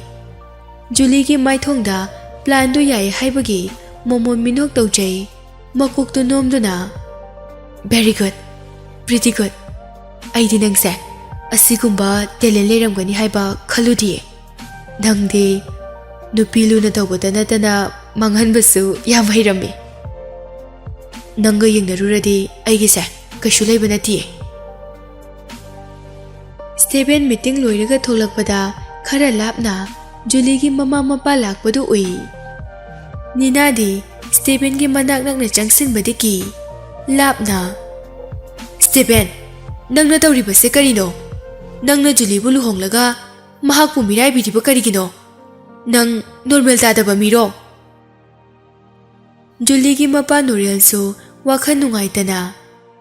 Stephen, nang latest report tu parabra nangna Julie bu matau karamna otli haibado wa phongang mo loidri Steven na aina khoiga haukiba warido square chatuna sanaba pamde ai hauji busy yam oi Nina na Steven nang lairing hairaga laishu khangtriba karigido ngasi su ai khoise nangi parents in law oiribani ne company aduda thabak tawriba mi mayam du so Nina gi ahoba khonjel duda attention loina pirai Steven su khonjel hauna Julie gi mama mapada hoi phare ai budi lamcha chajat khangde na ngangni nakhoina asengbudu yamna khangninglabani na ai ngasidi mi mayam mamangsida loina haige khanghaude tanja duda Julie gi ahoba khonjel amuk darai oh noi mayam su mafam asida launarami kaidobo yarage nganglakliba khonjel duda mi loinamak onthokduna amuk yengnakhi Julie na nupi amasu makut samduna purai nupi dugi masak tu ubada mayam dongakna maya loina kathoknari nupi du Mellisa ni Mellisa mayam gi machindagi asumna haidokhiba khanghaude Steven na sunupi du masak urami mayam khanaramba launaramba mayam du loina kauthokre Steven sunupi du gi sakpham duda pukning hakchang lukhi Steven Jensen duna nupi duda Mellisa hairaga konsili Julie gi makhutagi Steven na nupi dubu Mellisa bu muli Steven ikaiba khangdaba makhai parents in law Julie amasung leiriba miyam dugi mamangda makhol hauna kapi mahaki pambomda konsiliba nupi du mahaka yengnabada yamna masa pai chahi chupa wakhal nungaitana leirakpaga hanadagi masaksu yamna honglamle nupi dugi smell duda mahaki nupi Mellisa ne haibadi laina khangba ngami nupi du mahakna chahi 16 gi mamangdagi nuksiraga laklabani pambomda leiriba nupi duna mamai duna Steven da yengkhalaklaga khara ngakna Mr. Steven nangna khaliba mido aina diye masa khara manaba oiramgani ye ai Mellisa na diye aigi ming Scarlett kawe mahakna nganglakliba wahai amasung khonjel aduda Steven na nupi dubu kolambadagi fat thadokhi nupi dugi voice tone du Mellisa dagi pumtong tongali Mellisa gi khonjel du nightingale khonjel gumna soft and sweet oibani mamangda leiriba nupi dugi khonjel dude khara thicker oi nupa gumna khonjel changni chatli nupi dugi mamai duda masak munna yengba haubaga Julie mahakki manakta changsilai Steven mahak aigi je Mellisa na diye aishu khange nangna Mellisa bu yamna miss tawe haiba aina nangi nungsi laina do khangbadagi iche Mellisa ga masak manaba nupi ama thiduna purakpani adubu mahak Mellisa dinade Scarlett ne Scarlett haiba Steven mingse machinda sonduna lei maithong manarabasu khonjel manadaba amasung mamitta signing kaba khara watpadagi Mellisa oiramloi haibagi wakhal amasu Steven da sagalai tasengna Mellisa ga nupi duga gi marakta khenaba khara di ui Scarlett makok tu nonthaduna Steven hojikti nang kaidoba tare Steven masada leiramba excitement happiness satisfaction pumnamak kungol gumna mangki mahaki oinadi pendaba haibadu tasengna oire Steven na manakta leiriba assistant da Scarlett bu aigi yumda buro Yes sir Steven gi maningda Scarlett chatkibadu uraka Julie maningdagi apenba minung ama tamjai hojikti kumai nungairani nangna khangbasu ngamsu ngamloidabada Steven mahakna leiriba apartment aduda yaurai Scarlett su kardagi kumtharaktuna akoibadu munna yengi aduga kithi ki room Steven gi matung inaduna changlai Steven nangna thiriba nupido aina di ai mafam sida changlakpasida ꯅꯪꯅ ꯍꯩꯅꯗ꯭ꯔꯁꯨ ꯑꯩ ꯑꯗꯨꯝ ꯆꯠꯈꯤꯒꯦ. ꯑꯩꯅ ꯍꯥꯏꯔꯤꯁꯦ ꯑꯆꯨꯝꯕ ꯉꯥꯛꯇꯅꯤ. Steven ꯃꯅꯤꯡ ꯑꯣꯟꯊꯣꯔꯛꯇꯨꯅ ꯅꯨꯄꯤꯗꯨꯗ ꯌꯦꯡꯉꯤ. ꯅꯨꯄꯤꯗꯨꯅ ꯃꯁꯥ ꯁꯨꯞꯆꯤꯜꯂꯒ ꯀꯤꯅ ꯂꯦꯞꯂꯝꯕꯗꯨ ꯎꯔꯒ ꯃꯅꯥꯛꯇ ꯑꯃꯨꯛ ꯆꯪꯁꯤꯜꯂꯛꯏ. ꯅꯨꯄꯤꯗꯨꯒꯤ ꯈꯗꯥꯡꯗ ꯄꯥꯏꯔꯒ ꯃꯃꯥꯏꯗꯨ ꯇꯞꯅ ꯅꯣꯡꯈꯠꯍꯜꯂꯤ. ꯑꯃꯦꯡꯕ ꯈꯣꯟꯖꯦꯜꯗ, ꯅꯪ ꯑꯩꯉꯣꯟꯗ ꯀꯔꯤꯁꯨ ꯀꯤꯒꯅꯣ. ꯅꯪ ꯃꯦꯂꯤꯁꯥ ꯅꯠꯇꯦ ꯍꯥꯏꯕ ꯑꯩꯁꯨ ꯈꯪꯉꯤ. ꯑꯩꯅ ꯅꯪꯒꯤ ꯏꯖꯠ ꯁꯣꯛꯀꯗꯕ ꯊꯕꯛ ꯑꯃꯠꯇ ꯇꯧꯔꯣꯏ. So, please come in. Steven ꯅꯨꯄꯤꯗꯨꯕꯨ ꯃꯦꯂꯤꯁꯥ ꯅꯠꯇꯦ ꯍꯥꯏꯅ ꯈꯟꯈ꯭ꯔꯕꯅꯤ. ꯑꯗꯨ ꯑꯣꯏꯔꯕꯁꯨ ꯃꯦꯂꯤꯁꯥꯒ ꯃꯁꯛ ꯃꯥꯟꯅꯕ ꯅꯨꯄꯤꯗꯨ ꯌꯦꯡꯂꯒ ꯃꯍꯥꯛꯀꯤ ꯈꯨꯝꯖꯤꯟꯈ꯭ꯔꯕ ꯊꯃꯣꯏꯗꯨ ꯃꯥꯏꯈꯨꯝ ꯍꯥꯡꯗꯣꯔꯛꯑꯦ ꯈꯟꯖꯔꯤꯕꯅꯤ. ꯅꯨꯄꯥꯗꯨꯒꯤ ꯖꯦꯟꯇꯜ ꯑꯣꯏꯕ ꯃꯇꯧꯗꯨꯅ ꯅꯨꯄꯤꯗꯨꯒꯤ ꯊꯃꯣꯏꯗꯤ ꯃꯆꯦꯠ ꯀꯌꯥ ꯊꯣꯛꯅ ꯀꯥꯏꯔꯕꯅꯤ. ꯋꯥꯈꯜꯗ, ꯁ꯭ꯇꯦꯚꯦꯟ, ꯑꯩꯈꯣꯏ ꯑꯅꯤ ꯈꯪꯅꯔꯛꯏꯁꯦ ꯀꯨꯏꯔꯕꯅꯤ. ꯅꯪꯅ ꯉꯁꯤ ꯑꯩꯉꯣꯟꯗ ꯉꯥꯡꯂꯤꯕ, ꯎꯠꯂꯤꯕ ꯖꯦꯟꯇꯜꯅꯦꯁ ꯑꯁꯦ ꯑꯩ ꯍꯥꯟꯅ ꯑꯃꯨꯛꯇ ꯎꯈꯤꯗ꯭ꯔꯤ. ꯅꯪꯕꯨ ꯑꯩꯅ ꯃꯤꯇꯣꯞ ꯑꯃꯒꯨꯝꯅ ꯎꯏ. ꯑꯩ ꯅꯪꯒꯤ ꯃꯦꯂꯤꯁꯥꯅꯦ, ꯁ꯭ꯀꯥꯔꯂꯦꯠ ꯅꯠꯇꯤꯌꯦ. ꯖꯨꯂꯤꯅ ꯃꯍꯥꯛꯄꯨ ꯐꯥꯔꯒ ꯍꯥꯠꯀꯦ ꯇꯧꯕꯒ ꯃꯦꯊ꯭ꯌꯨꯅ ꯃꯇꯝ ꯆꯥꯅ ꯂꯥꯛꯇꯨꯅ ꯃꯍꯥꯛꯄꯨ ꯀꯟꯕꯤꯈꯤ. ꯃꯦꯊ꯭ꯌꯨꯒꯤ ꯑꯥꯏꯗꯤꯌꯥ ꯑꯣꯏꯅ ꯃꯦꯂꯤꯁꯥꯕꯨ ꯁ꯭ꯇꯦꯚꯦꯟꯒꯤ ꯃꯅꯥꯛꯇ ꯊꯝꯂꯒ ꯃꯈꯣꯏ ꯑꯅꯤ ꯃꯁꯛ ꯈꯪꯍꯟꯗꯕ ꯄꯥꯝꯈꯤ. ꯑꯗꯨ ꯑꯣꯏꯔꯕꯗꯤ ꯁ꯭ꯇꯦꯚꯦꯟꯅ ꯃꯦꯂꯤꯁꯥꯕꯨ ꯄꯨꯟꯁꯤ ꯆꯨꯞꯄ ꯊꯤꯔꯕꯁꯨ ꯈꯪꯂꯔꯣꯏ ꯍꯥꯏꯕꯒꯤ ꯃꯑꯣꯡꯗꯅꯤ. ꯃꯦꯂꯤꯁꯥꯒꯤ ꯃꯃꯤꯠ ꯅꯥꯝꯃꯁꯨ ꯍꯥꯟꯅꯒꯤ ꯑꯗꯨꯒꯨꯝꯅ ꯔꯦꯗꯤꯌꯟꯁ ꯂꯩꯇ꯭ꯔꯦ. ꯃꯍꯥꯛꯀꯤ ꯈꯅꯥꯎꯗꯨꯁꯨ ꯖꯨꯂꯤꯅ ꯗ꯭ꯔꯒ ꯄꯤꯖꯗꯨꯅ ꯕ꯭ꯔꯟ ꯇꯧꯍꯟꯈ꯭ꯔꯕꯅꯤ. ꯍꯥꯟꯅꯒꯤ ꯑꯗꯨꯒꯨꯝꯅ ꯈꯣꯟꯖꯦꯜꯁꯨ ꯐꯖꯈꯤꯗ꯭ꯔꯦ. ꯃꯦꯂꯤꯁꯥꯁꯨ ꯃꯁꯥꯒꯤ ꯄꯨꯟꯁꯤ ꯀꯟꯕ ꯄꯥꯝꯕꯗꯒꯤ ꯃꯇꯝ ꯈꯔꯗꯤ ꯁ꯭ꯀꯥꯔꯂꯦꯠꯀꯤ ꯃꯤꯡꯊꯣꯜꯗ ꯂꯩꯔꯤꯕꯅꯤ. ꯃꯦꯂꯤꯁꯥꯅ ꯍꯥꯟꯅ ꯂꯩꯔꯝꯕ ꯕꯦꯗꯔꯨꯝ ꯑꯃꯁꯨꯡ ꯂꯤꯚꯤꯡ ꯔꯨꯝꯗ ꯆꯪꯗꯨꯅ ꯁ꯭ꯇꯦꯚꯦꯟꯅ ꯌꯦꯡꯍꯜꯂꯤ. ꯍꯥꯟꯅ ꯂꯩꯍꯧꯕ ꯂꯦꯑꯥꯎꯠꯇꯨ ꯀꯔꯤꯁꯨ ꯍꯣꯡꯂꯝꯗꯦ. ꯃꯐꯝ ꯑꯗꯨꯗ ꯃꯍꯥꯛ ꯃꯇꯣꯝꯇ ꯆꯍꯤ 3 ꯂꯩꯔꯝꯕꯗꯨ ꯃꯍꯥꯛ ꯅꯤꯡꯁꯤꯡꯂꯨꯔꯒ ꯃꯕꯨꯛꯅꯤꯡ ꯅꯨꯡꯁꯤꯔꯛꯏ. ꯁ꯭ꯇꯦꯚꯦꯟꯅ ꯁꯣꯐꯥ ꯑꯃꯗ ꯃꯈꯨꯠ ꯊꯤꯟꯗꯨꯅ, ꯐꯝꯃꯨ ꯁꯤꯗ. ꯅꯨꯄꯤꯗꯨꯒꯤꯅꯤ ꯍꯥꯏꯅ ꯃꯍꯥꯛꯅ ꯏꯁꯤꯡ ꯒ꯭ꯂꯥꯁ ꯑꯃꯁꯨ ꯍꯩꯔꯝꯃꯤ. ꯃꯦꯂꯤꯁꯥ ꯂꯦꯞꯂꯒ ꯂꯩꯔꯤ, ꯑꯗꯨꯒ ꯁ꯭ꯇꯦꯚꯦꯟꯅ ꯍꯩꯔꯤꯕꯗꯨ ꯂꯦꯞꯄꯨ ꯍꯥꯏꯅ ꯒ꯭ꯂꯥꯁꯇꯨ ꯄꯥꯏ. Thank you. ꯀꯩꯒꯤꯅꯣ ꯑꯩꯒꯨꯝꯕ ꯑꯃꯒꯤꯗꯃꯛ ꯏꯁꯤꯡ ꯍꯩꯔꯤꯕ? ꯑꯩꯕꯨ ꯃꯐꯝ ꯑꯁꯤꯗ ꯂꯩꯌꯨ ꯍꯥꯏꯔꯕꯗꯤ ꯑꯩꯗꯤ ꯅꯪꯒꯤ ꯃꯤꯅꯥꯏ ꯑꯣꯏꯗꯧꯔꯤꯕꯅꯤ. ꯃꯥꯁꯇꯔꯅ ꯃꯤꯅꯥꯏꯒꯤꯗꯃꯛ ꯁꯦꯕꯥ ꯇꯧꯕꯁꯤꯕꯨ ꯍꯧꯅꯔꯤꯕ꯭ꯔꯥ? ꯅꯨꯄꯥꯗꯨꯒꯤ ꯈꯣꯟꯖꯦꯜꯗꯨ ꯉꯁꯤꯗꯤ ꯌꯥꯝꯅ ꯋꯥꯔꯝ ꯑꯣꯏ. ꯆꯞ ꯃꯥꯟꯅꯩ. ꯑꯩꯒꯤ ꯅꯨꯄꯤꯒ ꯅꯪꯒ ꯃꯁꯛ ꯃꯥꯟꯅꯕꯒꯤ ꯅꯪꯕꯨ ꯑꯩꯅ ꯃꯤꯅꯥꯏꯅꯤ ꯍꯥꯏꯅ ꯂꯧꯕ ꯉꯝꯗꯣꯏꯌꯦ. ꯀꯩꯗꯧꯔꯦ? ꯂꯦꯞꯄꯒ ꯂꯩꯔꯗꯤ ꯐꯝꯃꯨ. ꯃꯦꯂꯤꯁꯥ ꯐꯝꯊꯔꯛꯏ. ꯁ꯭ꯇꯦꯚꯦꯟ ꯅꯨꯄꯤꯗꯨꯗ ꯃꯅꯨꯡ ꯃꯄꯥꯟ ꯐꯥꯎꯅ ꯌꯦꯡꯗꯨꯅ, ꯅꯪ ꯀꯅꯥꯅꯣ ꯍꯥꯏꯕꯗꯣ ꯑꯩꯉꯣꯟꯗ ꯁꯦꯡꯅ ꯍꯥꯏꯌꯨ. ꯃꯦꯂꯤꯁꯥ ꯏꯁꯤꯡꯗꯨ ꯁꯤꯞ ꯑꯃ ꯆꯤꯡꯁꯤꯟꯗꯨꯅ, ꯑꯩ ꯑꯐꯪꯕ ꯊꯕꯛ ꯈꯨꯗꯤꯡ ꯁꯨꯕ ꯑꯣꯔꯐꯥꯟꯅꯦ. ꯖꯨꯂꯤꯒ ꯑꯩꯒ ꯊꯦꯡꯅꯕꯗ ꯃꯍꯥꯛꯅ ꯑꯩꯉꯣꯟꯗ ꯅꯨꯄꯤ ꯑꯃꯒꯤ ꯐꯣꯇꯣ ꯌꯦꯡꯍꯜꯂꯛꯑꯦ. ꯐꯣꯇꯣ ꯑꯗꯨꯗ ꯌꯥꯎꯔꯤꯕ ꯅꯨꯄꯤꯗꯣ ꯃꯦꯂꯤꯁꯥ ꯀꯧꯋꯦ ꯍꯥꯏ. ꯖꯨꯂꯤꯅ ꯃꯦꯂꯤꯁꯥꯒꯤ ꯃꯔꯝꯗ ꯑꯩꯉꯣꯟꯗ ꯋꯥꯔꯤ ꯂꯣꯏꯅ ꯂꯤꯔꯦ. ꯑꯩꯕꯨ ꯃꯥꯡꯈ꯭ꯔꯕ ꯅꯨꯄꯤꯗꯨꯒꯤ ꯃꯇꯧ ꯇꯝꯅꯕ ꯍꯥꯏꯅ ꯄꯨꯔꯛꯄꯅꯦ. ꯁ꯭ꯇꯦꯚꯦꯟ ꯈꯣꯟꯖꯦꯜ ꯌꯥꯝꯅ ꯁꯣꯐ ꯑꯣꯏꯔꯕꯁꯨ ꯌꯦꯡꯂꯤꯕ ꯃꯤꯠꯌꯦꯡꯗꯨꯗꯤ ꯍꯤꯡꯆꯥꯕꯗꯒꯤ ꯀꯔꯤꯁꯨ ꯇꯥꯗꯦ. ꯁ꯭ꯀꯥꯔꯂꯦꯠ, ꯑꯗꯨꯗꯤ ꯅꯪꯅ ꯑꯩꯁꯦ ꯀꯅꯥꯅꯣ ꯍꯥꯏꯕ ꯈꯪꯂꯝꯂꯅꯤ. ꯅꯪ ꯑꯩꯉꯣꯟꯗ ꯑꯣꯏꯗꯕ ꯉꯥꯡꯕ ꯑꯣꯏꯔꯝꯂꯕꯗꯤ ꯅꯪ ꯀꯔꯤ ꯊꯣꯛꯀꯅꯤ ꯍꯥꯏꯕ ꯅꯁꯥꯅ ꯈꯪꯂꯕ ꯅꯠꯇ꯭ꯔꯥ? ꯃꯦꯂꯤꯁꯥ ꯃꯀꯣꯛꯇꯨ ꯂꯨꯞꯊꯗꯨꯅ ꯌꯥꯝꯅ ꯊꯨꯅ ꯄꯥꯎꯈꯨꯝ ꯄꯤꯔꯛꯏ. ꯃꯤꯁꯇꯔ ꯁ꯭ꯇꯦꯚꯦꯟ, ꯑꯩꯅ ꯅꯪꯉꯣꯟꯗ ꯑꯣꯏꯗꯕ ꯉꯥꯡꯕꯒꯤ ꯏꯊꯤꯛ ꯏꯄꯥ ꯂꯩꯖꯗꯦ. ꯅꯪꯅ ꯊꯥꯖꯗ꯭ꯔꯁꯨ ꯑꯩꯉꯣꯟꯗ ꯇꯧꯅꯤꯡꯕ ꯆꯦꯛ ꯇꯧꯕꯤꯌꯣ. ꯅꯨꯄꯤꯗꯨꯅ ꯋꯥ ꯉꯥꯡꯕ ꯍꯦꯛ ꯂꯣꯏꯕꯒ ꯗꯣꯔꯕꯦꯜꯗꯨ ꯈꯤꯡꯂꯛꯏ. ꯁ꯭ꯇꯦꯚꯦꯟ ꯃꯁꯥꯃꯛ ꯍꯧꯒꯠꯇꯨꯅ ꯊꯣꯡꯗꯨ ꯍꯥꯡꯇꯣꯛꯏ. ꯃꯍꯥꯛꯀꯤ ꯑꯦꯁꯤꯁꯇꯦꯟ ꯑꯃꯅ ꯃꯥꯡ ꯊꯥꯗꯨꯅ ꯃꯅꯤꯡꯗ ꯑꯉꯧꯕ ꯀꯣꯠ ꯂꯤꯠꯄ ꯗꯣꯛꯇꯔ ꯑꯅꯤ ꯂꯦꯞꯇꯨꯅ ꯂꯩꯔꯝꯃꯤ. ꯗꯣꯛꯇꯔꯗꯣ ꯑꯃꯅ ꯅꯨꯄꯥꯅꯤ, ꯑꯃꯅ ꯅꯨꯄꯤꯅꯤ. ꯑꯦꯁꯤꯁꯇꯦꯟꯗꯨꯅ ꯗꯣꯛꯇꯔ ꯑꯅꯤꯗꯨꯗ, ꯃꯤꯁ ꯁ꯭ꯀꯥꯔꯂꯦꯠ ꯑꯁꯤꯗ ꯂꯩꯔꯦ.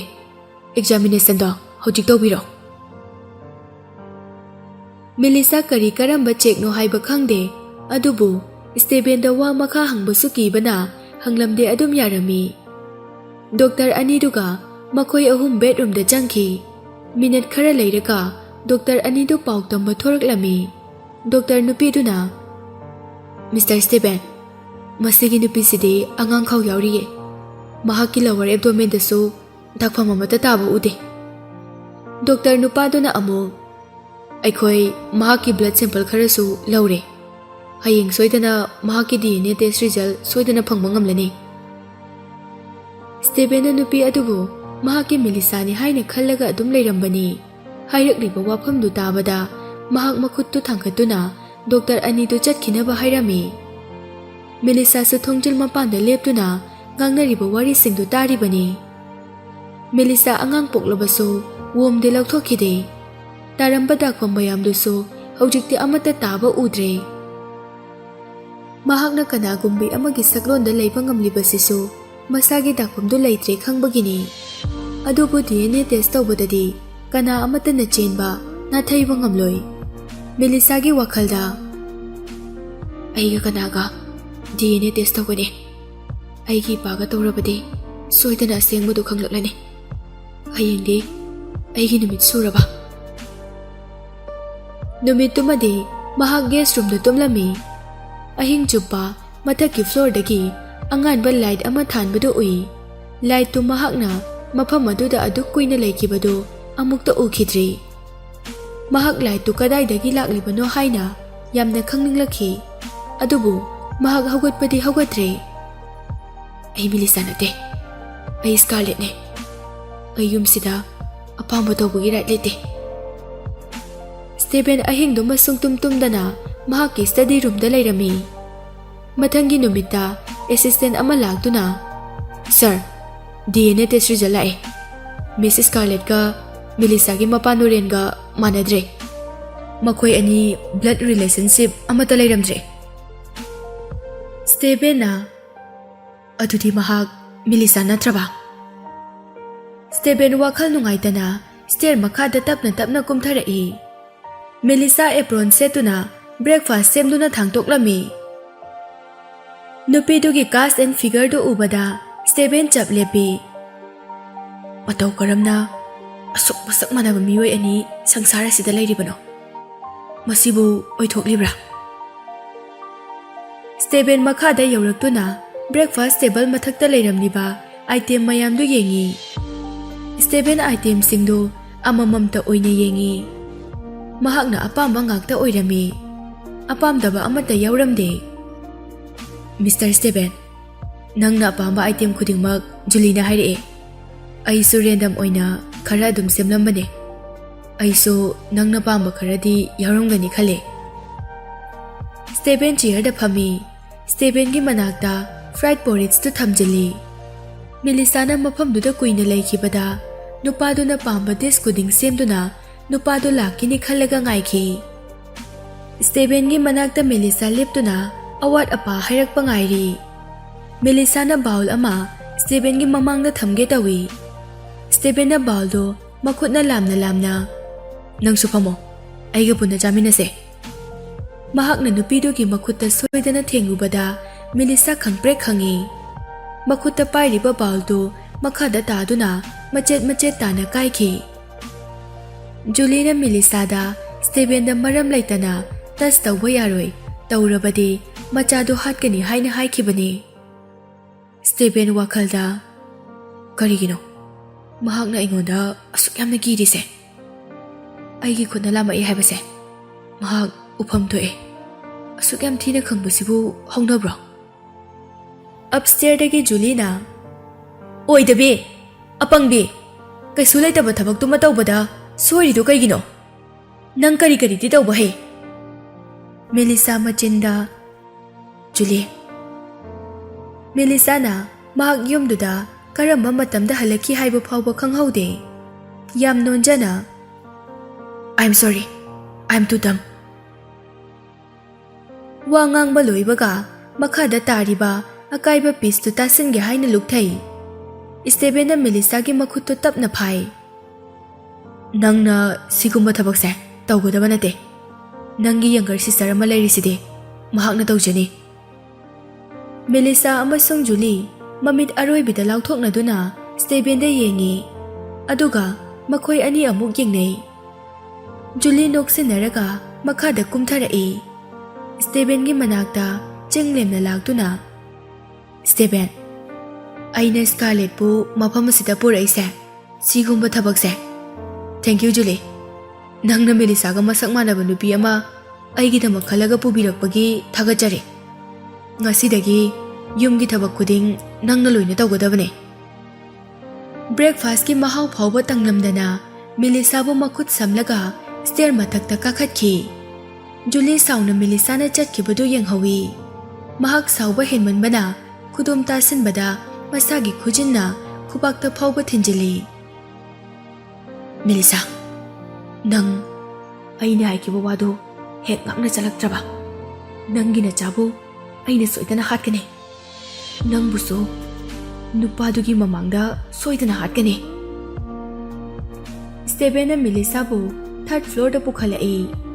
Mahakna mafam aduda lairakpada Steven na room duda kanamata changba yaroi haina thingjilaga thami. Mahakna su nongmata changge haina khankide. Mellisa gi mamitu Steven na khumjinduna room duda pusilai. Room dugi light tu on tawi. Khumjinliba mamitu tapna hangtorai. Ka duda lairiba yegliba painting mayam du ubada mahak mangmang libra haina khali. Thokiba accident, stun, surprise, incredible, heartache pumnamak wakhalda urai. Makhol hauna kapthokpadi pamlabani. Adubu Steven na khangkini khanbadagi khangjali. Lairiba aigi portraits khudingmak Steven na yekpa oiramgadra. Makhoi anina teenager oirakpadagi mahakna hospitalda laikhiba mikuptu phawbagi painting yaurami. Steven na Mellisa bu phamhali. Wine bottle ama makum hangtoktuna Mellisa da paihali. Mellisa su bottle do thangkatlaga laibagi model do mahakna sketch painting tawba haurai. Mellisa na, Mr. Steven, nang amasung Miss Mellisa, mahak aigi nupine. Nang na mahak palakpada Mistress Mellisa hayo. Adubu nang ginupidi Julie na tabrane. Steven su wine sip ama chingsinduna aigi nupidi ama khaklay. Mahak tudi Mellisa ne. Mellisa out of control da mahak ki heartbeat tu wild oirai. Asuk yamna naha oiringaida nang amasung Mistress Mellisa masak khangnarakbra. Nang na mahak ki angang oiringagi figure phawba painting tawramlisibo. Steven mahak na yeklamlibadu lepi. Mamaidu maningda laithoktuna Mellisa gi ni haina ihan hana yekiba painting du da yengi. Aikhoi ani angang oiringai high school tamlingaida punbagi tanja phangkhide. Aina mahakpu kanasu khanghandana nungshiraga lakhe. Aina mahakpu ahanba ubada mahakpu imanaba kharana bullet tawrame. Aina maram sunglai laitana mahakki mitki pirang ubada nungaitaba phawkhi.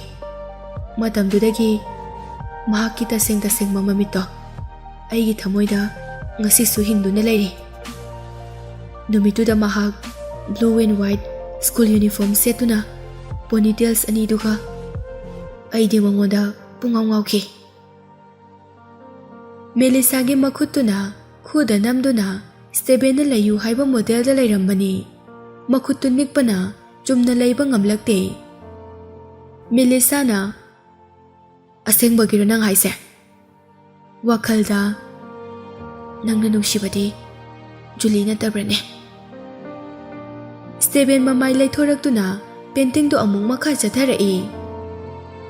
Asengbane aina mahakpu yamna nungshi. Mahaknasu aibu yamna nungshiki. Aikhoi ani nungshi haina phongdoknadabana amana amada nungshide haina leinaki. Miss tawdaba numit amata yaude. School dasu aina mahakka forenda lairik taminaba pambagi mahakki mateng tumina pangki. Mellisa di mahakki sister na yade haina lehauki.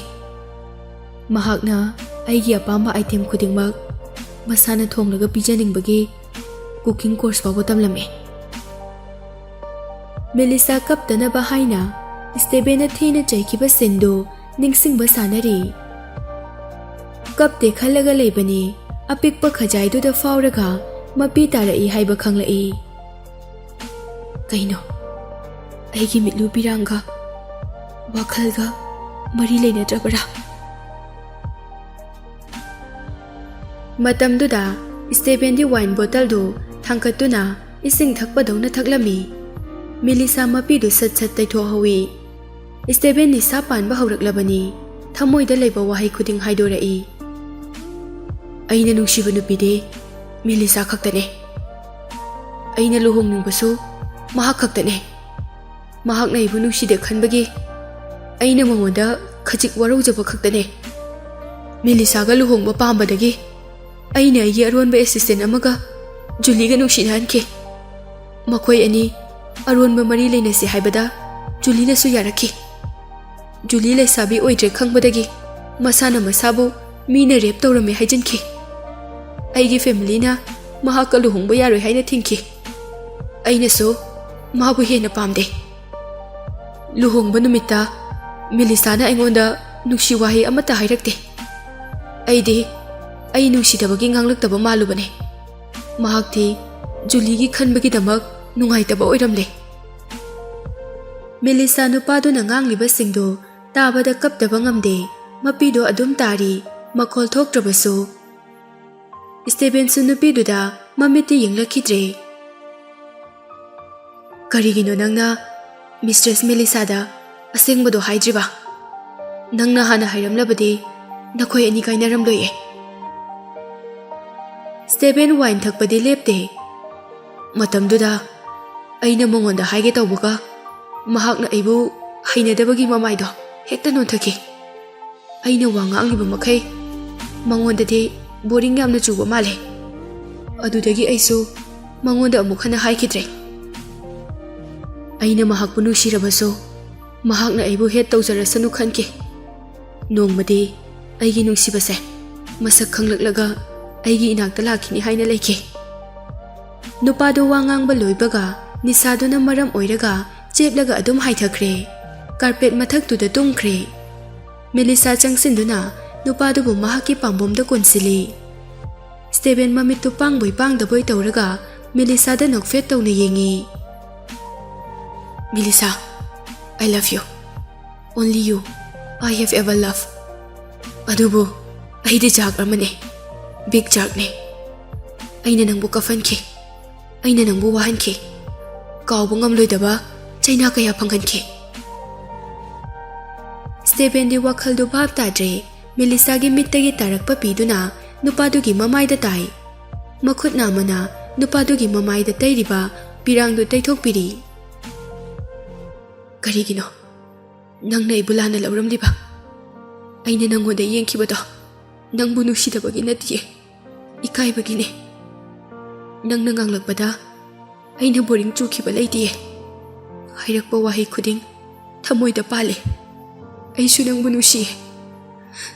Aina nusibaso nang khaktane. Nangna aigi ahanba amasung aroiba nusibane. Numit kharani hauki Stephen sunupiduna yumduda leibadagi mapan sungthok thokidre thabak chatkani haiba phawba kaure. Mellisa gi picture ama yekpa loiraga ama yekpa leptri. Mahaki assistant singna nungtigi Mellisa bu thibagi paw kaya tamba lai adubu nungaiba pawdi taba phangde. Nungti khudingi mahaki damak Mellisa na chana thaknaba semli. Yu thaklaga wari kaya nupiduda liri. Julie di mafamduda leiba yaroi haina Stephen na tanthokhrabani. Nongmadi nisana hemankhibana manakta leiriba nupido Mellisa ni khalakpadagi kiss tawi. Masagi hormone khuding sagalakpa matam yorokpaga bhab lai. Sorry, ai nangbu Mellisa ni khalubagine. Ai Mellisa da longnamba thabak amata tawroi. Asumna tapna hairamlaga mahaki studio dagi thokhi. Carpetu da phamlaga Mellisa kaplaga lehawi. Stephen, nang asumna nasana nasabu wahanjaba lepkiroidra ꯑꯩ ꯅꯪꯒꯤ ꯃꯦꯂꯤꯁꯥꯅꯦ ꯑꯩꯈꯣꯏ ꯑꯅꯤꯒꯤ ꯃꯔꯛꯇ ꯃꯥꯏꯈꯨꯝꯁꯦ ꯀꯔꯝꯕ ꯃꯇꯝꯗ ꯍꯥꯡꯕ ꯉꯝꯒꯅꯤ ꯅꯣꯡꯃ ꯃꯦꯂꯤꯁꯥꯅ ꯁ꯭ꯇꯦꯕꯦꯟꯒꯤ ꯕꯦꯗꯔꯨꯝꯗ ꯂꯣꯏꯁꯤꯜꯂꯤ ꯃꯍꯥꯛꯅ ꯃꯣꯟꯗꯨ ꯁꯦꯝꯖꯤꯟꯕꯗ ꯃꯣꯟ ꯃꯈꯥꯗ ꯃꯦꯗꯤꯀꯦꯜ ꯔꯦꯀꯣꯔꯗ ꯑꯃ ꯂꯩꯔꯝꯃꯤ ꯔꯤꯄꯣꯔꯠꯇꯨ ꯌꯦꯡꯕꯗ ꯃꯦꯂꯤꯁꯥ ꯃꯁꯥ ꯄꯨꯝꯕ ꯀꯣꯁꯄꯝ ꯀꯥꯔꯛꯏ ꯁ꯭ꯇꯦꯕꯦꯟꯁꯨ ꯆꯪꯂꯛꯏ ꯅꯨꯄꯤꯗꯨꯅ ꯔꯤꯄꯣꯔꯠꯇꯨꯗ ꯉꯛꯅ ꯌꯦꯡꯂꯝꯕꯗꯨ ꯎꯏ ꯅꯨꯄꯤꯗꯨꯗꯒꯤ ꯃꯦꯗꯤꯀꯦꯜ ꯂꯤꯁꯇꯨ ꯂꯧꯏ ꯅꯣꯛꯐꯦꯠ ꯇꯧꯔꯒ ꯀꯩꯗꯧꯔꯒꯦ ꯊꯥꯖꯗꯕ꯭ꯔꯥ ꯑꯩꯅ ꯁꯨꯃꯥꯏꯅ ꯇꯧꯔꯝꯅꯤ ꯍꯥꯏꯕꯁꯦ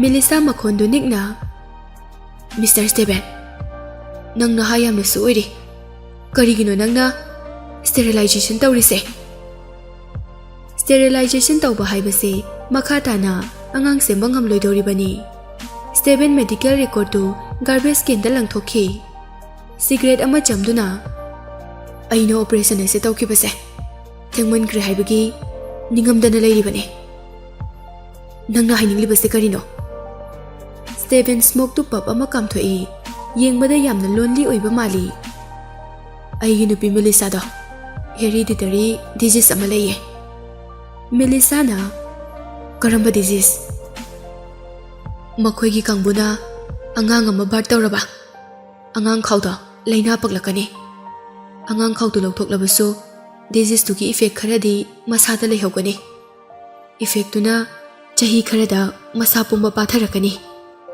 ꯑꯔꯣꯏꯕꯗ ꯅꯥꯔꯒ ꯌꯥꯝꯅ ꯁꯤꯒꯜꯂꯤ ꯃꯦꯂꯤꯁꯥꯒꯤ ꯃꯃꯥ ꯑꯃꯁꯨꯡ ꯃꯕꯣꯛꯁꯨ ꯑꯁꯨꯝꯅ ꯁꯤꯈꯤ ꯃꯁꯥ ꯁꯣꯟꯊꯔꯛꯄ ꯍꯧꯔꯛꯂꯕꯗꯤ ꯂꯥꯌꯦꯡꯅꯕ ꯂꯝꯕꯤ ꯑꯃꯠꯇ ꯂꯩꯇꯦ ꯗꯤꯖꯤꯁ ꯑꯁꯤꯗꯒꯤ 10%ꯗꯤ ꯍꯤꯡꯕ ꯌꯥꯕꯒꯤ ꯑꯣꯏꯊꯣꯛꯄ ꯂꯩ ꯃꯦꯂꯤꯁꯥ ꯃꯅꯤꯡꯗ ꯁ꯭ꯇꯦꯞ ꯑꯃ ꯍꯟꯊꯗꯨꯅ ꯃꯤꯁꯇ꯭ꯔꯦꯁ ꯃꯦꯂꯤꯁꯥꯅ ꯂꯩꯔꯤꯕ ꯂꯩꯅꯥ ꯑꯁꯤꯒ ꯅꯪꯅ ꯁ꯭ꯇꯦꯔꯤꯂꯥꯏꯖꯦꯁꯟ ꯇꯧꯕꯒ ꯀꯔꯤ ꯃꯔꯤ ꯂꯩꯅꯒꯦ ꯁ꯭ꯇꯦꯕꯦꯟꯅ ꯅꯪꯅꯁꯨ ꯍꯦꯟꯅ ꯈꯪꯂꯝꯒꯅꯤ ꯀꯄꯜ ꯑꯃꯒꯤ ꯃꯔꯛꯇ ꯀꯔꯝꯕ ꯃꯔꯤ ꯂꯩꯅꯩ ꯍꯥꯏꯕ ꯑꯩꯅ ꯃꯍꯥꯛꯀꯤ ꯋꯨꯝꯕꯨ ꯂꯧꯊꯣꯛꯅꯕ ꯀꯌꯥꯔꯛ ꯍꯥꯏꯈꯤ ꯃꯍꯥꯛꯅ ꯌꯥꯈꯤꯗꯦ ꯑꯩꯁꯨ ꯋꯥꯈꯜ ꯃꯨꯟꯅ ꯈꯟꯈꯤ ꯃꯍꯥꯛꯀꯤ ꯋꯨꯝ ꯂꯧꯊꯣꯛꯄꯒꯤ ꯃꯍꯨꯠ ꯑꯩꯅꯁꯨ ꯃꯍꯥꯛꯀꯤꯗꯃꯛ ꯀꯔꯤꯒꯨꯝꯕ ꯈꯔꯗꯤ ꯇꯧꯐꯝ ꯊꯣꯛꯇꯕ꯭ꯔꯥ ꯈꯟꯈꯤ ꯑꯣꯄꯔꯦꯁꯟ ꯑꯁꯤ ꯇꯧꯈ꯭ꯔꯕꯗꯤ ꯃꯍꯥꯛ ꯕꯥꯔꯠ ꯇꯧꯔꯔꯣꯏ ꯃꯁꯥꯁꯨ ꯁꯣꯛꯂꯔꯣꯏ ꯏꯆꯥ ꯎꯅꯤꯡꯉꯤ ꯍꯥꯏꯅ ꯑꯩꯅ ꯃꯍꯥꯛꯄꯨ ꯇꯞꯅ ꯇꯞꯅ ꯍꯥꯠꯄꯗꯨꯗꯤ ꯑꯩ ꯄꯥꯝꯗꯦ ꯁ꯭ꯇꯦꯕꯦꯟꯒꯤ ꯑꯔꯣꯏꯕ ꯁꯦꯟꯇꯦꯟꯁꯁꯤꯗ ꯃꯦꯂꯤꯁꯥ ꯁꯣꯔ ꯍꯣꯟꯕ ꯐꯥꯎꯕ ꯐꯨꯜꯂꯤ ꯂꯣꯛ ꯈꯨꯗꯣꯛꯏ ꯅꯨꯄꯥꯗꯨꯅ ꯉꯥꯡꯂꯛꯄ ꯋꯥꯍꯩ ꯈꯨꯗꯤꯡ ꯃꯍꯥꯛꯀꯤ ꯊꯃꯣꯏꯗꯗꯤ ꯇꯤꯡꯈꯪꯅ ꯆꯛ ꯆꯛ ꯊꯤꯟꯕꯒ ꯆꯞ ꯃꯥꯟꯅꯩ ꯃꯦꯂꯤꯁꯥ ꯋꯥꯈꯜꯗ ꯁ꯭ꯇꯦꯕꯦꯟ ꯀꯔꯤꯒꯤꯅꯣ ꯅꯪꯅ ꯑꯁꯨꯛ ꯌꯥꯝꯅ ꯄꯪꯂꯤꯁꯦ ꯅꯪꯒꯤ ꯊꯃꯣꯏꯗ ꯃꯇꯝ ꯄꯨꯝꯕꯗ ꯋꯥꯍꯩꯁꯤꯡꯗꯨ ꯂꯣꯠꯁꯤꯜꯂꯒ ꯊꯝꯂꯤꯕ ꯀꯔꯤꯒꯤꯅꯣ ꯅꯪꯅ ꯋꯥ ꯍꯪꯂꯛꯄꯗ ꯈꯨꯝꯈꯤꯗꯦ ꯍꯥꯏꯅ ꯑꯩꯕꯨ ꯌꯦꯛꯅꯕꯅꯤ ꯈꯟꯕꯗꯤ ꯅꯪ ꯂꯥꯟꯗꯕ꯭ꯔꯥ ꯑꯩꯕꯨ ꯋꯥꯍꯟꯈꯤꯕ ꯑꯣꯠꯈꯤꯕꯗꯨꯅ ꯅꯪꯒꯤ ꯅꯨꯡꯁꯤꯕꯗꯣ ꯃꯁꯛ ꯇꯥꯛꯄ ꯉꯝꯒꯗ꯭ꯔꯥ ꯑꯗꯨꯛ ꯌꯥꯝꯅ ꯅꯨꯡꯁꯤꯔꯒ ꯐꯣꯡꯗꯣꯛꯇꯅ ꯊꯝꯕ ꯉꯝꯕ ꯆꯤꯟꯕꯥꯜꯗꯗꯤ ꯍꯨ ꯄꯨꯕ ꯋꯥꯍꯩꯇꯃꯛ ꯉꯥꯡꯕ ꯅꯪ ꯑꯄꯪꯕꯅꯦ ꯅꯪ ꯃꯨꯛ ꯄꯪꯕ ꯃꯤ ꯑꯅꯤ ꯁꯨꯔꯝꯃꯣꯏ ꯃꯦꯂꯤꯁꯥꯗꯤ ꯀꯞꯂꯕꯅꯤ ꯁ꯭ꯇꯦꯕꯦꯟꯗꯤ ꯅꯨꯄꯤꯗꯨꯗ ꯌꯦꯡꯂꯛꯇ꯭ꯔꯦ ꯍꯧꯖꯤꯛꯇꯤ ꯑꯩ ꯁ꯭ꯇꯦꯔꯤꯂꯥꯏꯁ ꯇꯧꯔꯦ ꯃꯍꯥꯛꯁꯨ ꯍꯜꯂꯛꯈꯤꯗ꯭ꯔꯦ ꯑꯩꯅ ꯋꯥꯅ ꯂꯩꯕꯁꯤ ꯎꯔꯒ ꯃꯍꯥꯛꯀꯤ ꯃꯥꯏꯊꯣꯡꯗ ꯑꯄꯦꯟꯕꯒꯤ ꯃꯤꯅꯣꯛ ꯑꯃꯇꯪ ꯇꯥꯕ ꯉꯝꯕ ꯑꯣꯏꯁꯅꯨ ꯃꯦꯂꯤꯁꯥ ꯅꯨꯄꯥꯗꯨꯒꯤ ꯃꯅꯥꯛꯇ ꯆꯪꯁꯤꯟꯗꯨꯅ ꯄꯥꯝꯕꯣꯝꯗ ꯄꯥꯏꯗꯨꯅ ꯊꯦꯝꯖꯤꯟꯕꯤ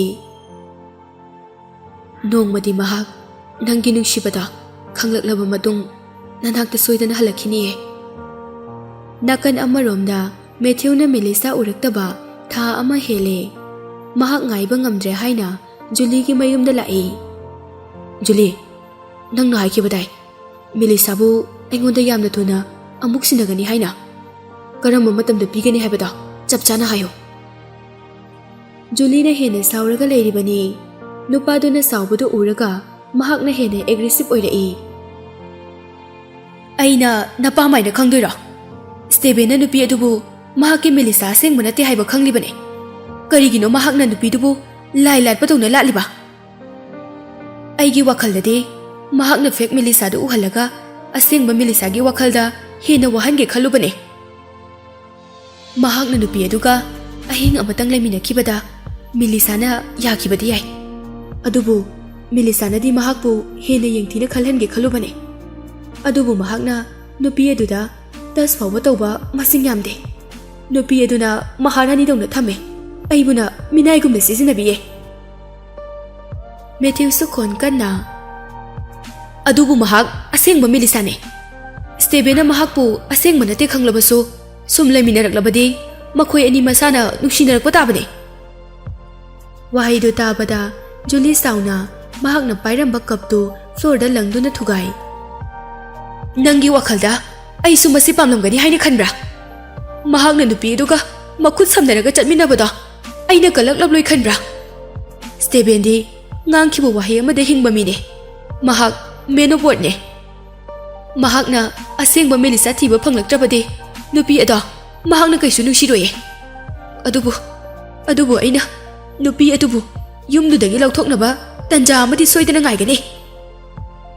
Matthew wa makha taba ngamdre upai leita hankiba tarami.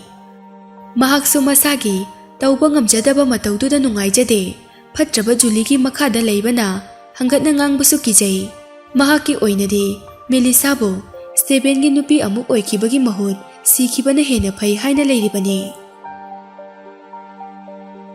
Stephen gi apartment dani paklaba yartuda Melisa plants amasung flower sing kaktuna leiri. Stephen tumba hogalakpada Melisa leiramde haina fingna thoklakpani. Melisa na yamna thawai tana hauriba pambi mayamdo wangba manana kaklambadu ubada nushine yengjai. Stephen mahakpu kaudabida manakta tapna changsili. Melisa gi oi thangba nakanda leplaga lei. Melisa na mahakpu sunghu ude. Pambi singkaklibadu yetlomdagi oiromda lakpani. Stephen lei haiba khangdabanina makhut oina nupaduda kitang thenglubada masadu khangpre khangi. Mamito Stephen da haifet yenglamlaga amuk nonthaki. Ai soikibane. Stephen na karigino nangna ai sida lei khangdribade. Kanagi wakal khalino. Namittu hanatu na sungeng yengdidubu kaigino. Melisa khangbaduda makhutta pairamba trimmer do makhada takrabani. Trimmer do amuk khungkalaktuna hawgalaklaga Stephen da yengi. Ai soikibane. Uhawdabane. Wa haiba loibaga mamaido amuk nonthaki. Karigino mahakna asuk yamna pakhaliba. Wakal khanbagi mahut nupidugi mamai machado makhutna pairaga nongkhat handuna mangonda yenghali. Nahan makhaidi imungdagi mapan thokhandana nupidubu thambani. Ngasidi ayuk anganbagi asengba nungshaduna mamitta yaibada mayek sengna ure. Stephen mamit ani duda munna yengi khenaba khara leire haiba khangle. Nupadugi mamittu khujinna yenglambadagi phatlaw thoraktuna nangi oithang mamise udabra. Numituna ahanbani mahakna nupidugi mamittuda yamna kupna yengsilubasu. Ahobadagi Melisa natte haina lakbanina mahakna thoidukna yengsilude. Hawjik yenglubadadi mahaki yethangba mittu Melisa gi mamitka chap manai haiba khangle. Mahaki mamitti clear and agile oi. Prithibi pumnamak sengna ubadawna mahaki mamitta mami tabani. Oi thangba mittuna kitang unclear oiraga focal leng leitabadawna tawi. Mahaksu blind person oirambana blind person amagi mamit kamaina tawi haiba khangi. Melisa maningda hanthaduna makuktu nonthaki. Ai blind oibanate amblyopia na bagi focal leng leitaba manbane. Ai thabak ama tawbada khara serious oina tawgale. Aduna nangna inakta leplambada aina uhawdabane. Stephen kari so haidana apartment manungda changsinki gari so paiduna chenthorei. Nang aina harise munata nang mafam adudagi machi lengamba yaroi.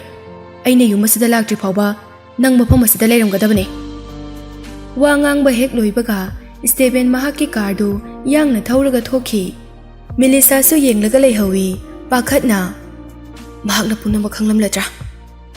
Hospital gi ophthalmology department dani Steven Julie ki khudang pairaga chinglaga lai. Julie changba ngamloi haina kanna yali. Steven pangal kanba yamna henkibana Julie bu soro soro laktuna room amada pusinki. Makuto thadoi. Julie makuto nabana paiduna yengi. Steven, karigino nangna aibu mafam asida puraise. Steven doctor amada. Hoi, mahakna ingoda cornea transplant tawi haikibane. Mahaki mamise hojikti karisu tawdre. Check yam thuna taw hojumak. Hoi sir. Julie check tawdanaba haina masado nanthoknaba kanna hotnabani. Adubu male bodyguard singna mahaki makhut makhong masa pumba phajalami. Mahak makhata na lengba ngamkhidre.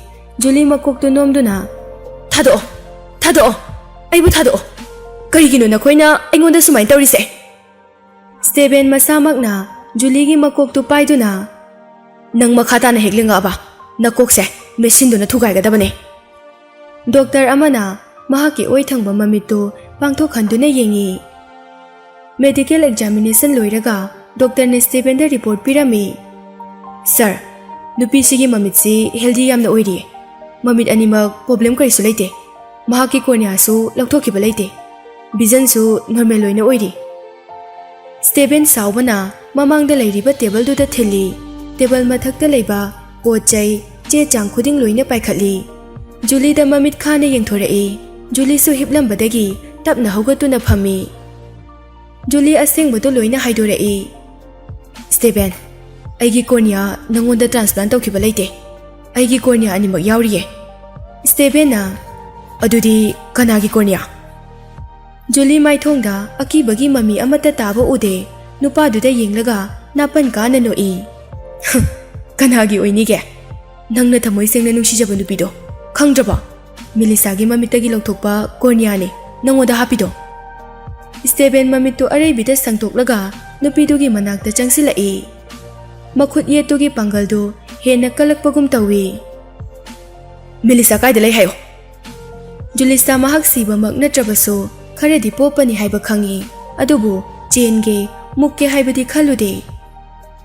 Mahak wadi ngangningbani kari karamna hogani khangde. Stevena nang hairaroi. Asi hairaga makhut namana Julie gi tungi masamdo paisili. Makhut amana mahaki khawrida medli. Aigi Mellisa kaida lei. Julie khawrida kanna paisilakpana wa ngangba thokdre. Mahakna pakhum piraktabaduda Steven dadi singnaba oina thokre. Khanghaude khawrida metlambadu thadoklaga mahaki mamaida khupakna thakiba. Khubak makholdu yamna hawi. Nang hojikti nungairabra. Julie su China tu khangba ngamdabagi kapthorai. Steven mahaki phone du puthoraktuna kanadano ama call tawki. Pungkhai amagi manungda Julie hoigi business ta collapse tahangadabane. Hojikmak bankrupt chathagadabane. Makhoigi business khuding amuk kana mai onkhalakpa yaroi. Makhoigi family pumba kafanduna aingonda khongpaiduna haijabada ai pena yenge. Julie ki family su Steven ki makhada business macha macha sarukya hanbani. Steven phone thamkibaga Julie makhu ne setuna kaplaga changsilai. Steven ki makhom konduna. Please, Steven, please, ai langkre. Ai hojikti loina haidoklage. Mellisa ki laifam so hairage. Ai gi mungi business asidadi makha chathanbiyo. Please. Steven nupi aduna makhom konduna kaplibadu tumit kangna chiklakpagum oi. Sauna nupi du bukawi. Julie room gi corner da tharo onduna paisili. Julie khupakna thakiba amadi kaubaduna mamaida loina pomle. Jinbal amasung natondagi isu tarai. Adubu mahaksu masada naribadu khangjinduna amuka manakta changsilaktuna Steven gi makhongda koli. Aina nangbu mahakki manakta puge. Ai puge. Stevena ai nangi na teng yaudраbaso mahakki leifam aina thijagani. Hojikti nangna haireise thengmankhre. Nupidubu amuk kausalamduna mahak hospital dagi tholakhi. Steven angang oiringaidagi Julina haiba induna talakpani. Julina haiba khuding thajaduna talakpani. Hojikti mahakki nupi Mellisa gi leifam taklagi haiba phauba mahakna thajakhidre. Julina China do ngaiha khanglaba matungda apangba nang aina kari dorkani haibadi nang khangde nanakta Mellisa leira phauba khangba ngamdaba. You are so stupid, Steven. Steven su apartment da mahakka leminariba nupido Mellisa oiramgani khallaga gari do yangna thauraga lai. Mellisa, aigi nupi Mellisa, aibu mikup amata ngairamko ai lai. Handang mukti aina nangbu amuk hana thadokleroye. Makha taba punsida nangonda amuk hana ai ngangleroi. Steven na apartment yorakpada Mellisa mapanda leiramde manungda changsilaktuna Mellisa, Mellisa mahakna kauribadu pakhum pirakte mafam aduda nupidu leiramleroi haiba khangli. Upstairs downstairs yumgi mamang maning thidaba amata yaudre adubu Mellisa di leiramdre. Steven mahakki phone do lauthoraktuna Mellisa da call tawge tawi adubu mahakki number dudi chatkidaba kuire haiba ningsinglai. Hantak mukso matam khachiktang chenaba Prithibigi karamba kachinda nangna lolamgadaba. Prithibi matumdai nangna lotkadaba mafam leite. Phone da ring ama lai. Yam thona caller ID fauba yengdana call do paikhatli. Mellisa somdana Julie asokpado first aid tawribani. Steven gi makhol tabadagi yamna haraurei. Mellisa natiye aine hojikti Mellisa da mangkraba. Ha Mellisa da ai kaisu tokhiba leite ko nangna sana mahakpu manghankibani. Steven nupidu gi wahaidu taba pamde phone do yamna thuna thami. Julina Matthew da call tawi. Matthew ki number do turn off lai hairakhi. Matthew nangna ingonda minambagi karina tiklai adubu Mellisa manglibase mahakna puba natana kanana su oiroi. Amaromdadi mahakna tawrise yam phai. Steven na thiba ngamloidaba mafam amada mahak pupukhiduna amuk hana halaktrabadi phani. Somna kandana Matthew na Mellisa bu mahakki apartment da puraklami. Mellisa apartment do hek yorakpaga macha bu uningbana bedroom da chensinki. Baby cradle da mahakki macha du yauramde manakta leibasu ude. Manakta angang duna sanabagi sanapot khara taaduna leirami. Mellisa na Matthew je kaida leige.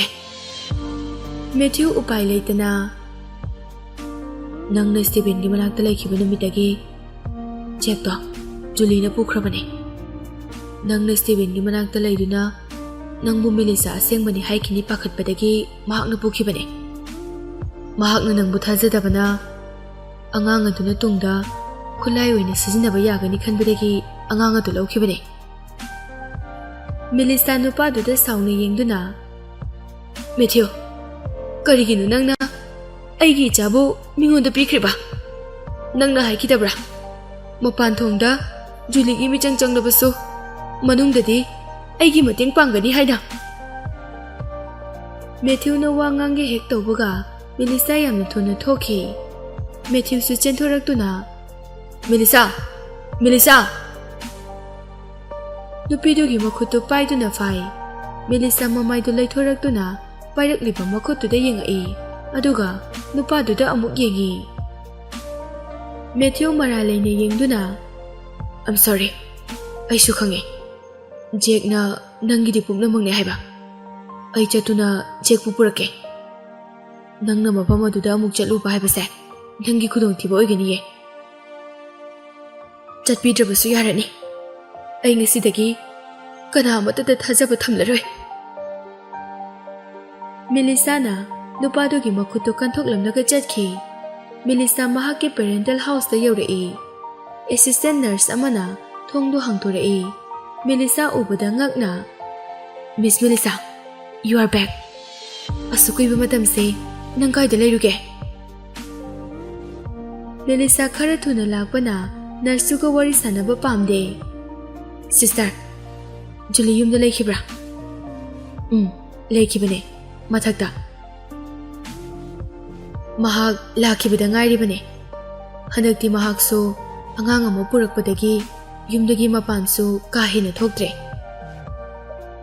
angang haiba Melissa upstair दा येंगी Melissa चेनखलक्तुना Julie की bedroom दा चंगे तवी थंगनबा guest room दगी अंगांग अमा कप्पगी मखोल तारामी खंगहौदे मपी इरा चेलकपा हौखिबा था खरा असिदा तारिबा मखोलदो मंगलांदा खक्ता तादुना लाकपनी ngasidi taibangda amuk hanna taba phangli Jack asi hairaga guest room da chensili chahi ani sudriba angang du famungda matomta hiptuna kaplaga leirami Mellisa makhol hauna kaptuna Jack ki manakta chensinduna machabu konsinjai Jack mama lae kapkuno se kapkuno mama lae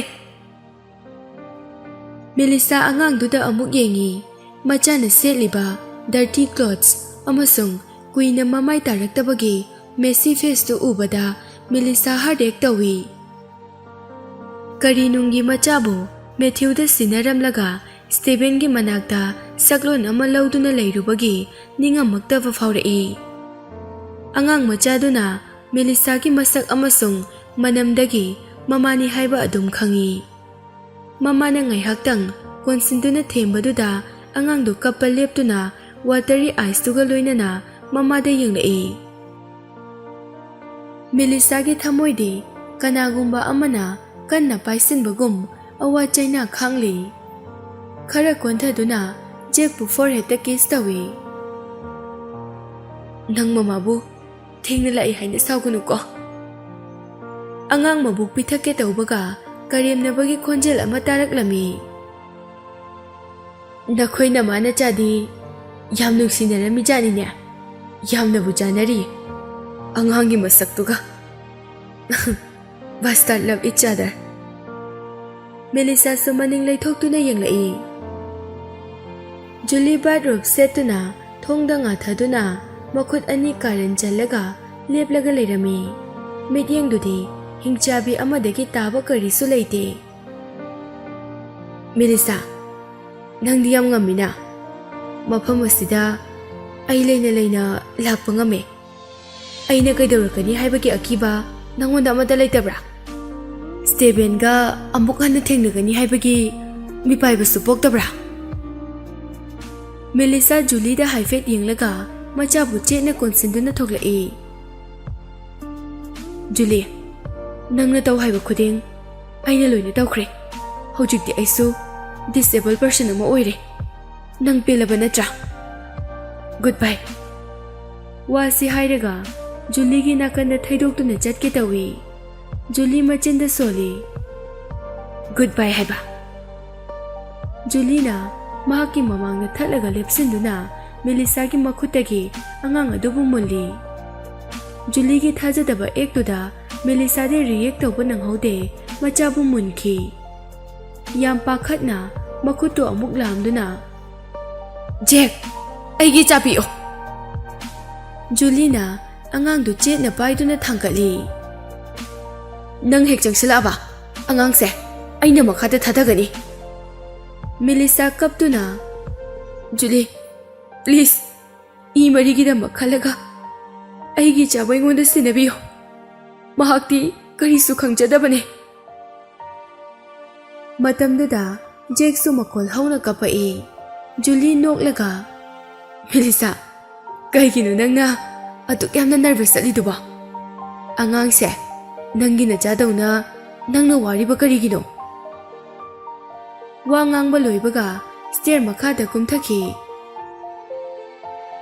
nangi apoktaba na chase jungle da hondoktuna lamhuigi machinja ko henge nangna kapada ꯑꯩ ꯑꯃꯨꯛꯇꯪ ꯄꯦꯟꯅ ꯌꯦꯡꯒꯦ. ꯅꯠꯇꯦ ꯖꯨꯂꯤ, ꯅꯪ ꯑꯗꯨꯃꯥꯏꯅ ꯇꯧꯒꯅꯨ. ꯑꯩꯒꯤ ꯏꯆꯥ ꯄꯤꯔꯝꯃꯣ.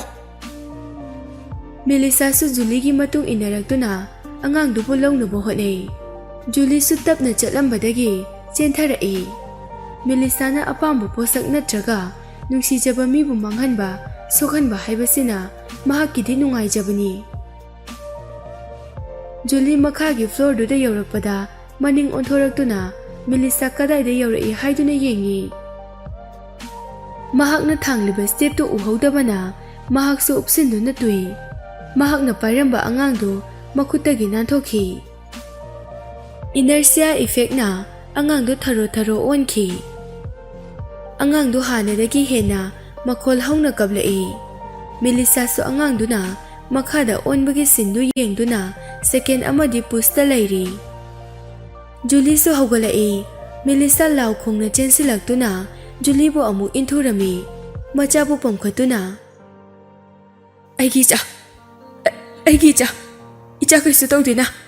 ꯆꯦ, ꯀꯞꯀꯅꯨ, ꯃꯃꯥ ꯂꯥꯛꯑꯦ. ꯀꯞꯀꯅꯨꯁꯦ, ꯃꯃꯥ ꯂꯥꯛꯑꯦ. ꯑꯉꯥꯡꯗꯨꯒꯤ ꯑꯄꯤꯛꯄ ꯃꯃꯥꯏꯗꯨ ꯃꯍꯥꯛꯀꯤ ꯃꯄꯤꯅ ꯃꯃꯥꯏ ꯇꯥꯕꯒ ꯆꯞ ꯃꯥꯟꯅꯩ. ꯑꯉꯥꯡꯗꯨ ꯀꯞꯄ ꯍꯦꯟꯃꯟꯕꯅ ꯃꯁꯥ ꯄꯨꯝꯕ ꯉꯥꯡꯁꯤꯜꯂꯛꯏ. ꯖꯨꯂꯤꯁꯨ ꯁ꯭ꯇꯦꯕꯦꯟꯅ ꯐꯨꯔꯝꯕꯒꯤ ꯈꯔꯒ ꯅꯥꯕꯒ ꯍꯧꯖꯤꯛ ꯑꯃꯨꯛ ꯇꯨꯕꯒꯤ ꯆꯩꯅꯥꯗꯨꯅ ꯃꯁꯥꯗꯨ ꯄꯥꯡꯒꯜ ꯌꯥꯎꯗ꯭ꯔꯦ. ꯃꯦꯂꯤꯁꯥꯒ ꯈꯠꯅꯕ ꯉꯝꯂꯔꯣꯏ ꯈꯪꯕꯒꯤ ꯑꯞꯁ꯭ꯇꯦꯌꯔꯗ ꯑꯃꯨꯛ ꯀꯥꯈꯠꯈꯤ. ꯃꯆꯤꯟꯗ, "ꯖꯁ ꯑ ꯕꯥꯁꯇꯥꯔꯗ!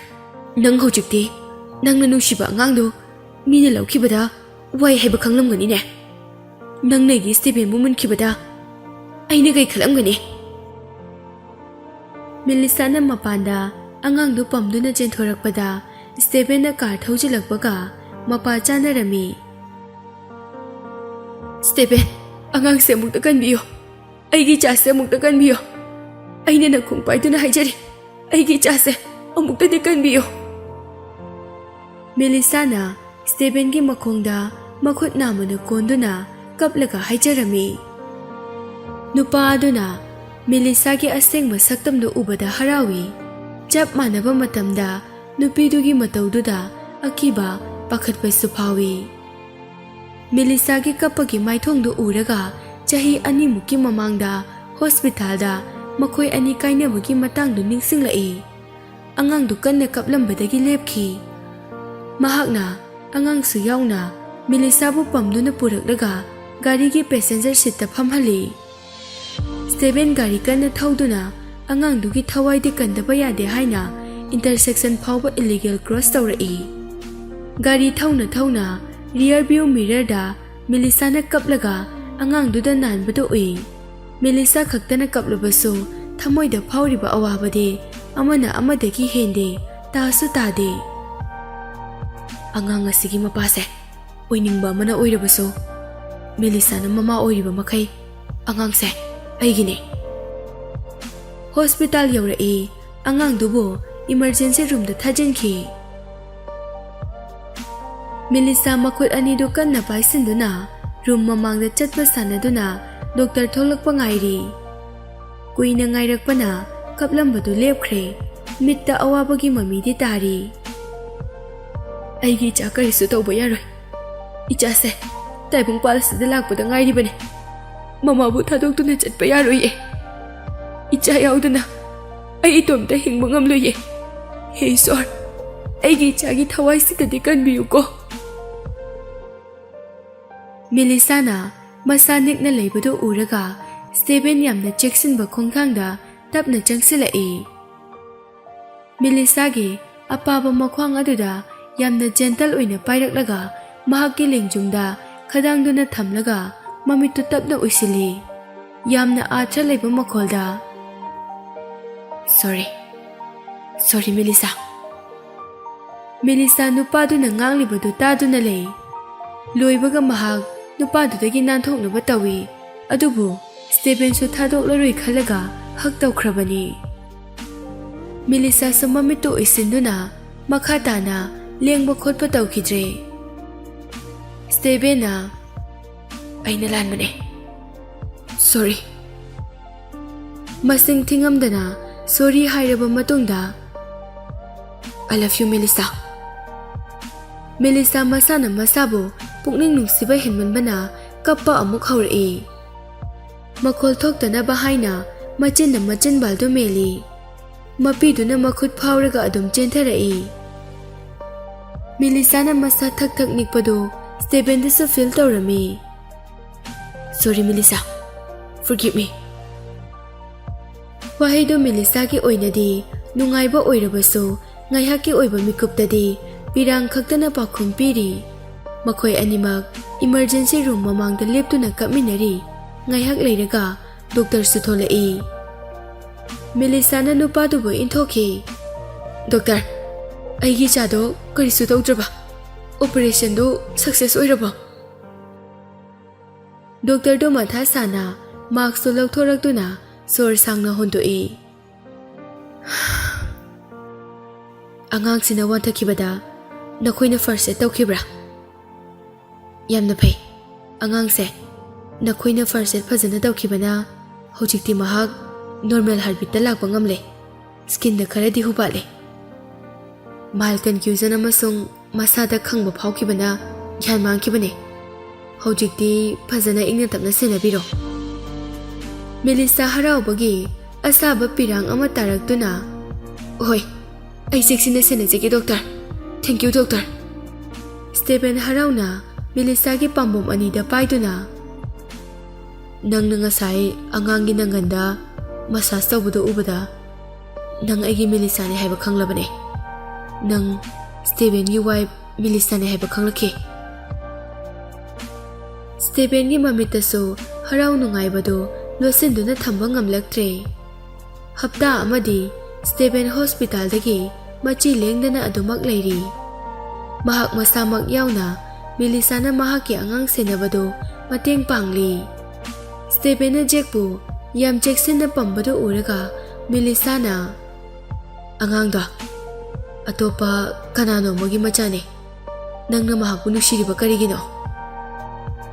Stephen firm tonda nanggi leijaba punamak aigine aigiso nangine nangna nungshiba khudingmak aigiso nungsibane. Nangna jeksina thama posak thawai panba natraga pandaba aigi punsigumna luna tawgani e. Mellisa nokfe tawna. Stephen, nang karamba matamdagi leisi leitho leina wangang bahiraklibano. Stephen na aina nang buthiba khanglaktabadagi ai yamna waki. Nangna ibu nungshi haiba hana khanglamlaba. Aigi nungshi wahi karana nangi awabada phagani khanglamlaba. Aina nangbu nungshi haiba wahi se nangi napamda hairamgani. Stephen na asumna nungshina hairakpase takidaba kuirabani. Mellisa mabukning nungshina amuk kapchari. Awabagi matam loirabasu nungaibagi pirangdi lepa leite. Somdana Juligi imung bankrupt chatle amasung leiramba country khuding thadatkre. Loan lauraga invest tawkiba capital khuding su singdaba yadabana masagi leijaba property khudingmak loina chatkre. Makoi homeless fawbo oirei. Tubular building amagi bedroom ama khaktada makoi ahum punna rent lauduna leiminei. Kado design amata yaude ikai kai iho imod modli. Ayuk nungthil numidang makoi ahum ka manungduda yengnaduna leiri. Julie di laman singkini haina leiri. Julie di decent clothes amata leitabana mapanda thokpa pamlabasu thoktre. Mellisa, Stephen, nakoi animak aina soidana hatkani. Aina soidana hantoba lakini. Julie wangang baloibaga bowls ka chopstick kado table da yaisili. Manakta leiriba thang macha ama paiduna kadudagi fingna thoki. Noren amasung nina makoi ani sumachin thokna haidrasu Stephen bulaman singba pamlibani. Ngamloi khangbadagi tuminna leibani. Machana thokibadu khangge haina hogatpaga Julie thongjil mapanda leptuna leikre. Julie thongdo hangtokpada mapanda uniform setpa police mayam leplambadu ubada makhongdu maningda halai. Police singdu manungda changsilai. Nangla Julie haise. Nakoi anina Nina amasung Noren. Police mayamdo ubada Julie makutta pairamba thangdo makuttagi nanthaki yamna kina. Nakoi masida kadawala puno. Police amana arrest warrant ama utuna. Noren, nang business racketeering da jingnaba leire. Aikoi ga puna chase. Noren bu chen kini haina police anina makut nama phajali. Noren na ai business da fraud to kiba leite. Ai good citizen amane. Nakoi na ai pharise mi ona bo iram gani ye. Noren masabu kannaba haina kanna laurabaso maithong da mara leibagi mami di tai. Pale face oira I. Nina na Noren bu pukino haina khamge tawi. Police amana mahak pu changsilakpa yaroi haina thatlaga thami. Police anina Noren bu mapanda puthoke tawri. Julie amasung mama nina makhoi ani punna upai leitana lepminaduna leiri. Police tuna amuka arrest warrant ani so tawduna. Miss Nina, Miss Julie, nakoi ani so homicide ta genere. Nakoi ani so aikoi ga puna chasilao. Nina chatpa ngamoi haina masadu sikhang khangi. Hey officer, aikoi se isagi yum phawba leitraba chaningai thakningai phawba leitraba matam asida aikoi na mataw karamna mi hat ka dawri bano. Nakoi na hairi bado mi ona boirum kani. Julie di wanga khidre makhata na chenge haina sukhandre tumina phamthaduna kablaga leikre. Nina na asumna marai yetuna leibasida mapandagi nupa ama room duda changai. Nupa duna call boys da. Nang na sengbudu khangde hairabanina police station yawdringai da mapam sida nakoi phabagi maram hana khanghankige. Julie su khonjal du tabada makok to yamna thona nongkhalai. Wang chawraba Steven do room duda changlakpadu ui. Steven. Julie mingdu kauraga nupadugi manakta changsinge tawi. Leiribu police tuna manakta changba yaroi haina thingi. Steven makhoi ki family members ahum duda yengi. Handsome oiba mamai duda yamna hangoibagi mami tai. Mami to khana Norenda yengduna. Nang asukuiba matamse Noren saduna lakpase warangani ne. Noren gi mamai do paiduna. Phanabu haina surgery tawine. Dakphambu amata tadine. Nupa do mamit kupkani haiba phawba kawkhre machindu niktuna. Kai no nang haido. Nang na harido ai kari no haiba khangde. Nupa do tanatana maningda leiriba nupi ani du su pale face da niklaga lebli. Steven na nang khangde haiba. Steven manakta leiriba assistant dagi information khara lauduna Norenda pige tawi. Nina na Steven gi makhutta thinduna. Steven, karigino nangna nonsense oiba wata mangangliba. Thangkatliba makhuttu di niklebani. Ai Julie se aigi chanapini. Adubu mahak secret oina aina mafam amada pokhibane. Aigi pureba Norenadi khangdabane. Aduna Julie ga mahakka mapamba chanate. Si oiradi nang yaraba. Pela bro. Nina su mahak na ngangthoklibadu loiraga kari soiba yawki haina amuk khali. Steven machindu khara seplaga pocketagi posak ani puthorai. Amadi photo ni amana purple machugi apikpa purse ni. Photo do Norenda utli. Photo sida yawriba mise nang kanano haiba khangbra. Norena photo duda uriba masak phajabi nupi duda munna yengi. Ai khangde. Julie amasung Nina so photo do kanagino haiba khangningi adubu makhoina leiriba nakandagi uba phangde. Steven photo do amuk lausili kaisu mong hadana. Aduna takpadi nang Norena te haibane.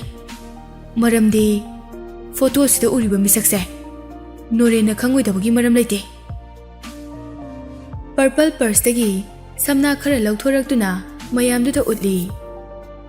Aina uliba samakupse Noren gi asengba samne. DNA test tawbada Mellisa ga matching tawkhrabane. Masina takpadi Norenga Melisagadi asengba mapa machani haibane. Julina Nonsense. Nangna igi pagi samdo karamba matamda lahoribano.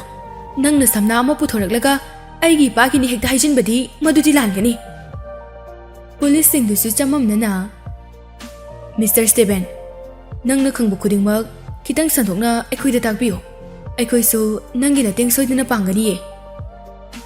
Steven ofet tawrambadagi serious expression da chahi taragi mamangda asengba Norendi Julie amasung Nina makhoi ani na hatkrabane.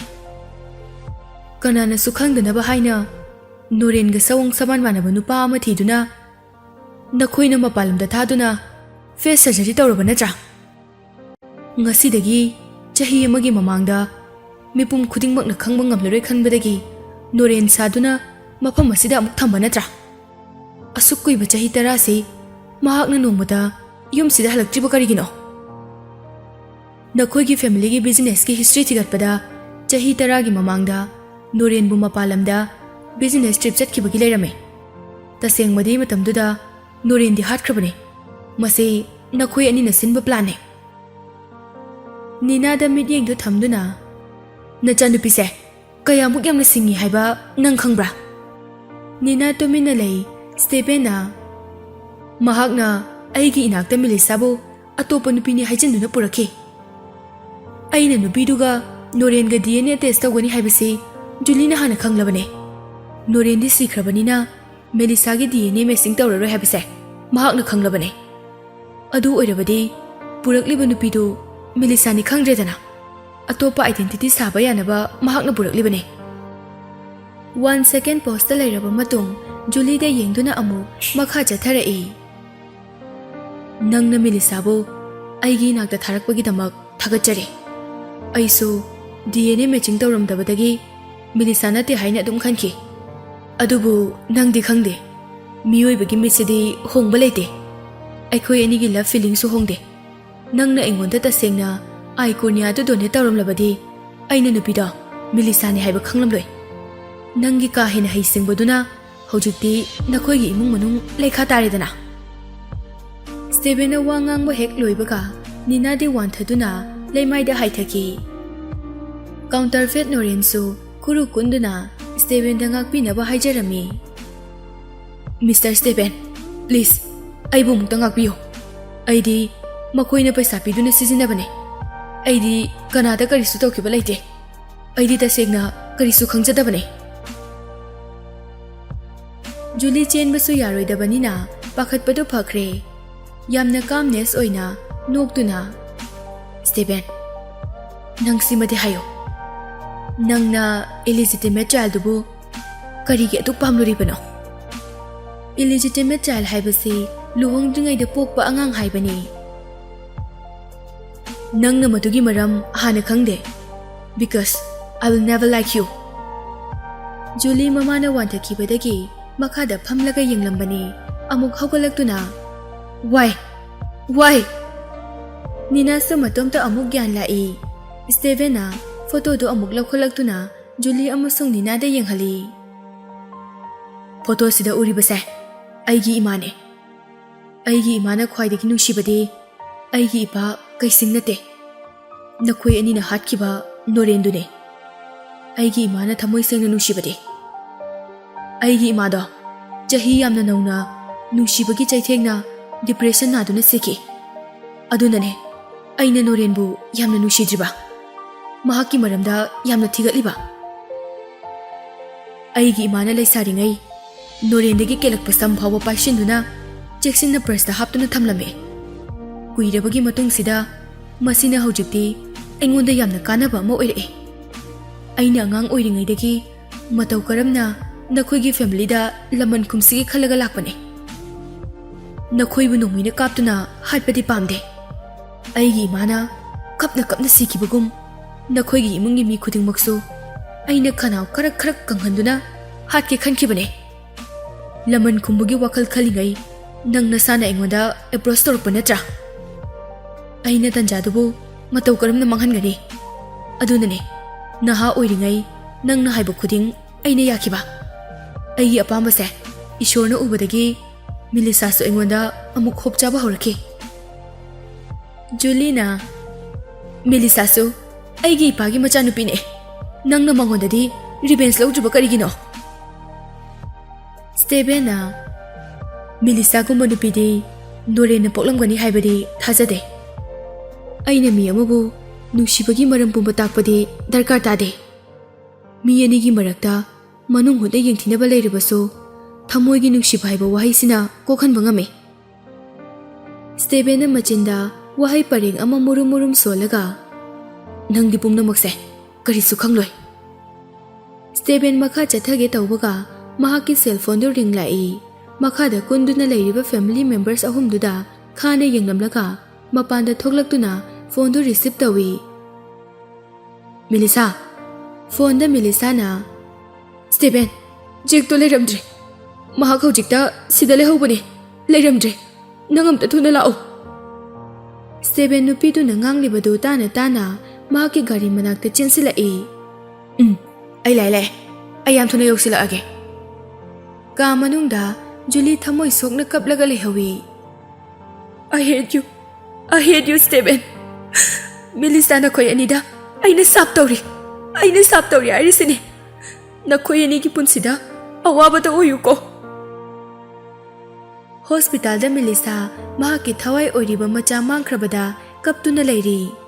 Steven lakpodo urami Mellisa kana chinsinduna Steven da konsili makhol hauna kaptuna. Steven jek to warta tum dai bane ai garbage kara lang thoklu bane mikup amagi matam khatane kanariba aina changlakpada aigi chadu leiramdre. Steven I'm sorry ai mama hoibada matik chahdabine ija phawbo sinaba ngamdabine. Nupiduna thawai nungaitaba amasong mapukning nungsina kappada uraga haifam khangde Mellisa bu tapna thadoktuna kapkuna Mellisa angangdo hospital sidagi mangmane. Video surveillance mafam masida equip tawri kanana pukibano haibada yengba yagani ye. Kudakta Stevena Mellisa ga loinana hospital dugi surveillance room da lai.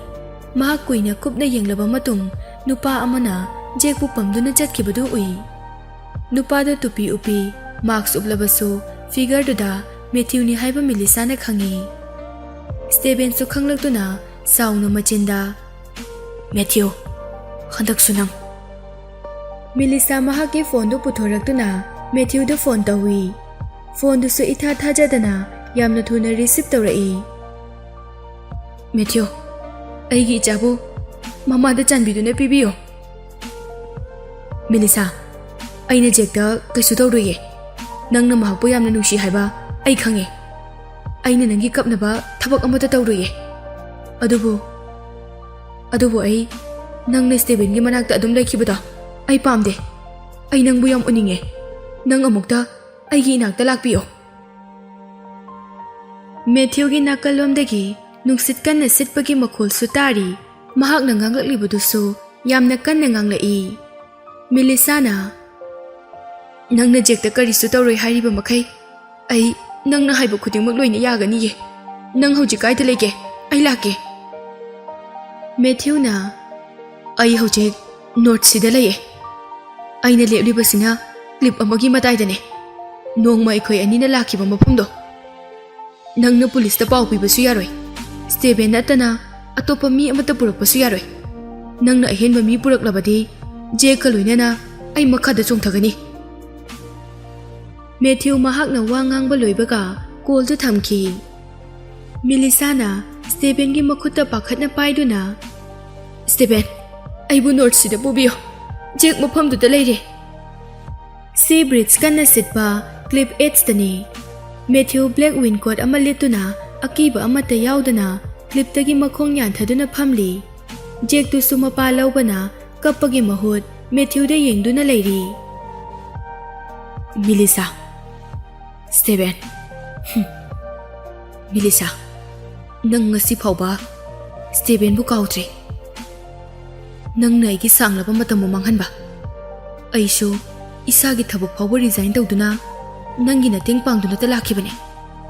Aina aremba ahangbugum lehobadi yaroi. Matthew na angang-dugi mamay-du nanba sanay. Jack na pairakano haibagum, makuttu intoi.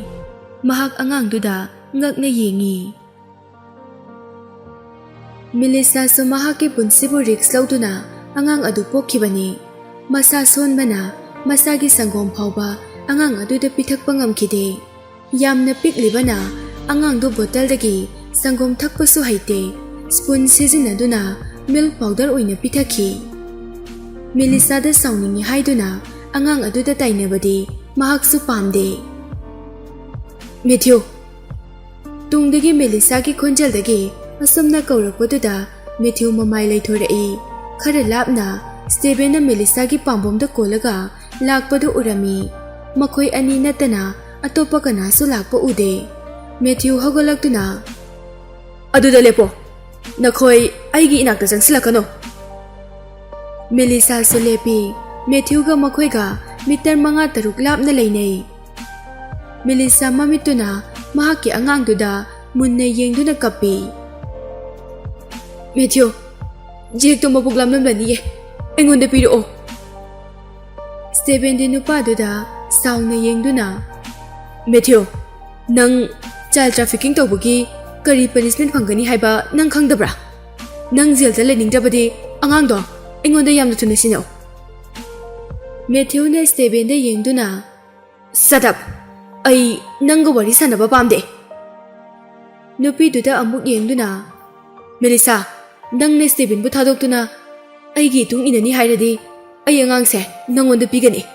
Natrabadi ai Jack loinana makha asida chongthaduna siminagani. Natte Matthew, nangsu Jack bu nuksiba natra. Ai khoini na mahakbu kayam wana yoglakhi haiba nangsu khangiba natra. Karisu khangjadaba angangduda tainabadi nangsu hinmandabra. Stephen na Mellisa bu Jensen kini haina kanna pharibani. Sitliba akanba nuksituna makhoigi masam phirol pumba kanna humlibani. Adubu makhoigi sindudi karisu hongde. Matthew noktuna chumme. Jack bu aikhoi ani ni yoglakhi. Mahakna ibu mamin khaktagi oina mapani khale. Jack na Stephen bu asengbu mapani haiba masak khangkidra. Nang nasagi punsibu riks lauduna angang asi pokhiba natra. Stephen na marak thattuna nang na haido kariba. Stephen ngakpana masado haifam khangde. Matthew na hairaklibudu mangondadi mangumbani. Mellisa su Stephen dagi tapna sitharaktuna makhada phamthaduna kaplaga leikre. Stephen su mahakpu hugatgedi khande awangba clipki mataida leptuna leiriba nupadugi manakda tapna changsilai. Stephen na Matthew, nang na hojik haikibado kari haiba amukta gahana hayo. Mellisa na Jack si Stephen gi machani haiba ngasi phauba haidoktri. Matthew sa Stephen na khalibado karino haiba khanglai. Stephen, hojikti nang nungaitaba phaurakbra. Angangse nangi nanakta matam kuina leiraklaba phauba nangi na chani haiba khangde. Hojikti nang nungaitaba ningamaktaba phaurakbra. Natomta siningba phaurakbra. Tumilayo. Stephen mahakki sharp eyes to ngangsang ngangba makhai Mellisa da makhut thinduna. Matthew, nangsu doctor ne. Mellisa gi masada hereditary disease ama lai haiba nangsu khanglamgani. Mahak amukhana angang pokpa yaroidoribane. Angang duna mahakki di thawai ne. Matthew gi makhutta angang du pairamdrabadi Stephen na mahakku nongmaina kaptuna halamgadabane. Matthew chamamnana. Oh, aidi mahakki adugumba disease ama lai haiba aidi khangludena. Stephen na khonjal kanna. Because you are so stupid. Nang na mahakpu matau karamna nuksi hairibano. Stephen de Mellisa na mahakki manaktabu laigani hairabadi angang yaudrabasu yai khalaga lakpani. Matthew mahakki pambomda tumliba angangduda yengi. Stephen da mamit khana yenglaktuna. Mellisa su khara leiraga siradabani aina nangbusu lemna tharoi. Nangna angang asibu nuksiyabadi aingondagi angang ase lauru law. Wa ngangba loibaga mamitta tapna uisinduna sor sangna amuktang hongatuna mamay laythokduna makhada chongthakhi. Mitmangda leiramba nupaduga angang aduga yamna thuna mangkhi. Mellisa makhol hauna che mahakti hawgatke tawbaga masadu gyan mangkhre. Stephen su karisu akiba leitana mekup amata chonthadana clip adudagi isingda chongthakhi. Matthew na ising ima yaurakpada Stephen na yaurakpaga second ahum phawba kanade. Mellisa mamit pangthoklakpada manakta doctor mayam ama leptuna leirami. Mahakna doctor mayam do ubada thokkiba thaudoktu ningsinglai. Yamna thuna hawgalaktuna Stephen kaida leikige jekti aigi chaga aigi puroibaga kadaida leige. Doctor nupi amana mahakki pambomda paiduna hifalli aduga tapna Don't worry Mistress Mellisa. Stephen amasung angangdo makhoi animak karisu tawdre. Physical injury dagi hena karisu sokpa leitiye. Asengboru nangna harido doctor. Ai makhoibu yengba yagadra. Mellisa makhoi ani hingli hairakpaduda haraubudi phawi. Doctor na mahakpu wakhal nungainaba haijanba oiramlabadi khanduna masado yamna pakhali. Doctor duna nurse amada angangdu purau hairami. Mellisa tumliba angangdu bo konsinduna kapi. Handakti imana ichabu amuk hanna thadoknaruye. Machabu ujarabada maithongda momon minok tamjai. Angang aduda forehead kiss kayarak tawraba matung Stephen amuk ningsinglai. Stephen di. Doctor duna angangdu amuk lauduna nurse aduda pikhi. Stephen do isingda chongthabada kaidoraba Stephen kaita leige. Ising manungda leiba nungda khetpadagi right kidney mapada sokpane. Mahakki kidney amado function tawdre. Aikhoina lauthokre. Mahak haujek thangnaba ward sida hiptuna leiriye. Hawgatuna chatpa ngamdri. Mellisa makhutta thilamba needles mayamdo lauthoraktuna makhongda karimata tongdaba makhai thongdo hangtoktuna chenthokhi. Thangnaba ward tu sterile ward ni mapandagi Stephen na bed ta taduna leiribadu ui. Mapuroiba hinglambadu ubada mahak haraudabadi ngamde. Stephen aidi nangamadi ichabu amuk hana uba phanglaroi khalubane. Aishu nangonda haike khanba wahai amadi leiki adubu haibagi tanjadi phangkide. Nang madu karigino khangbra. Ai sagi genetic disease amalai haibase nangna khanglam loi khalubane. Aidi nanga amuk hana laiminaba phangani khaludabane. Adunane aine nangi damak angang pokhiba. Nangi damak ai siribasu sina angang amadi khudol tamba pambagi nangbu thadokduna chatkibane. Ngasidi nangbu amuk hana unaduna nangbu nusi haibagi tanja amadi phangle. I love you Stephen. Nang natana ai ngasi phawba kana amata da midyang choikidiye. Stephen gi assistant na Madam Matthew na ising da chongtharaba matung mahak na angang adubu ising manungda luptuna thamkidiye. Jake po Stephen da sinaramduna mahak ti sirege haiduna lupki. Stephen na mahak puso yanduna thawai kanki. Adubu mahak ki brain da ising ka hina changkibana mahak ki intelligence quotient amasung memory di chahi ahumgi anganga wakhal chap manare. Mellisa Matthew ki khanbada su nungai jade. Doctor ama changaktuna yamna bebar leina. Mistress Mellisa aikhoi surgery tawnaba ready leire. Nang Stephen da kidney ama donate tawbada nasana yarabra. Mellisa achetpa thajaba amaga loinana yamna harauna ai pigani soidana ai isana yana pigani e ai gi cornea su ai gi mitta yawbadagi mahaki mamitta yawbana hena phajaye ai gi kidney asisu mangonda haplabadi yamna energetic oigadaba male. Mellisa amasung Stephen anesthetize tawduna operation room da pusili. Drug kaptringai Mellisa mahaki makhutuna lamduna Stephen gi makhutu chena pairami. Nupadugi perfect and handsome oiba maithongduda yengduna Mellisa changthokjaba phaujai. Stephen I love you too. Makokta doctor amana pairakkhibadi khanghawi adudagi adum gyan mangkhre.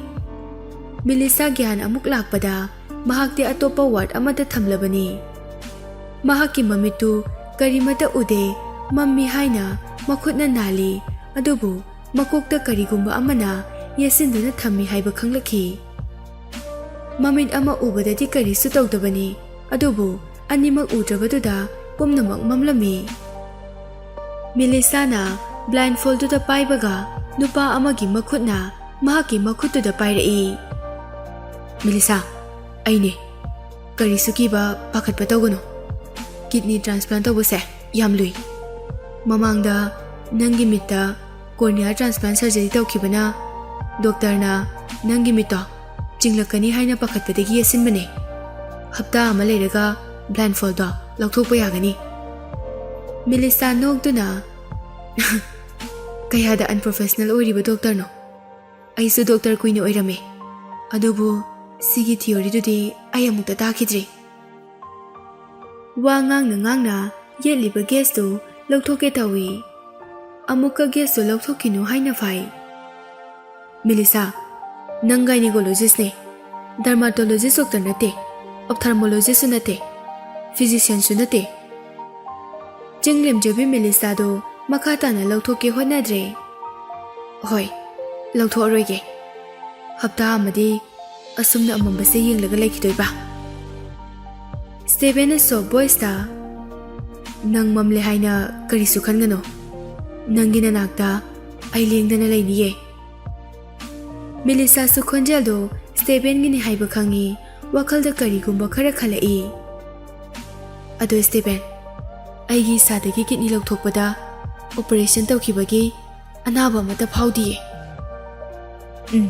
Phawre icham chamba invasive surgery amane aduna kaisu naroi. Nangna sutari sine aigi khonjel aisu kaimta tawdre.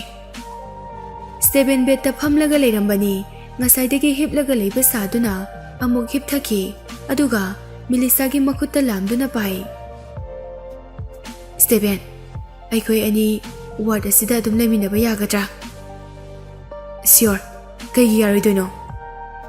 Mellisa yamna pena machindu nokjai. Steven su Mellisa gi mamai machatuda nokpado uraga yamna nungsijai. Mahakki minok ama ubada mahakki awaba pumnamak kokhanba ngami. Tasengbadi Steven mahakki kidney do karisu tawde. Steven na isingda chungtharakpada Matthew di isingda angang do paiduna tahuraga leirami. Steven da angang do langsillamlaga. Steven, ai mai thire. Aigi oina nungsibagi lambise tingkhangi lambi oirame. Aina Mellisa gi nungsibabu phangba ngamdrabanina ai makhata na hinglaroi. Nakhoi ani nungaina palhoko. I wish you happiness. Wasi hairamlaga Matthew di samudragi irolungda luplage haina aruba mafamda iroiki. Steven na machabu makhut namana paiduna Matthew bu paiduna yali. Makhoi ani isingda kuina muknei. Matthew sumatomta lupnaba hotnabada ising yamna thakchinbana gyan mangki. Steven na mahakpu samudra mapanda pukhalai. Matthew ki punsi kalhaurabaso mahakki memory di pumnamak mangkhre. Mahakki IQ su chahi ahumgi angangumna laikhre. Mellisa amasung Steven makhut painaduna beta hipli. Hapta amagi matungni numitu Mellisa gi makokla yeliba gas tu lauthokpa numitni. Doctor na tapna lauthorakpaduda mahakna khara thuna lauthok kaisu tawriye. Yamna tapna lauthokliba karigino. Nakhoi skill yamna wale. Yesiliba layer mayamdu lauthokpa loiraduna Mellisa mamit pangdrabasu mamangda manga leire haibadi khangba ngami. Mamittu tapna pangthorai amambadu mangkhraduna mangal urai. Mamit thakali haina makhutna tapna noiduna amuk pangthoi. Mamitta changrakliba laitu phajana adjust tawduna mamittu mapung phana pangthoi. As hojikti kayada nungaire. Amuk hana uba phangledana. Midyengi hekna kanda Steven sulep laga leirami. Nupa aduda yengduna no fet tawraga. Nangdi kasu tawdraba. Pukta naba fauribra. Mellisa mahaki makokto leiduna sum yengbada masada problem ama leire haiba khanglai. Makut khusado thangkalaktuna oi thangba mitki mangda haiba sanari. Mellisa gi mamitu lauthokna yengi. Hojikti mahaki oi thangba mitusu phajana ure. Mahak mamit anima karisu tawdre. Mellisa karisu haidana yamna thuna hawgalaktuna kumtharai. Stephen gi manakta changsinduna nupadugi mamaiduda makhut machaduna pairaga munna yengi. Nupadugi mamaidu yengna kapkiba khanghaude. Nupado su mahaki makuttu thangkalaktuna nupidugi khajaida tarakliba mapitu taithoi. Nangi corneada amuk hanjanbada ngairiye. Nang kapkano. Kappadi amuk soklakpa yai.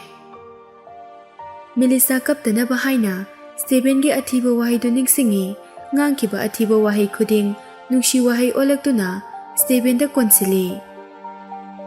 Karigino nangna ingoda amuk hana cornea done tawriba. Aigida yawbabudi nangida yawbuni hena phajaye. Stephen na sidagidi nangini haina aina karisu walaloye. Nangi posa khudingmak aigine. Aigisu nangine. Mellisa noklaktuna idiot. Big idiot. Nangna dumaina leibada ai nuwaite. Ai amuk hana nangonda cornea pirakaniye. Doctor amana Mistress Mellisa nakoi animak ikuidana mitta operation anirak tawkhre. Handaka amuka tawradi nakoi animak blind person oiba yai. Mellisa na nangna egi mitta cornea transplant tawba pamlabadi atopa donor ama thiraga tawbiyu yadra. Karigi nangondagi lawthoklaga haplibano. Thamoi kankraba Stephen so mapi ira chenduna Prithvi asida khwaidagi phajaba nangi mituda kana amatagi cornea na hapada chanaruye. Aina nangbu ahanba ukibada nangi mituna pungning jingsinki. Khwaidagi asengba mit asigi mapuna ningamdana kapada ai pamde. Mellisa ngaihak leiraga ningsingduna kapi. Mahakti nupaduna adu yongna nushi haiba khaludabani. Nangi aiki nushibase phongdoknadabana asi yongna waribane. Stephen na phongdoknadaba nushiba oirabasu aikhoi anigi nushibadi Evergreen lapne. Mellisa da wahang ama hanglai. Karigino nangna haukiba chahida aigi angang khawbu julida piba pamliba. Stephen na aina julida piba pambagi nati. Nang angang poklabadi asoy ngam thokpa yai haiduna pakhatbagine. Mellisa haujikta khanglaktuna thawai tanu nokjari. Tha ahumni matungni clear water garden dani Mellisa na Stephen da athaba document ama pirami. Semte yengune. Stephen na pau nungaibra nungaitabra. Karigino nangna adu kharauriba. Si yengde yengo. Page sabini paagi gan. Stephen documentu page khara phaklaga yengi. Mahaki handsome oiba maithongduda yamna excitement oibagi mami amatai. Nang haujikti kaisu tawraroidra. Stephen na yengliba documentu Mellisa na chahi kaya changna study tawrakpagi medical result ni. Mahakna tawriba research tu makhoi group ki genetic disease tu cure tawnabani. Laina do mahakna tawba research tuga traditional medicine method khara pusinduna mapung phana layengba ngambagi report ni. Mellisa na aiso angang oiringaidagi aigi ima amasung ibokna sikhibada yamna nungaite. Aina matam changna masigi maramda thijilaga lakpane. Ai samak pregnant oihanduna experiment tawbane. Adubu laibuk phabadi aigi hutna jaman mai pakle. Stephen Ishwarna su aise nangi nanakta adum layu haina tamlamba male. Stephen mamitu chotna mamangda leiriba nupiduda konsili. Mamai mamit khangdana pek tawrami. Thank you Mellisa.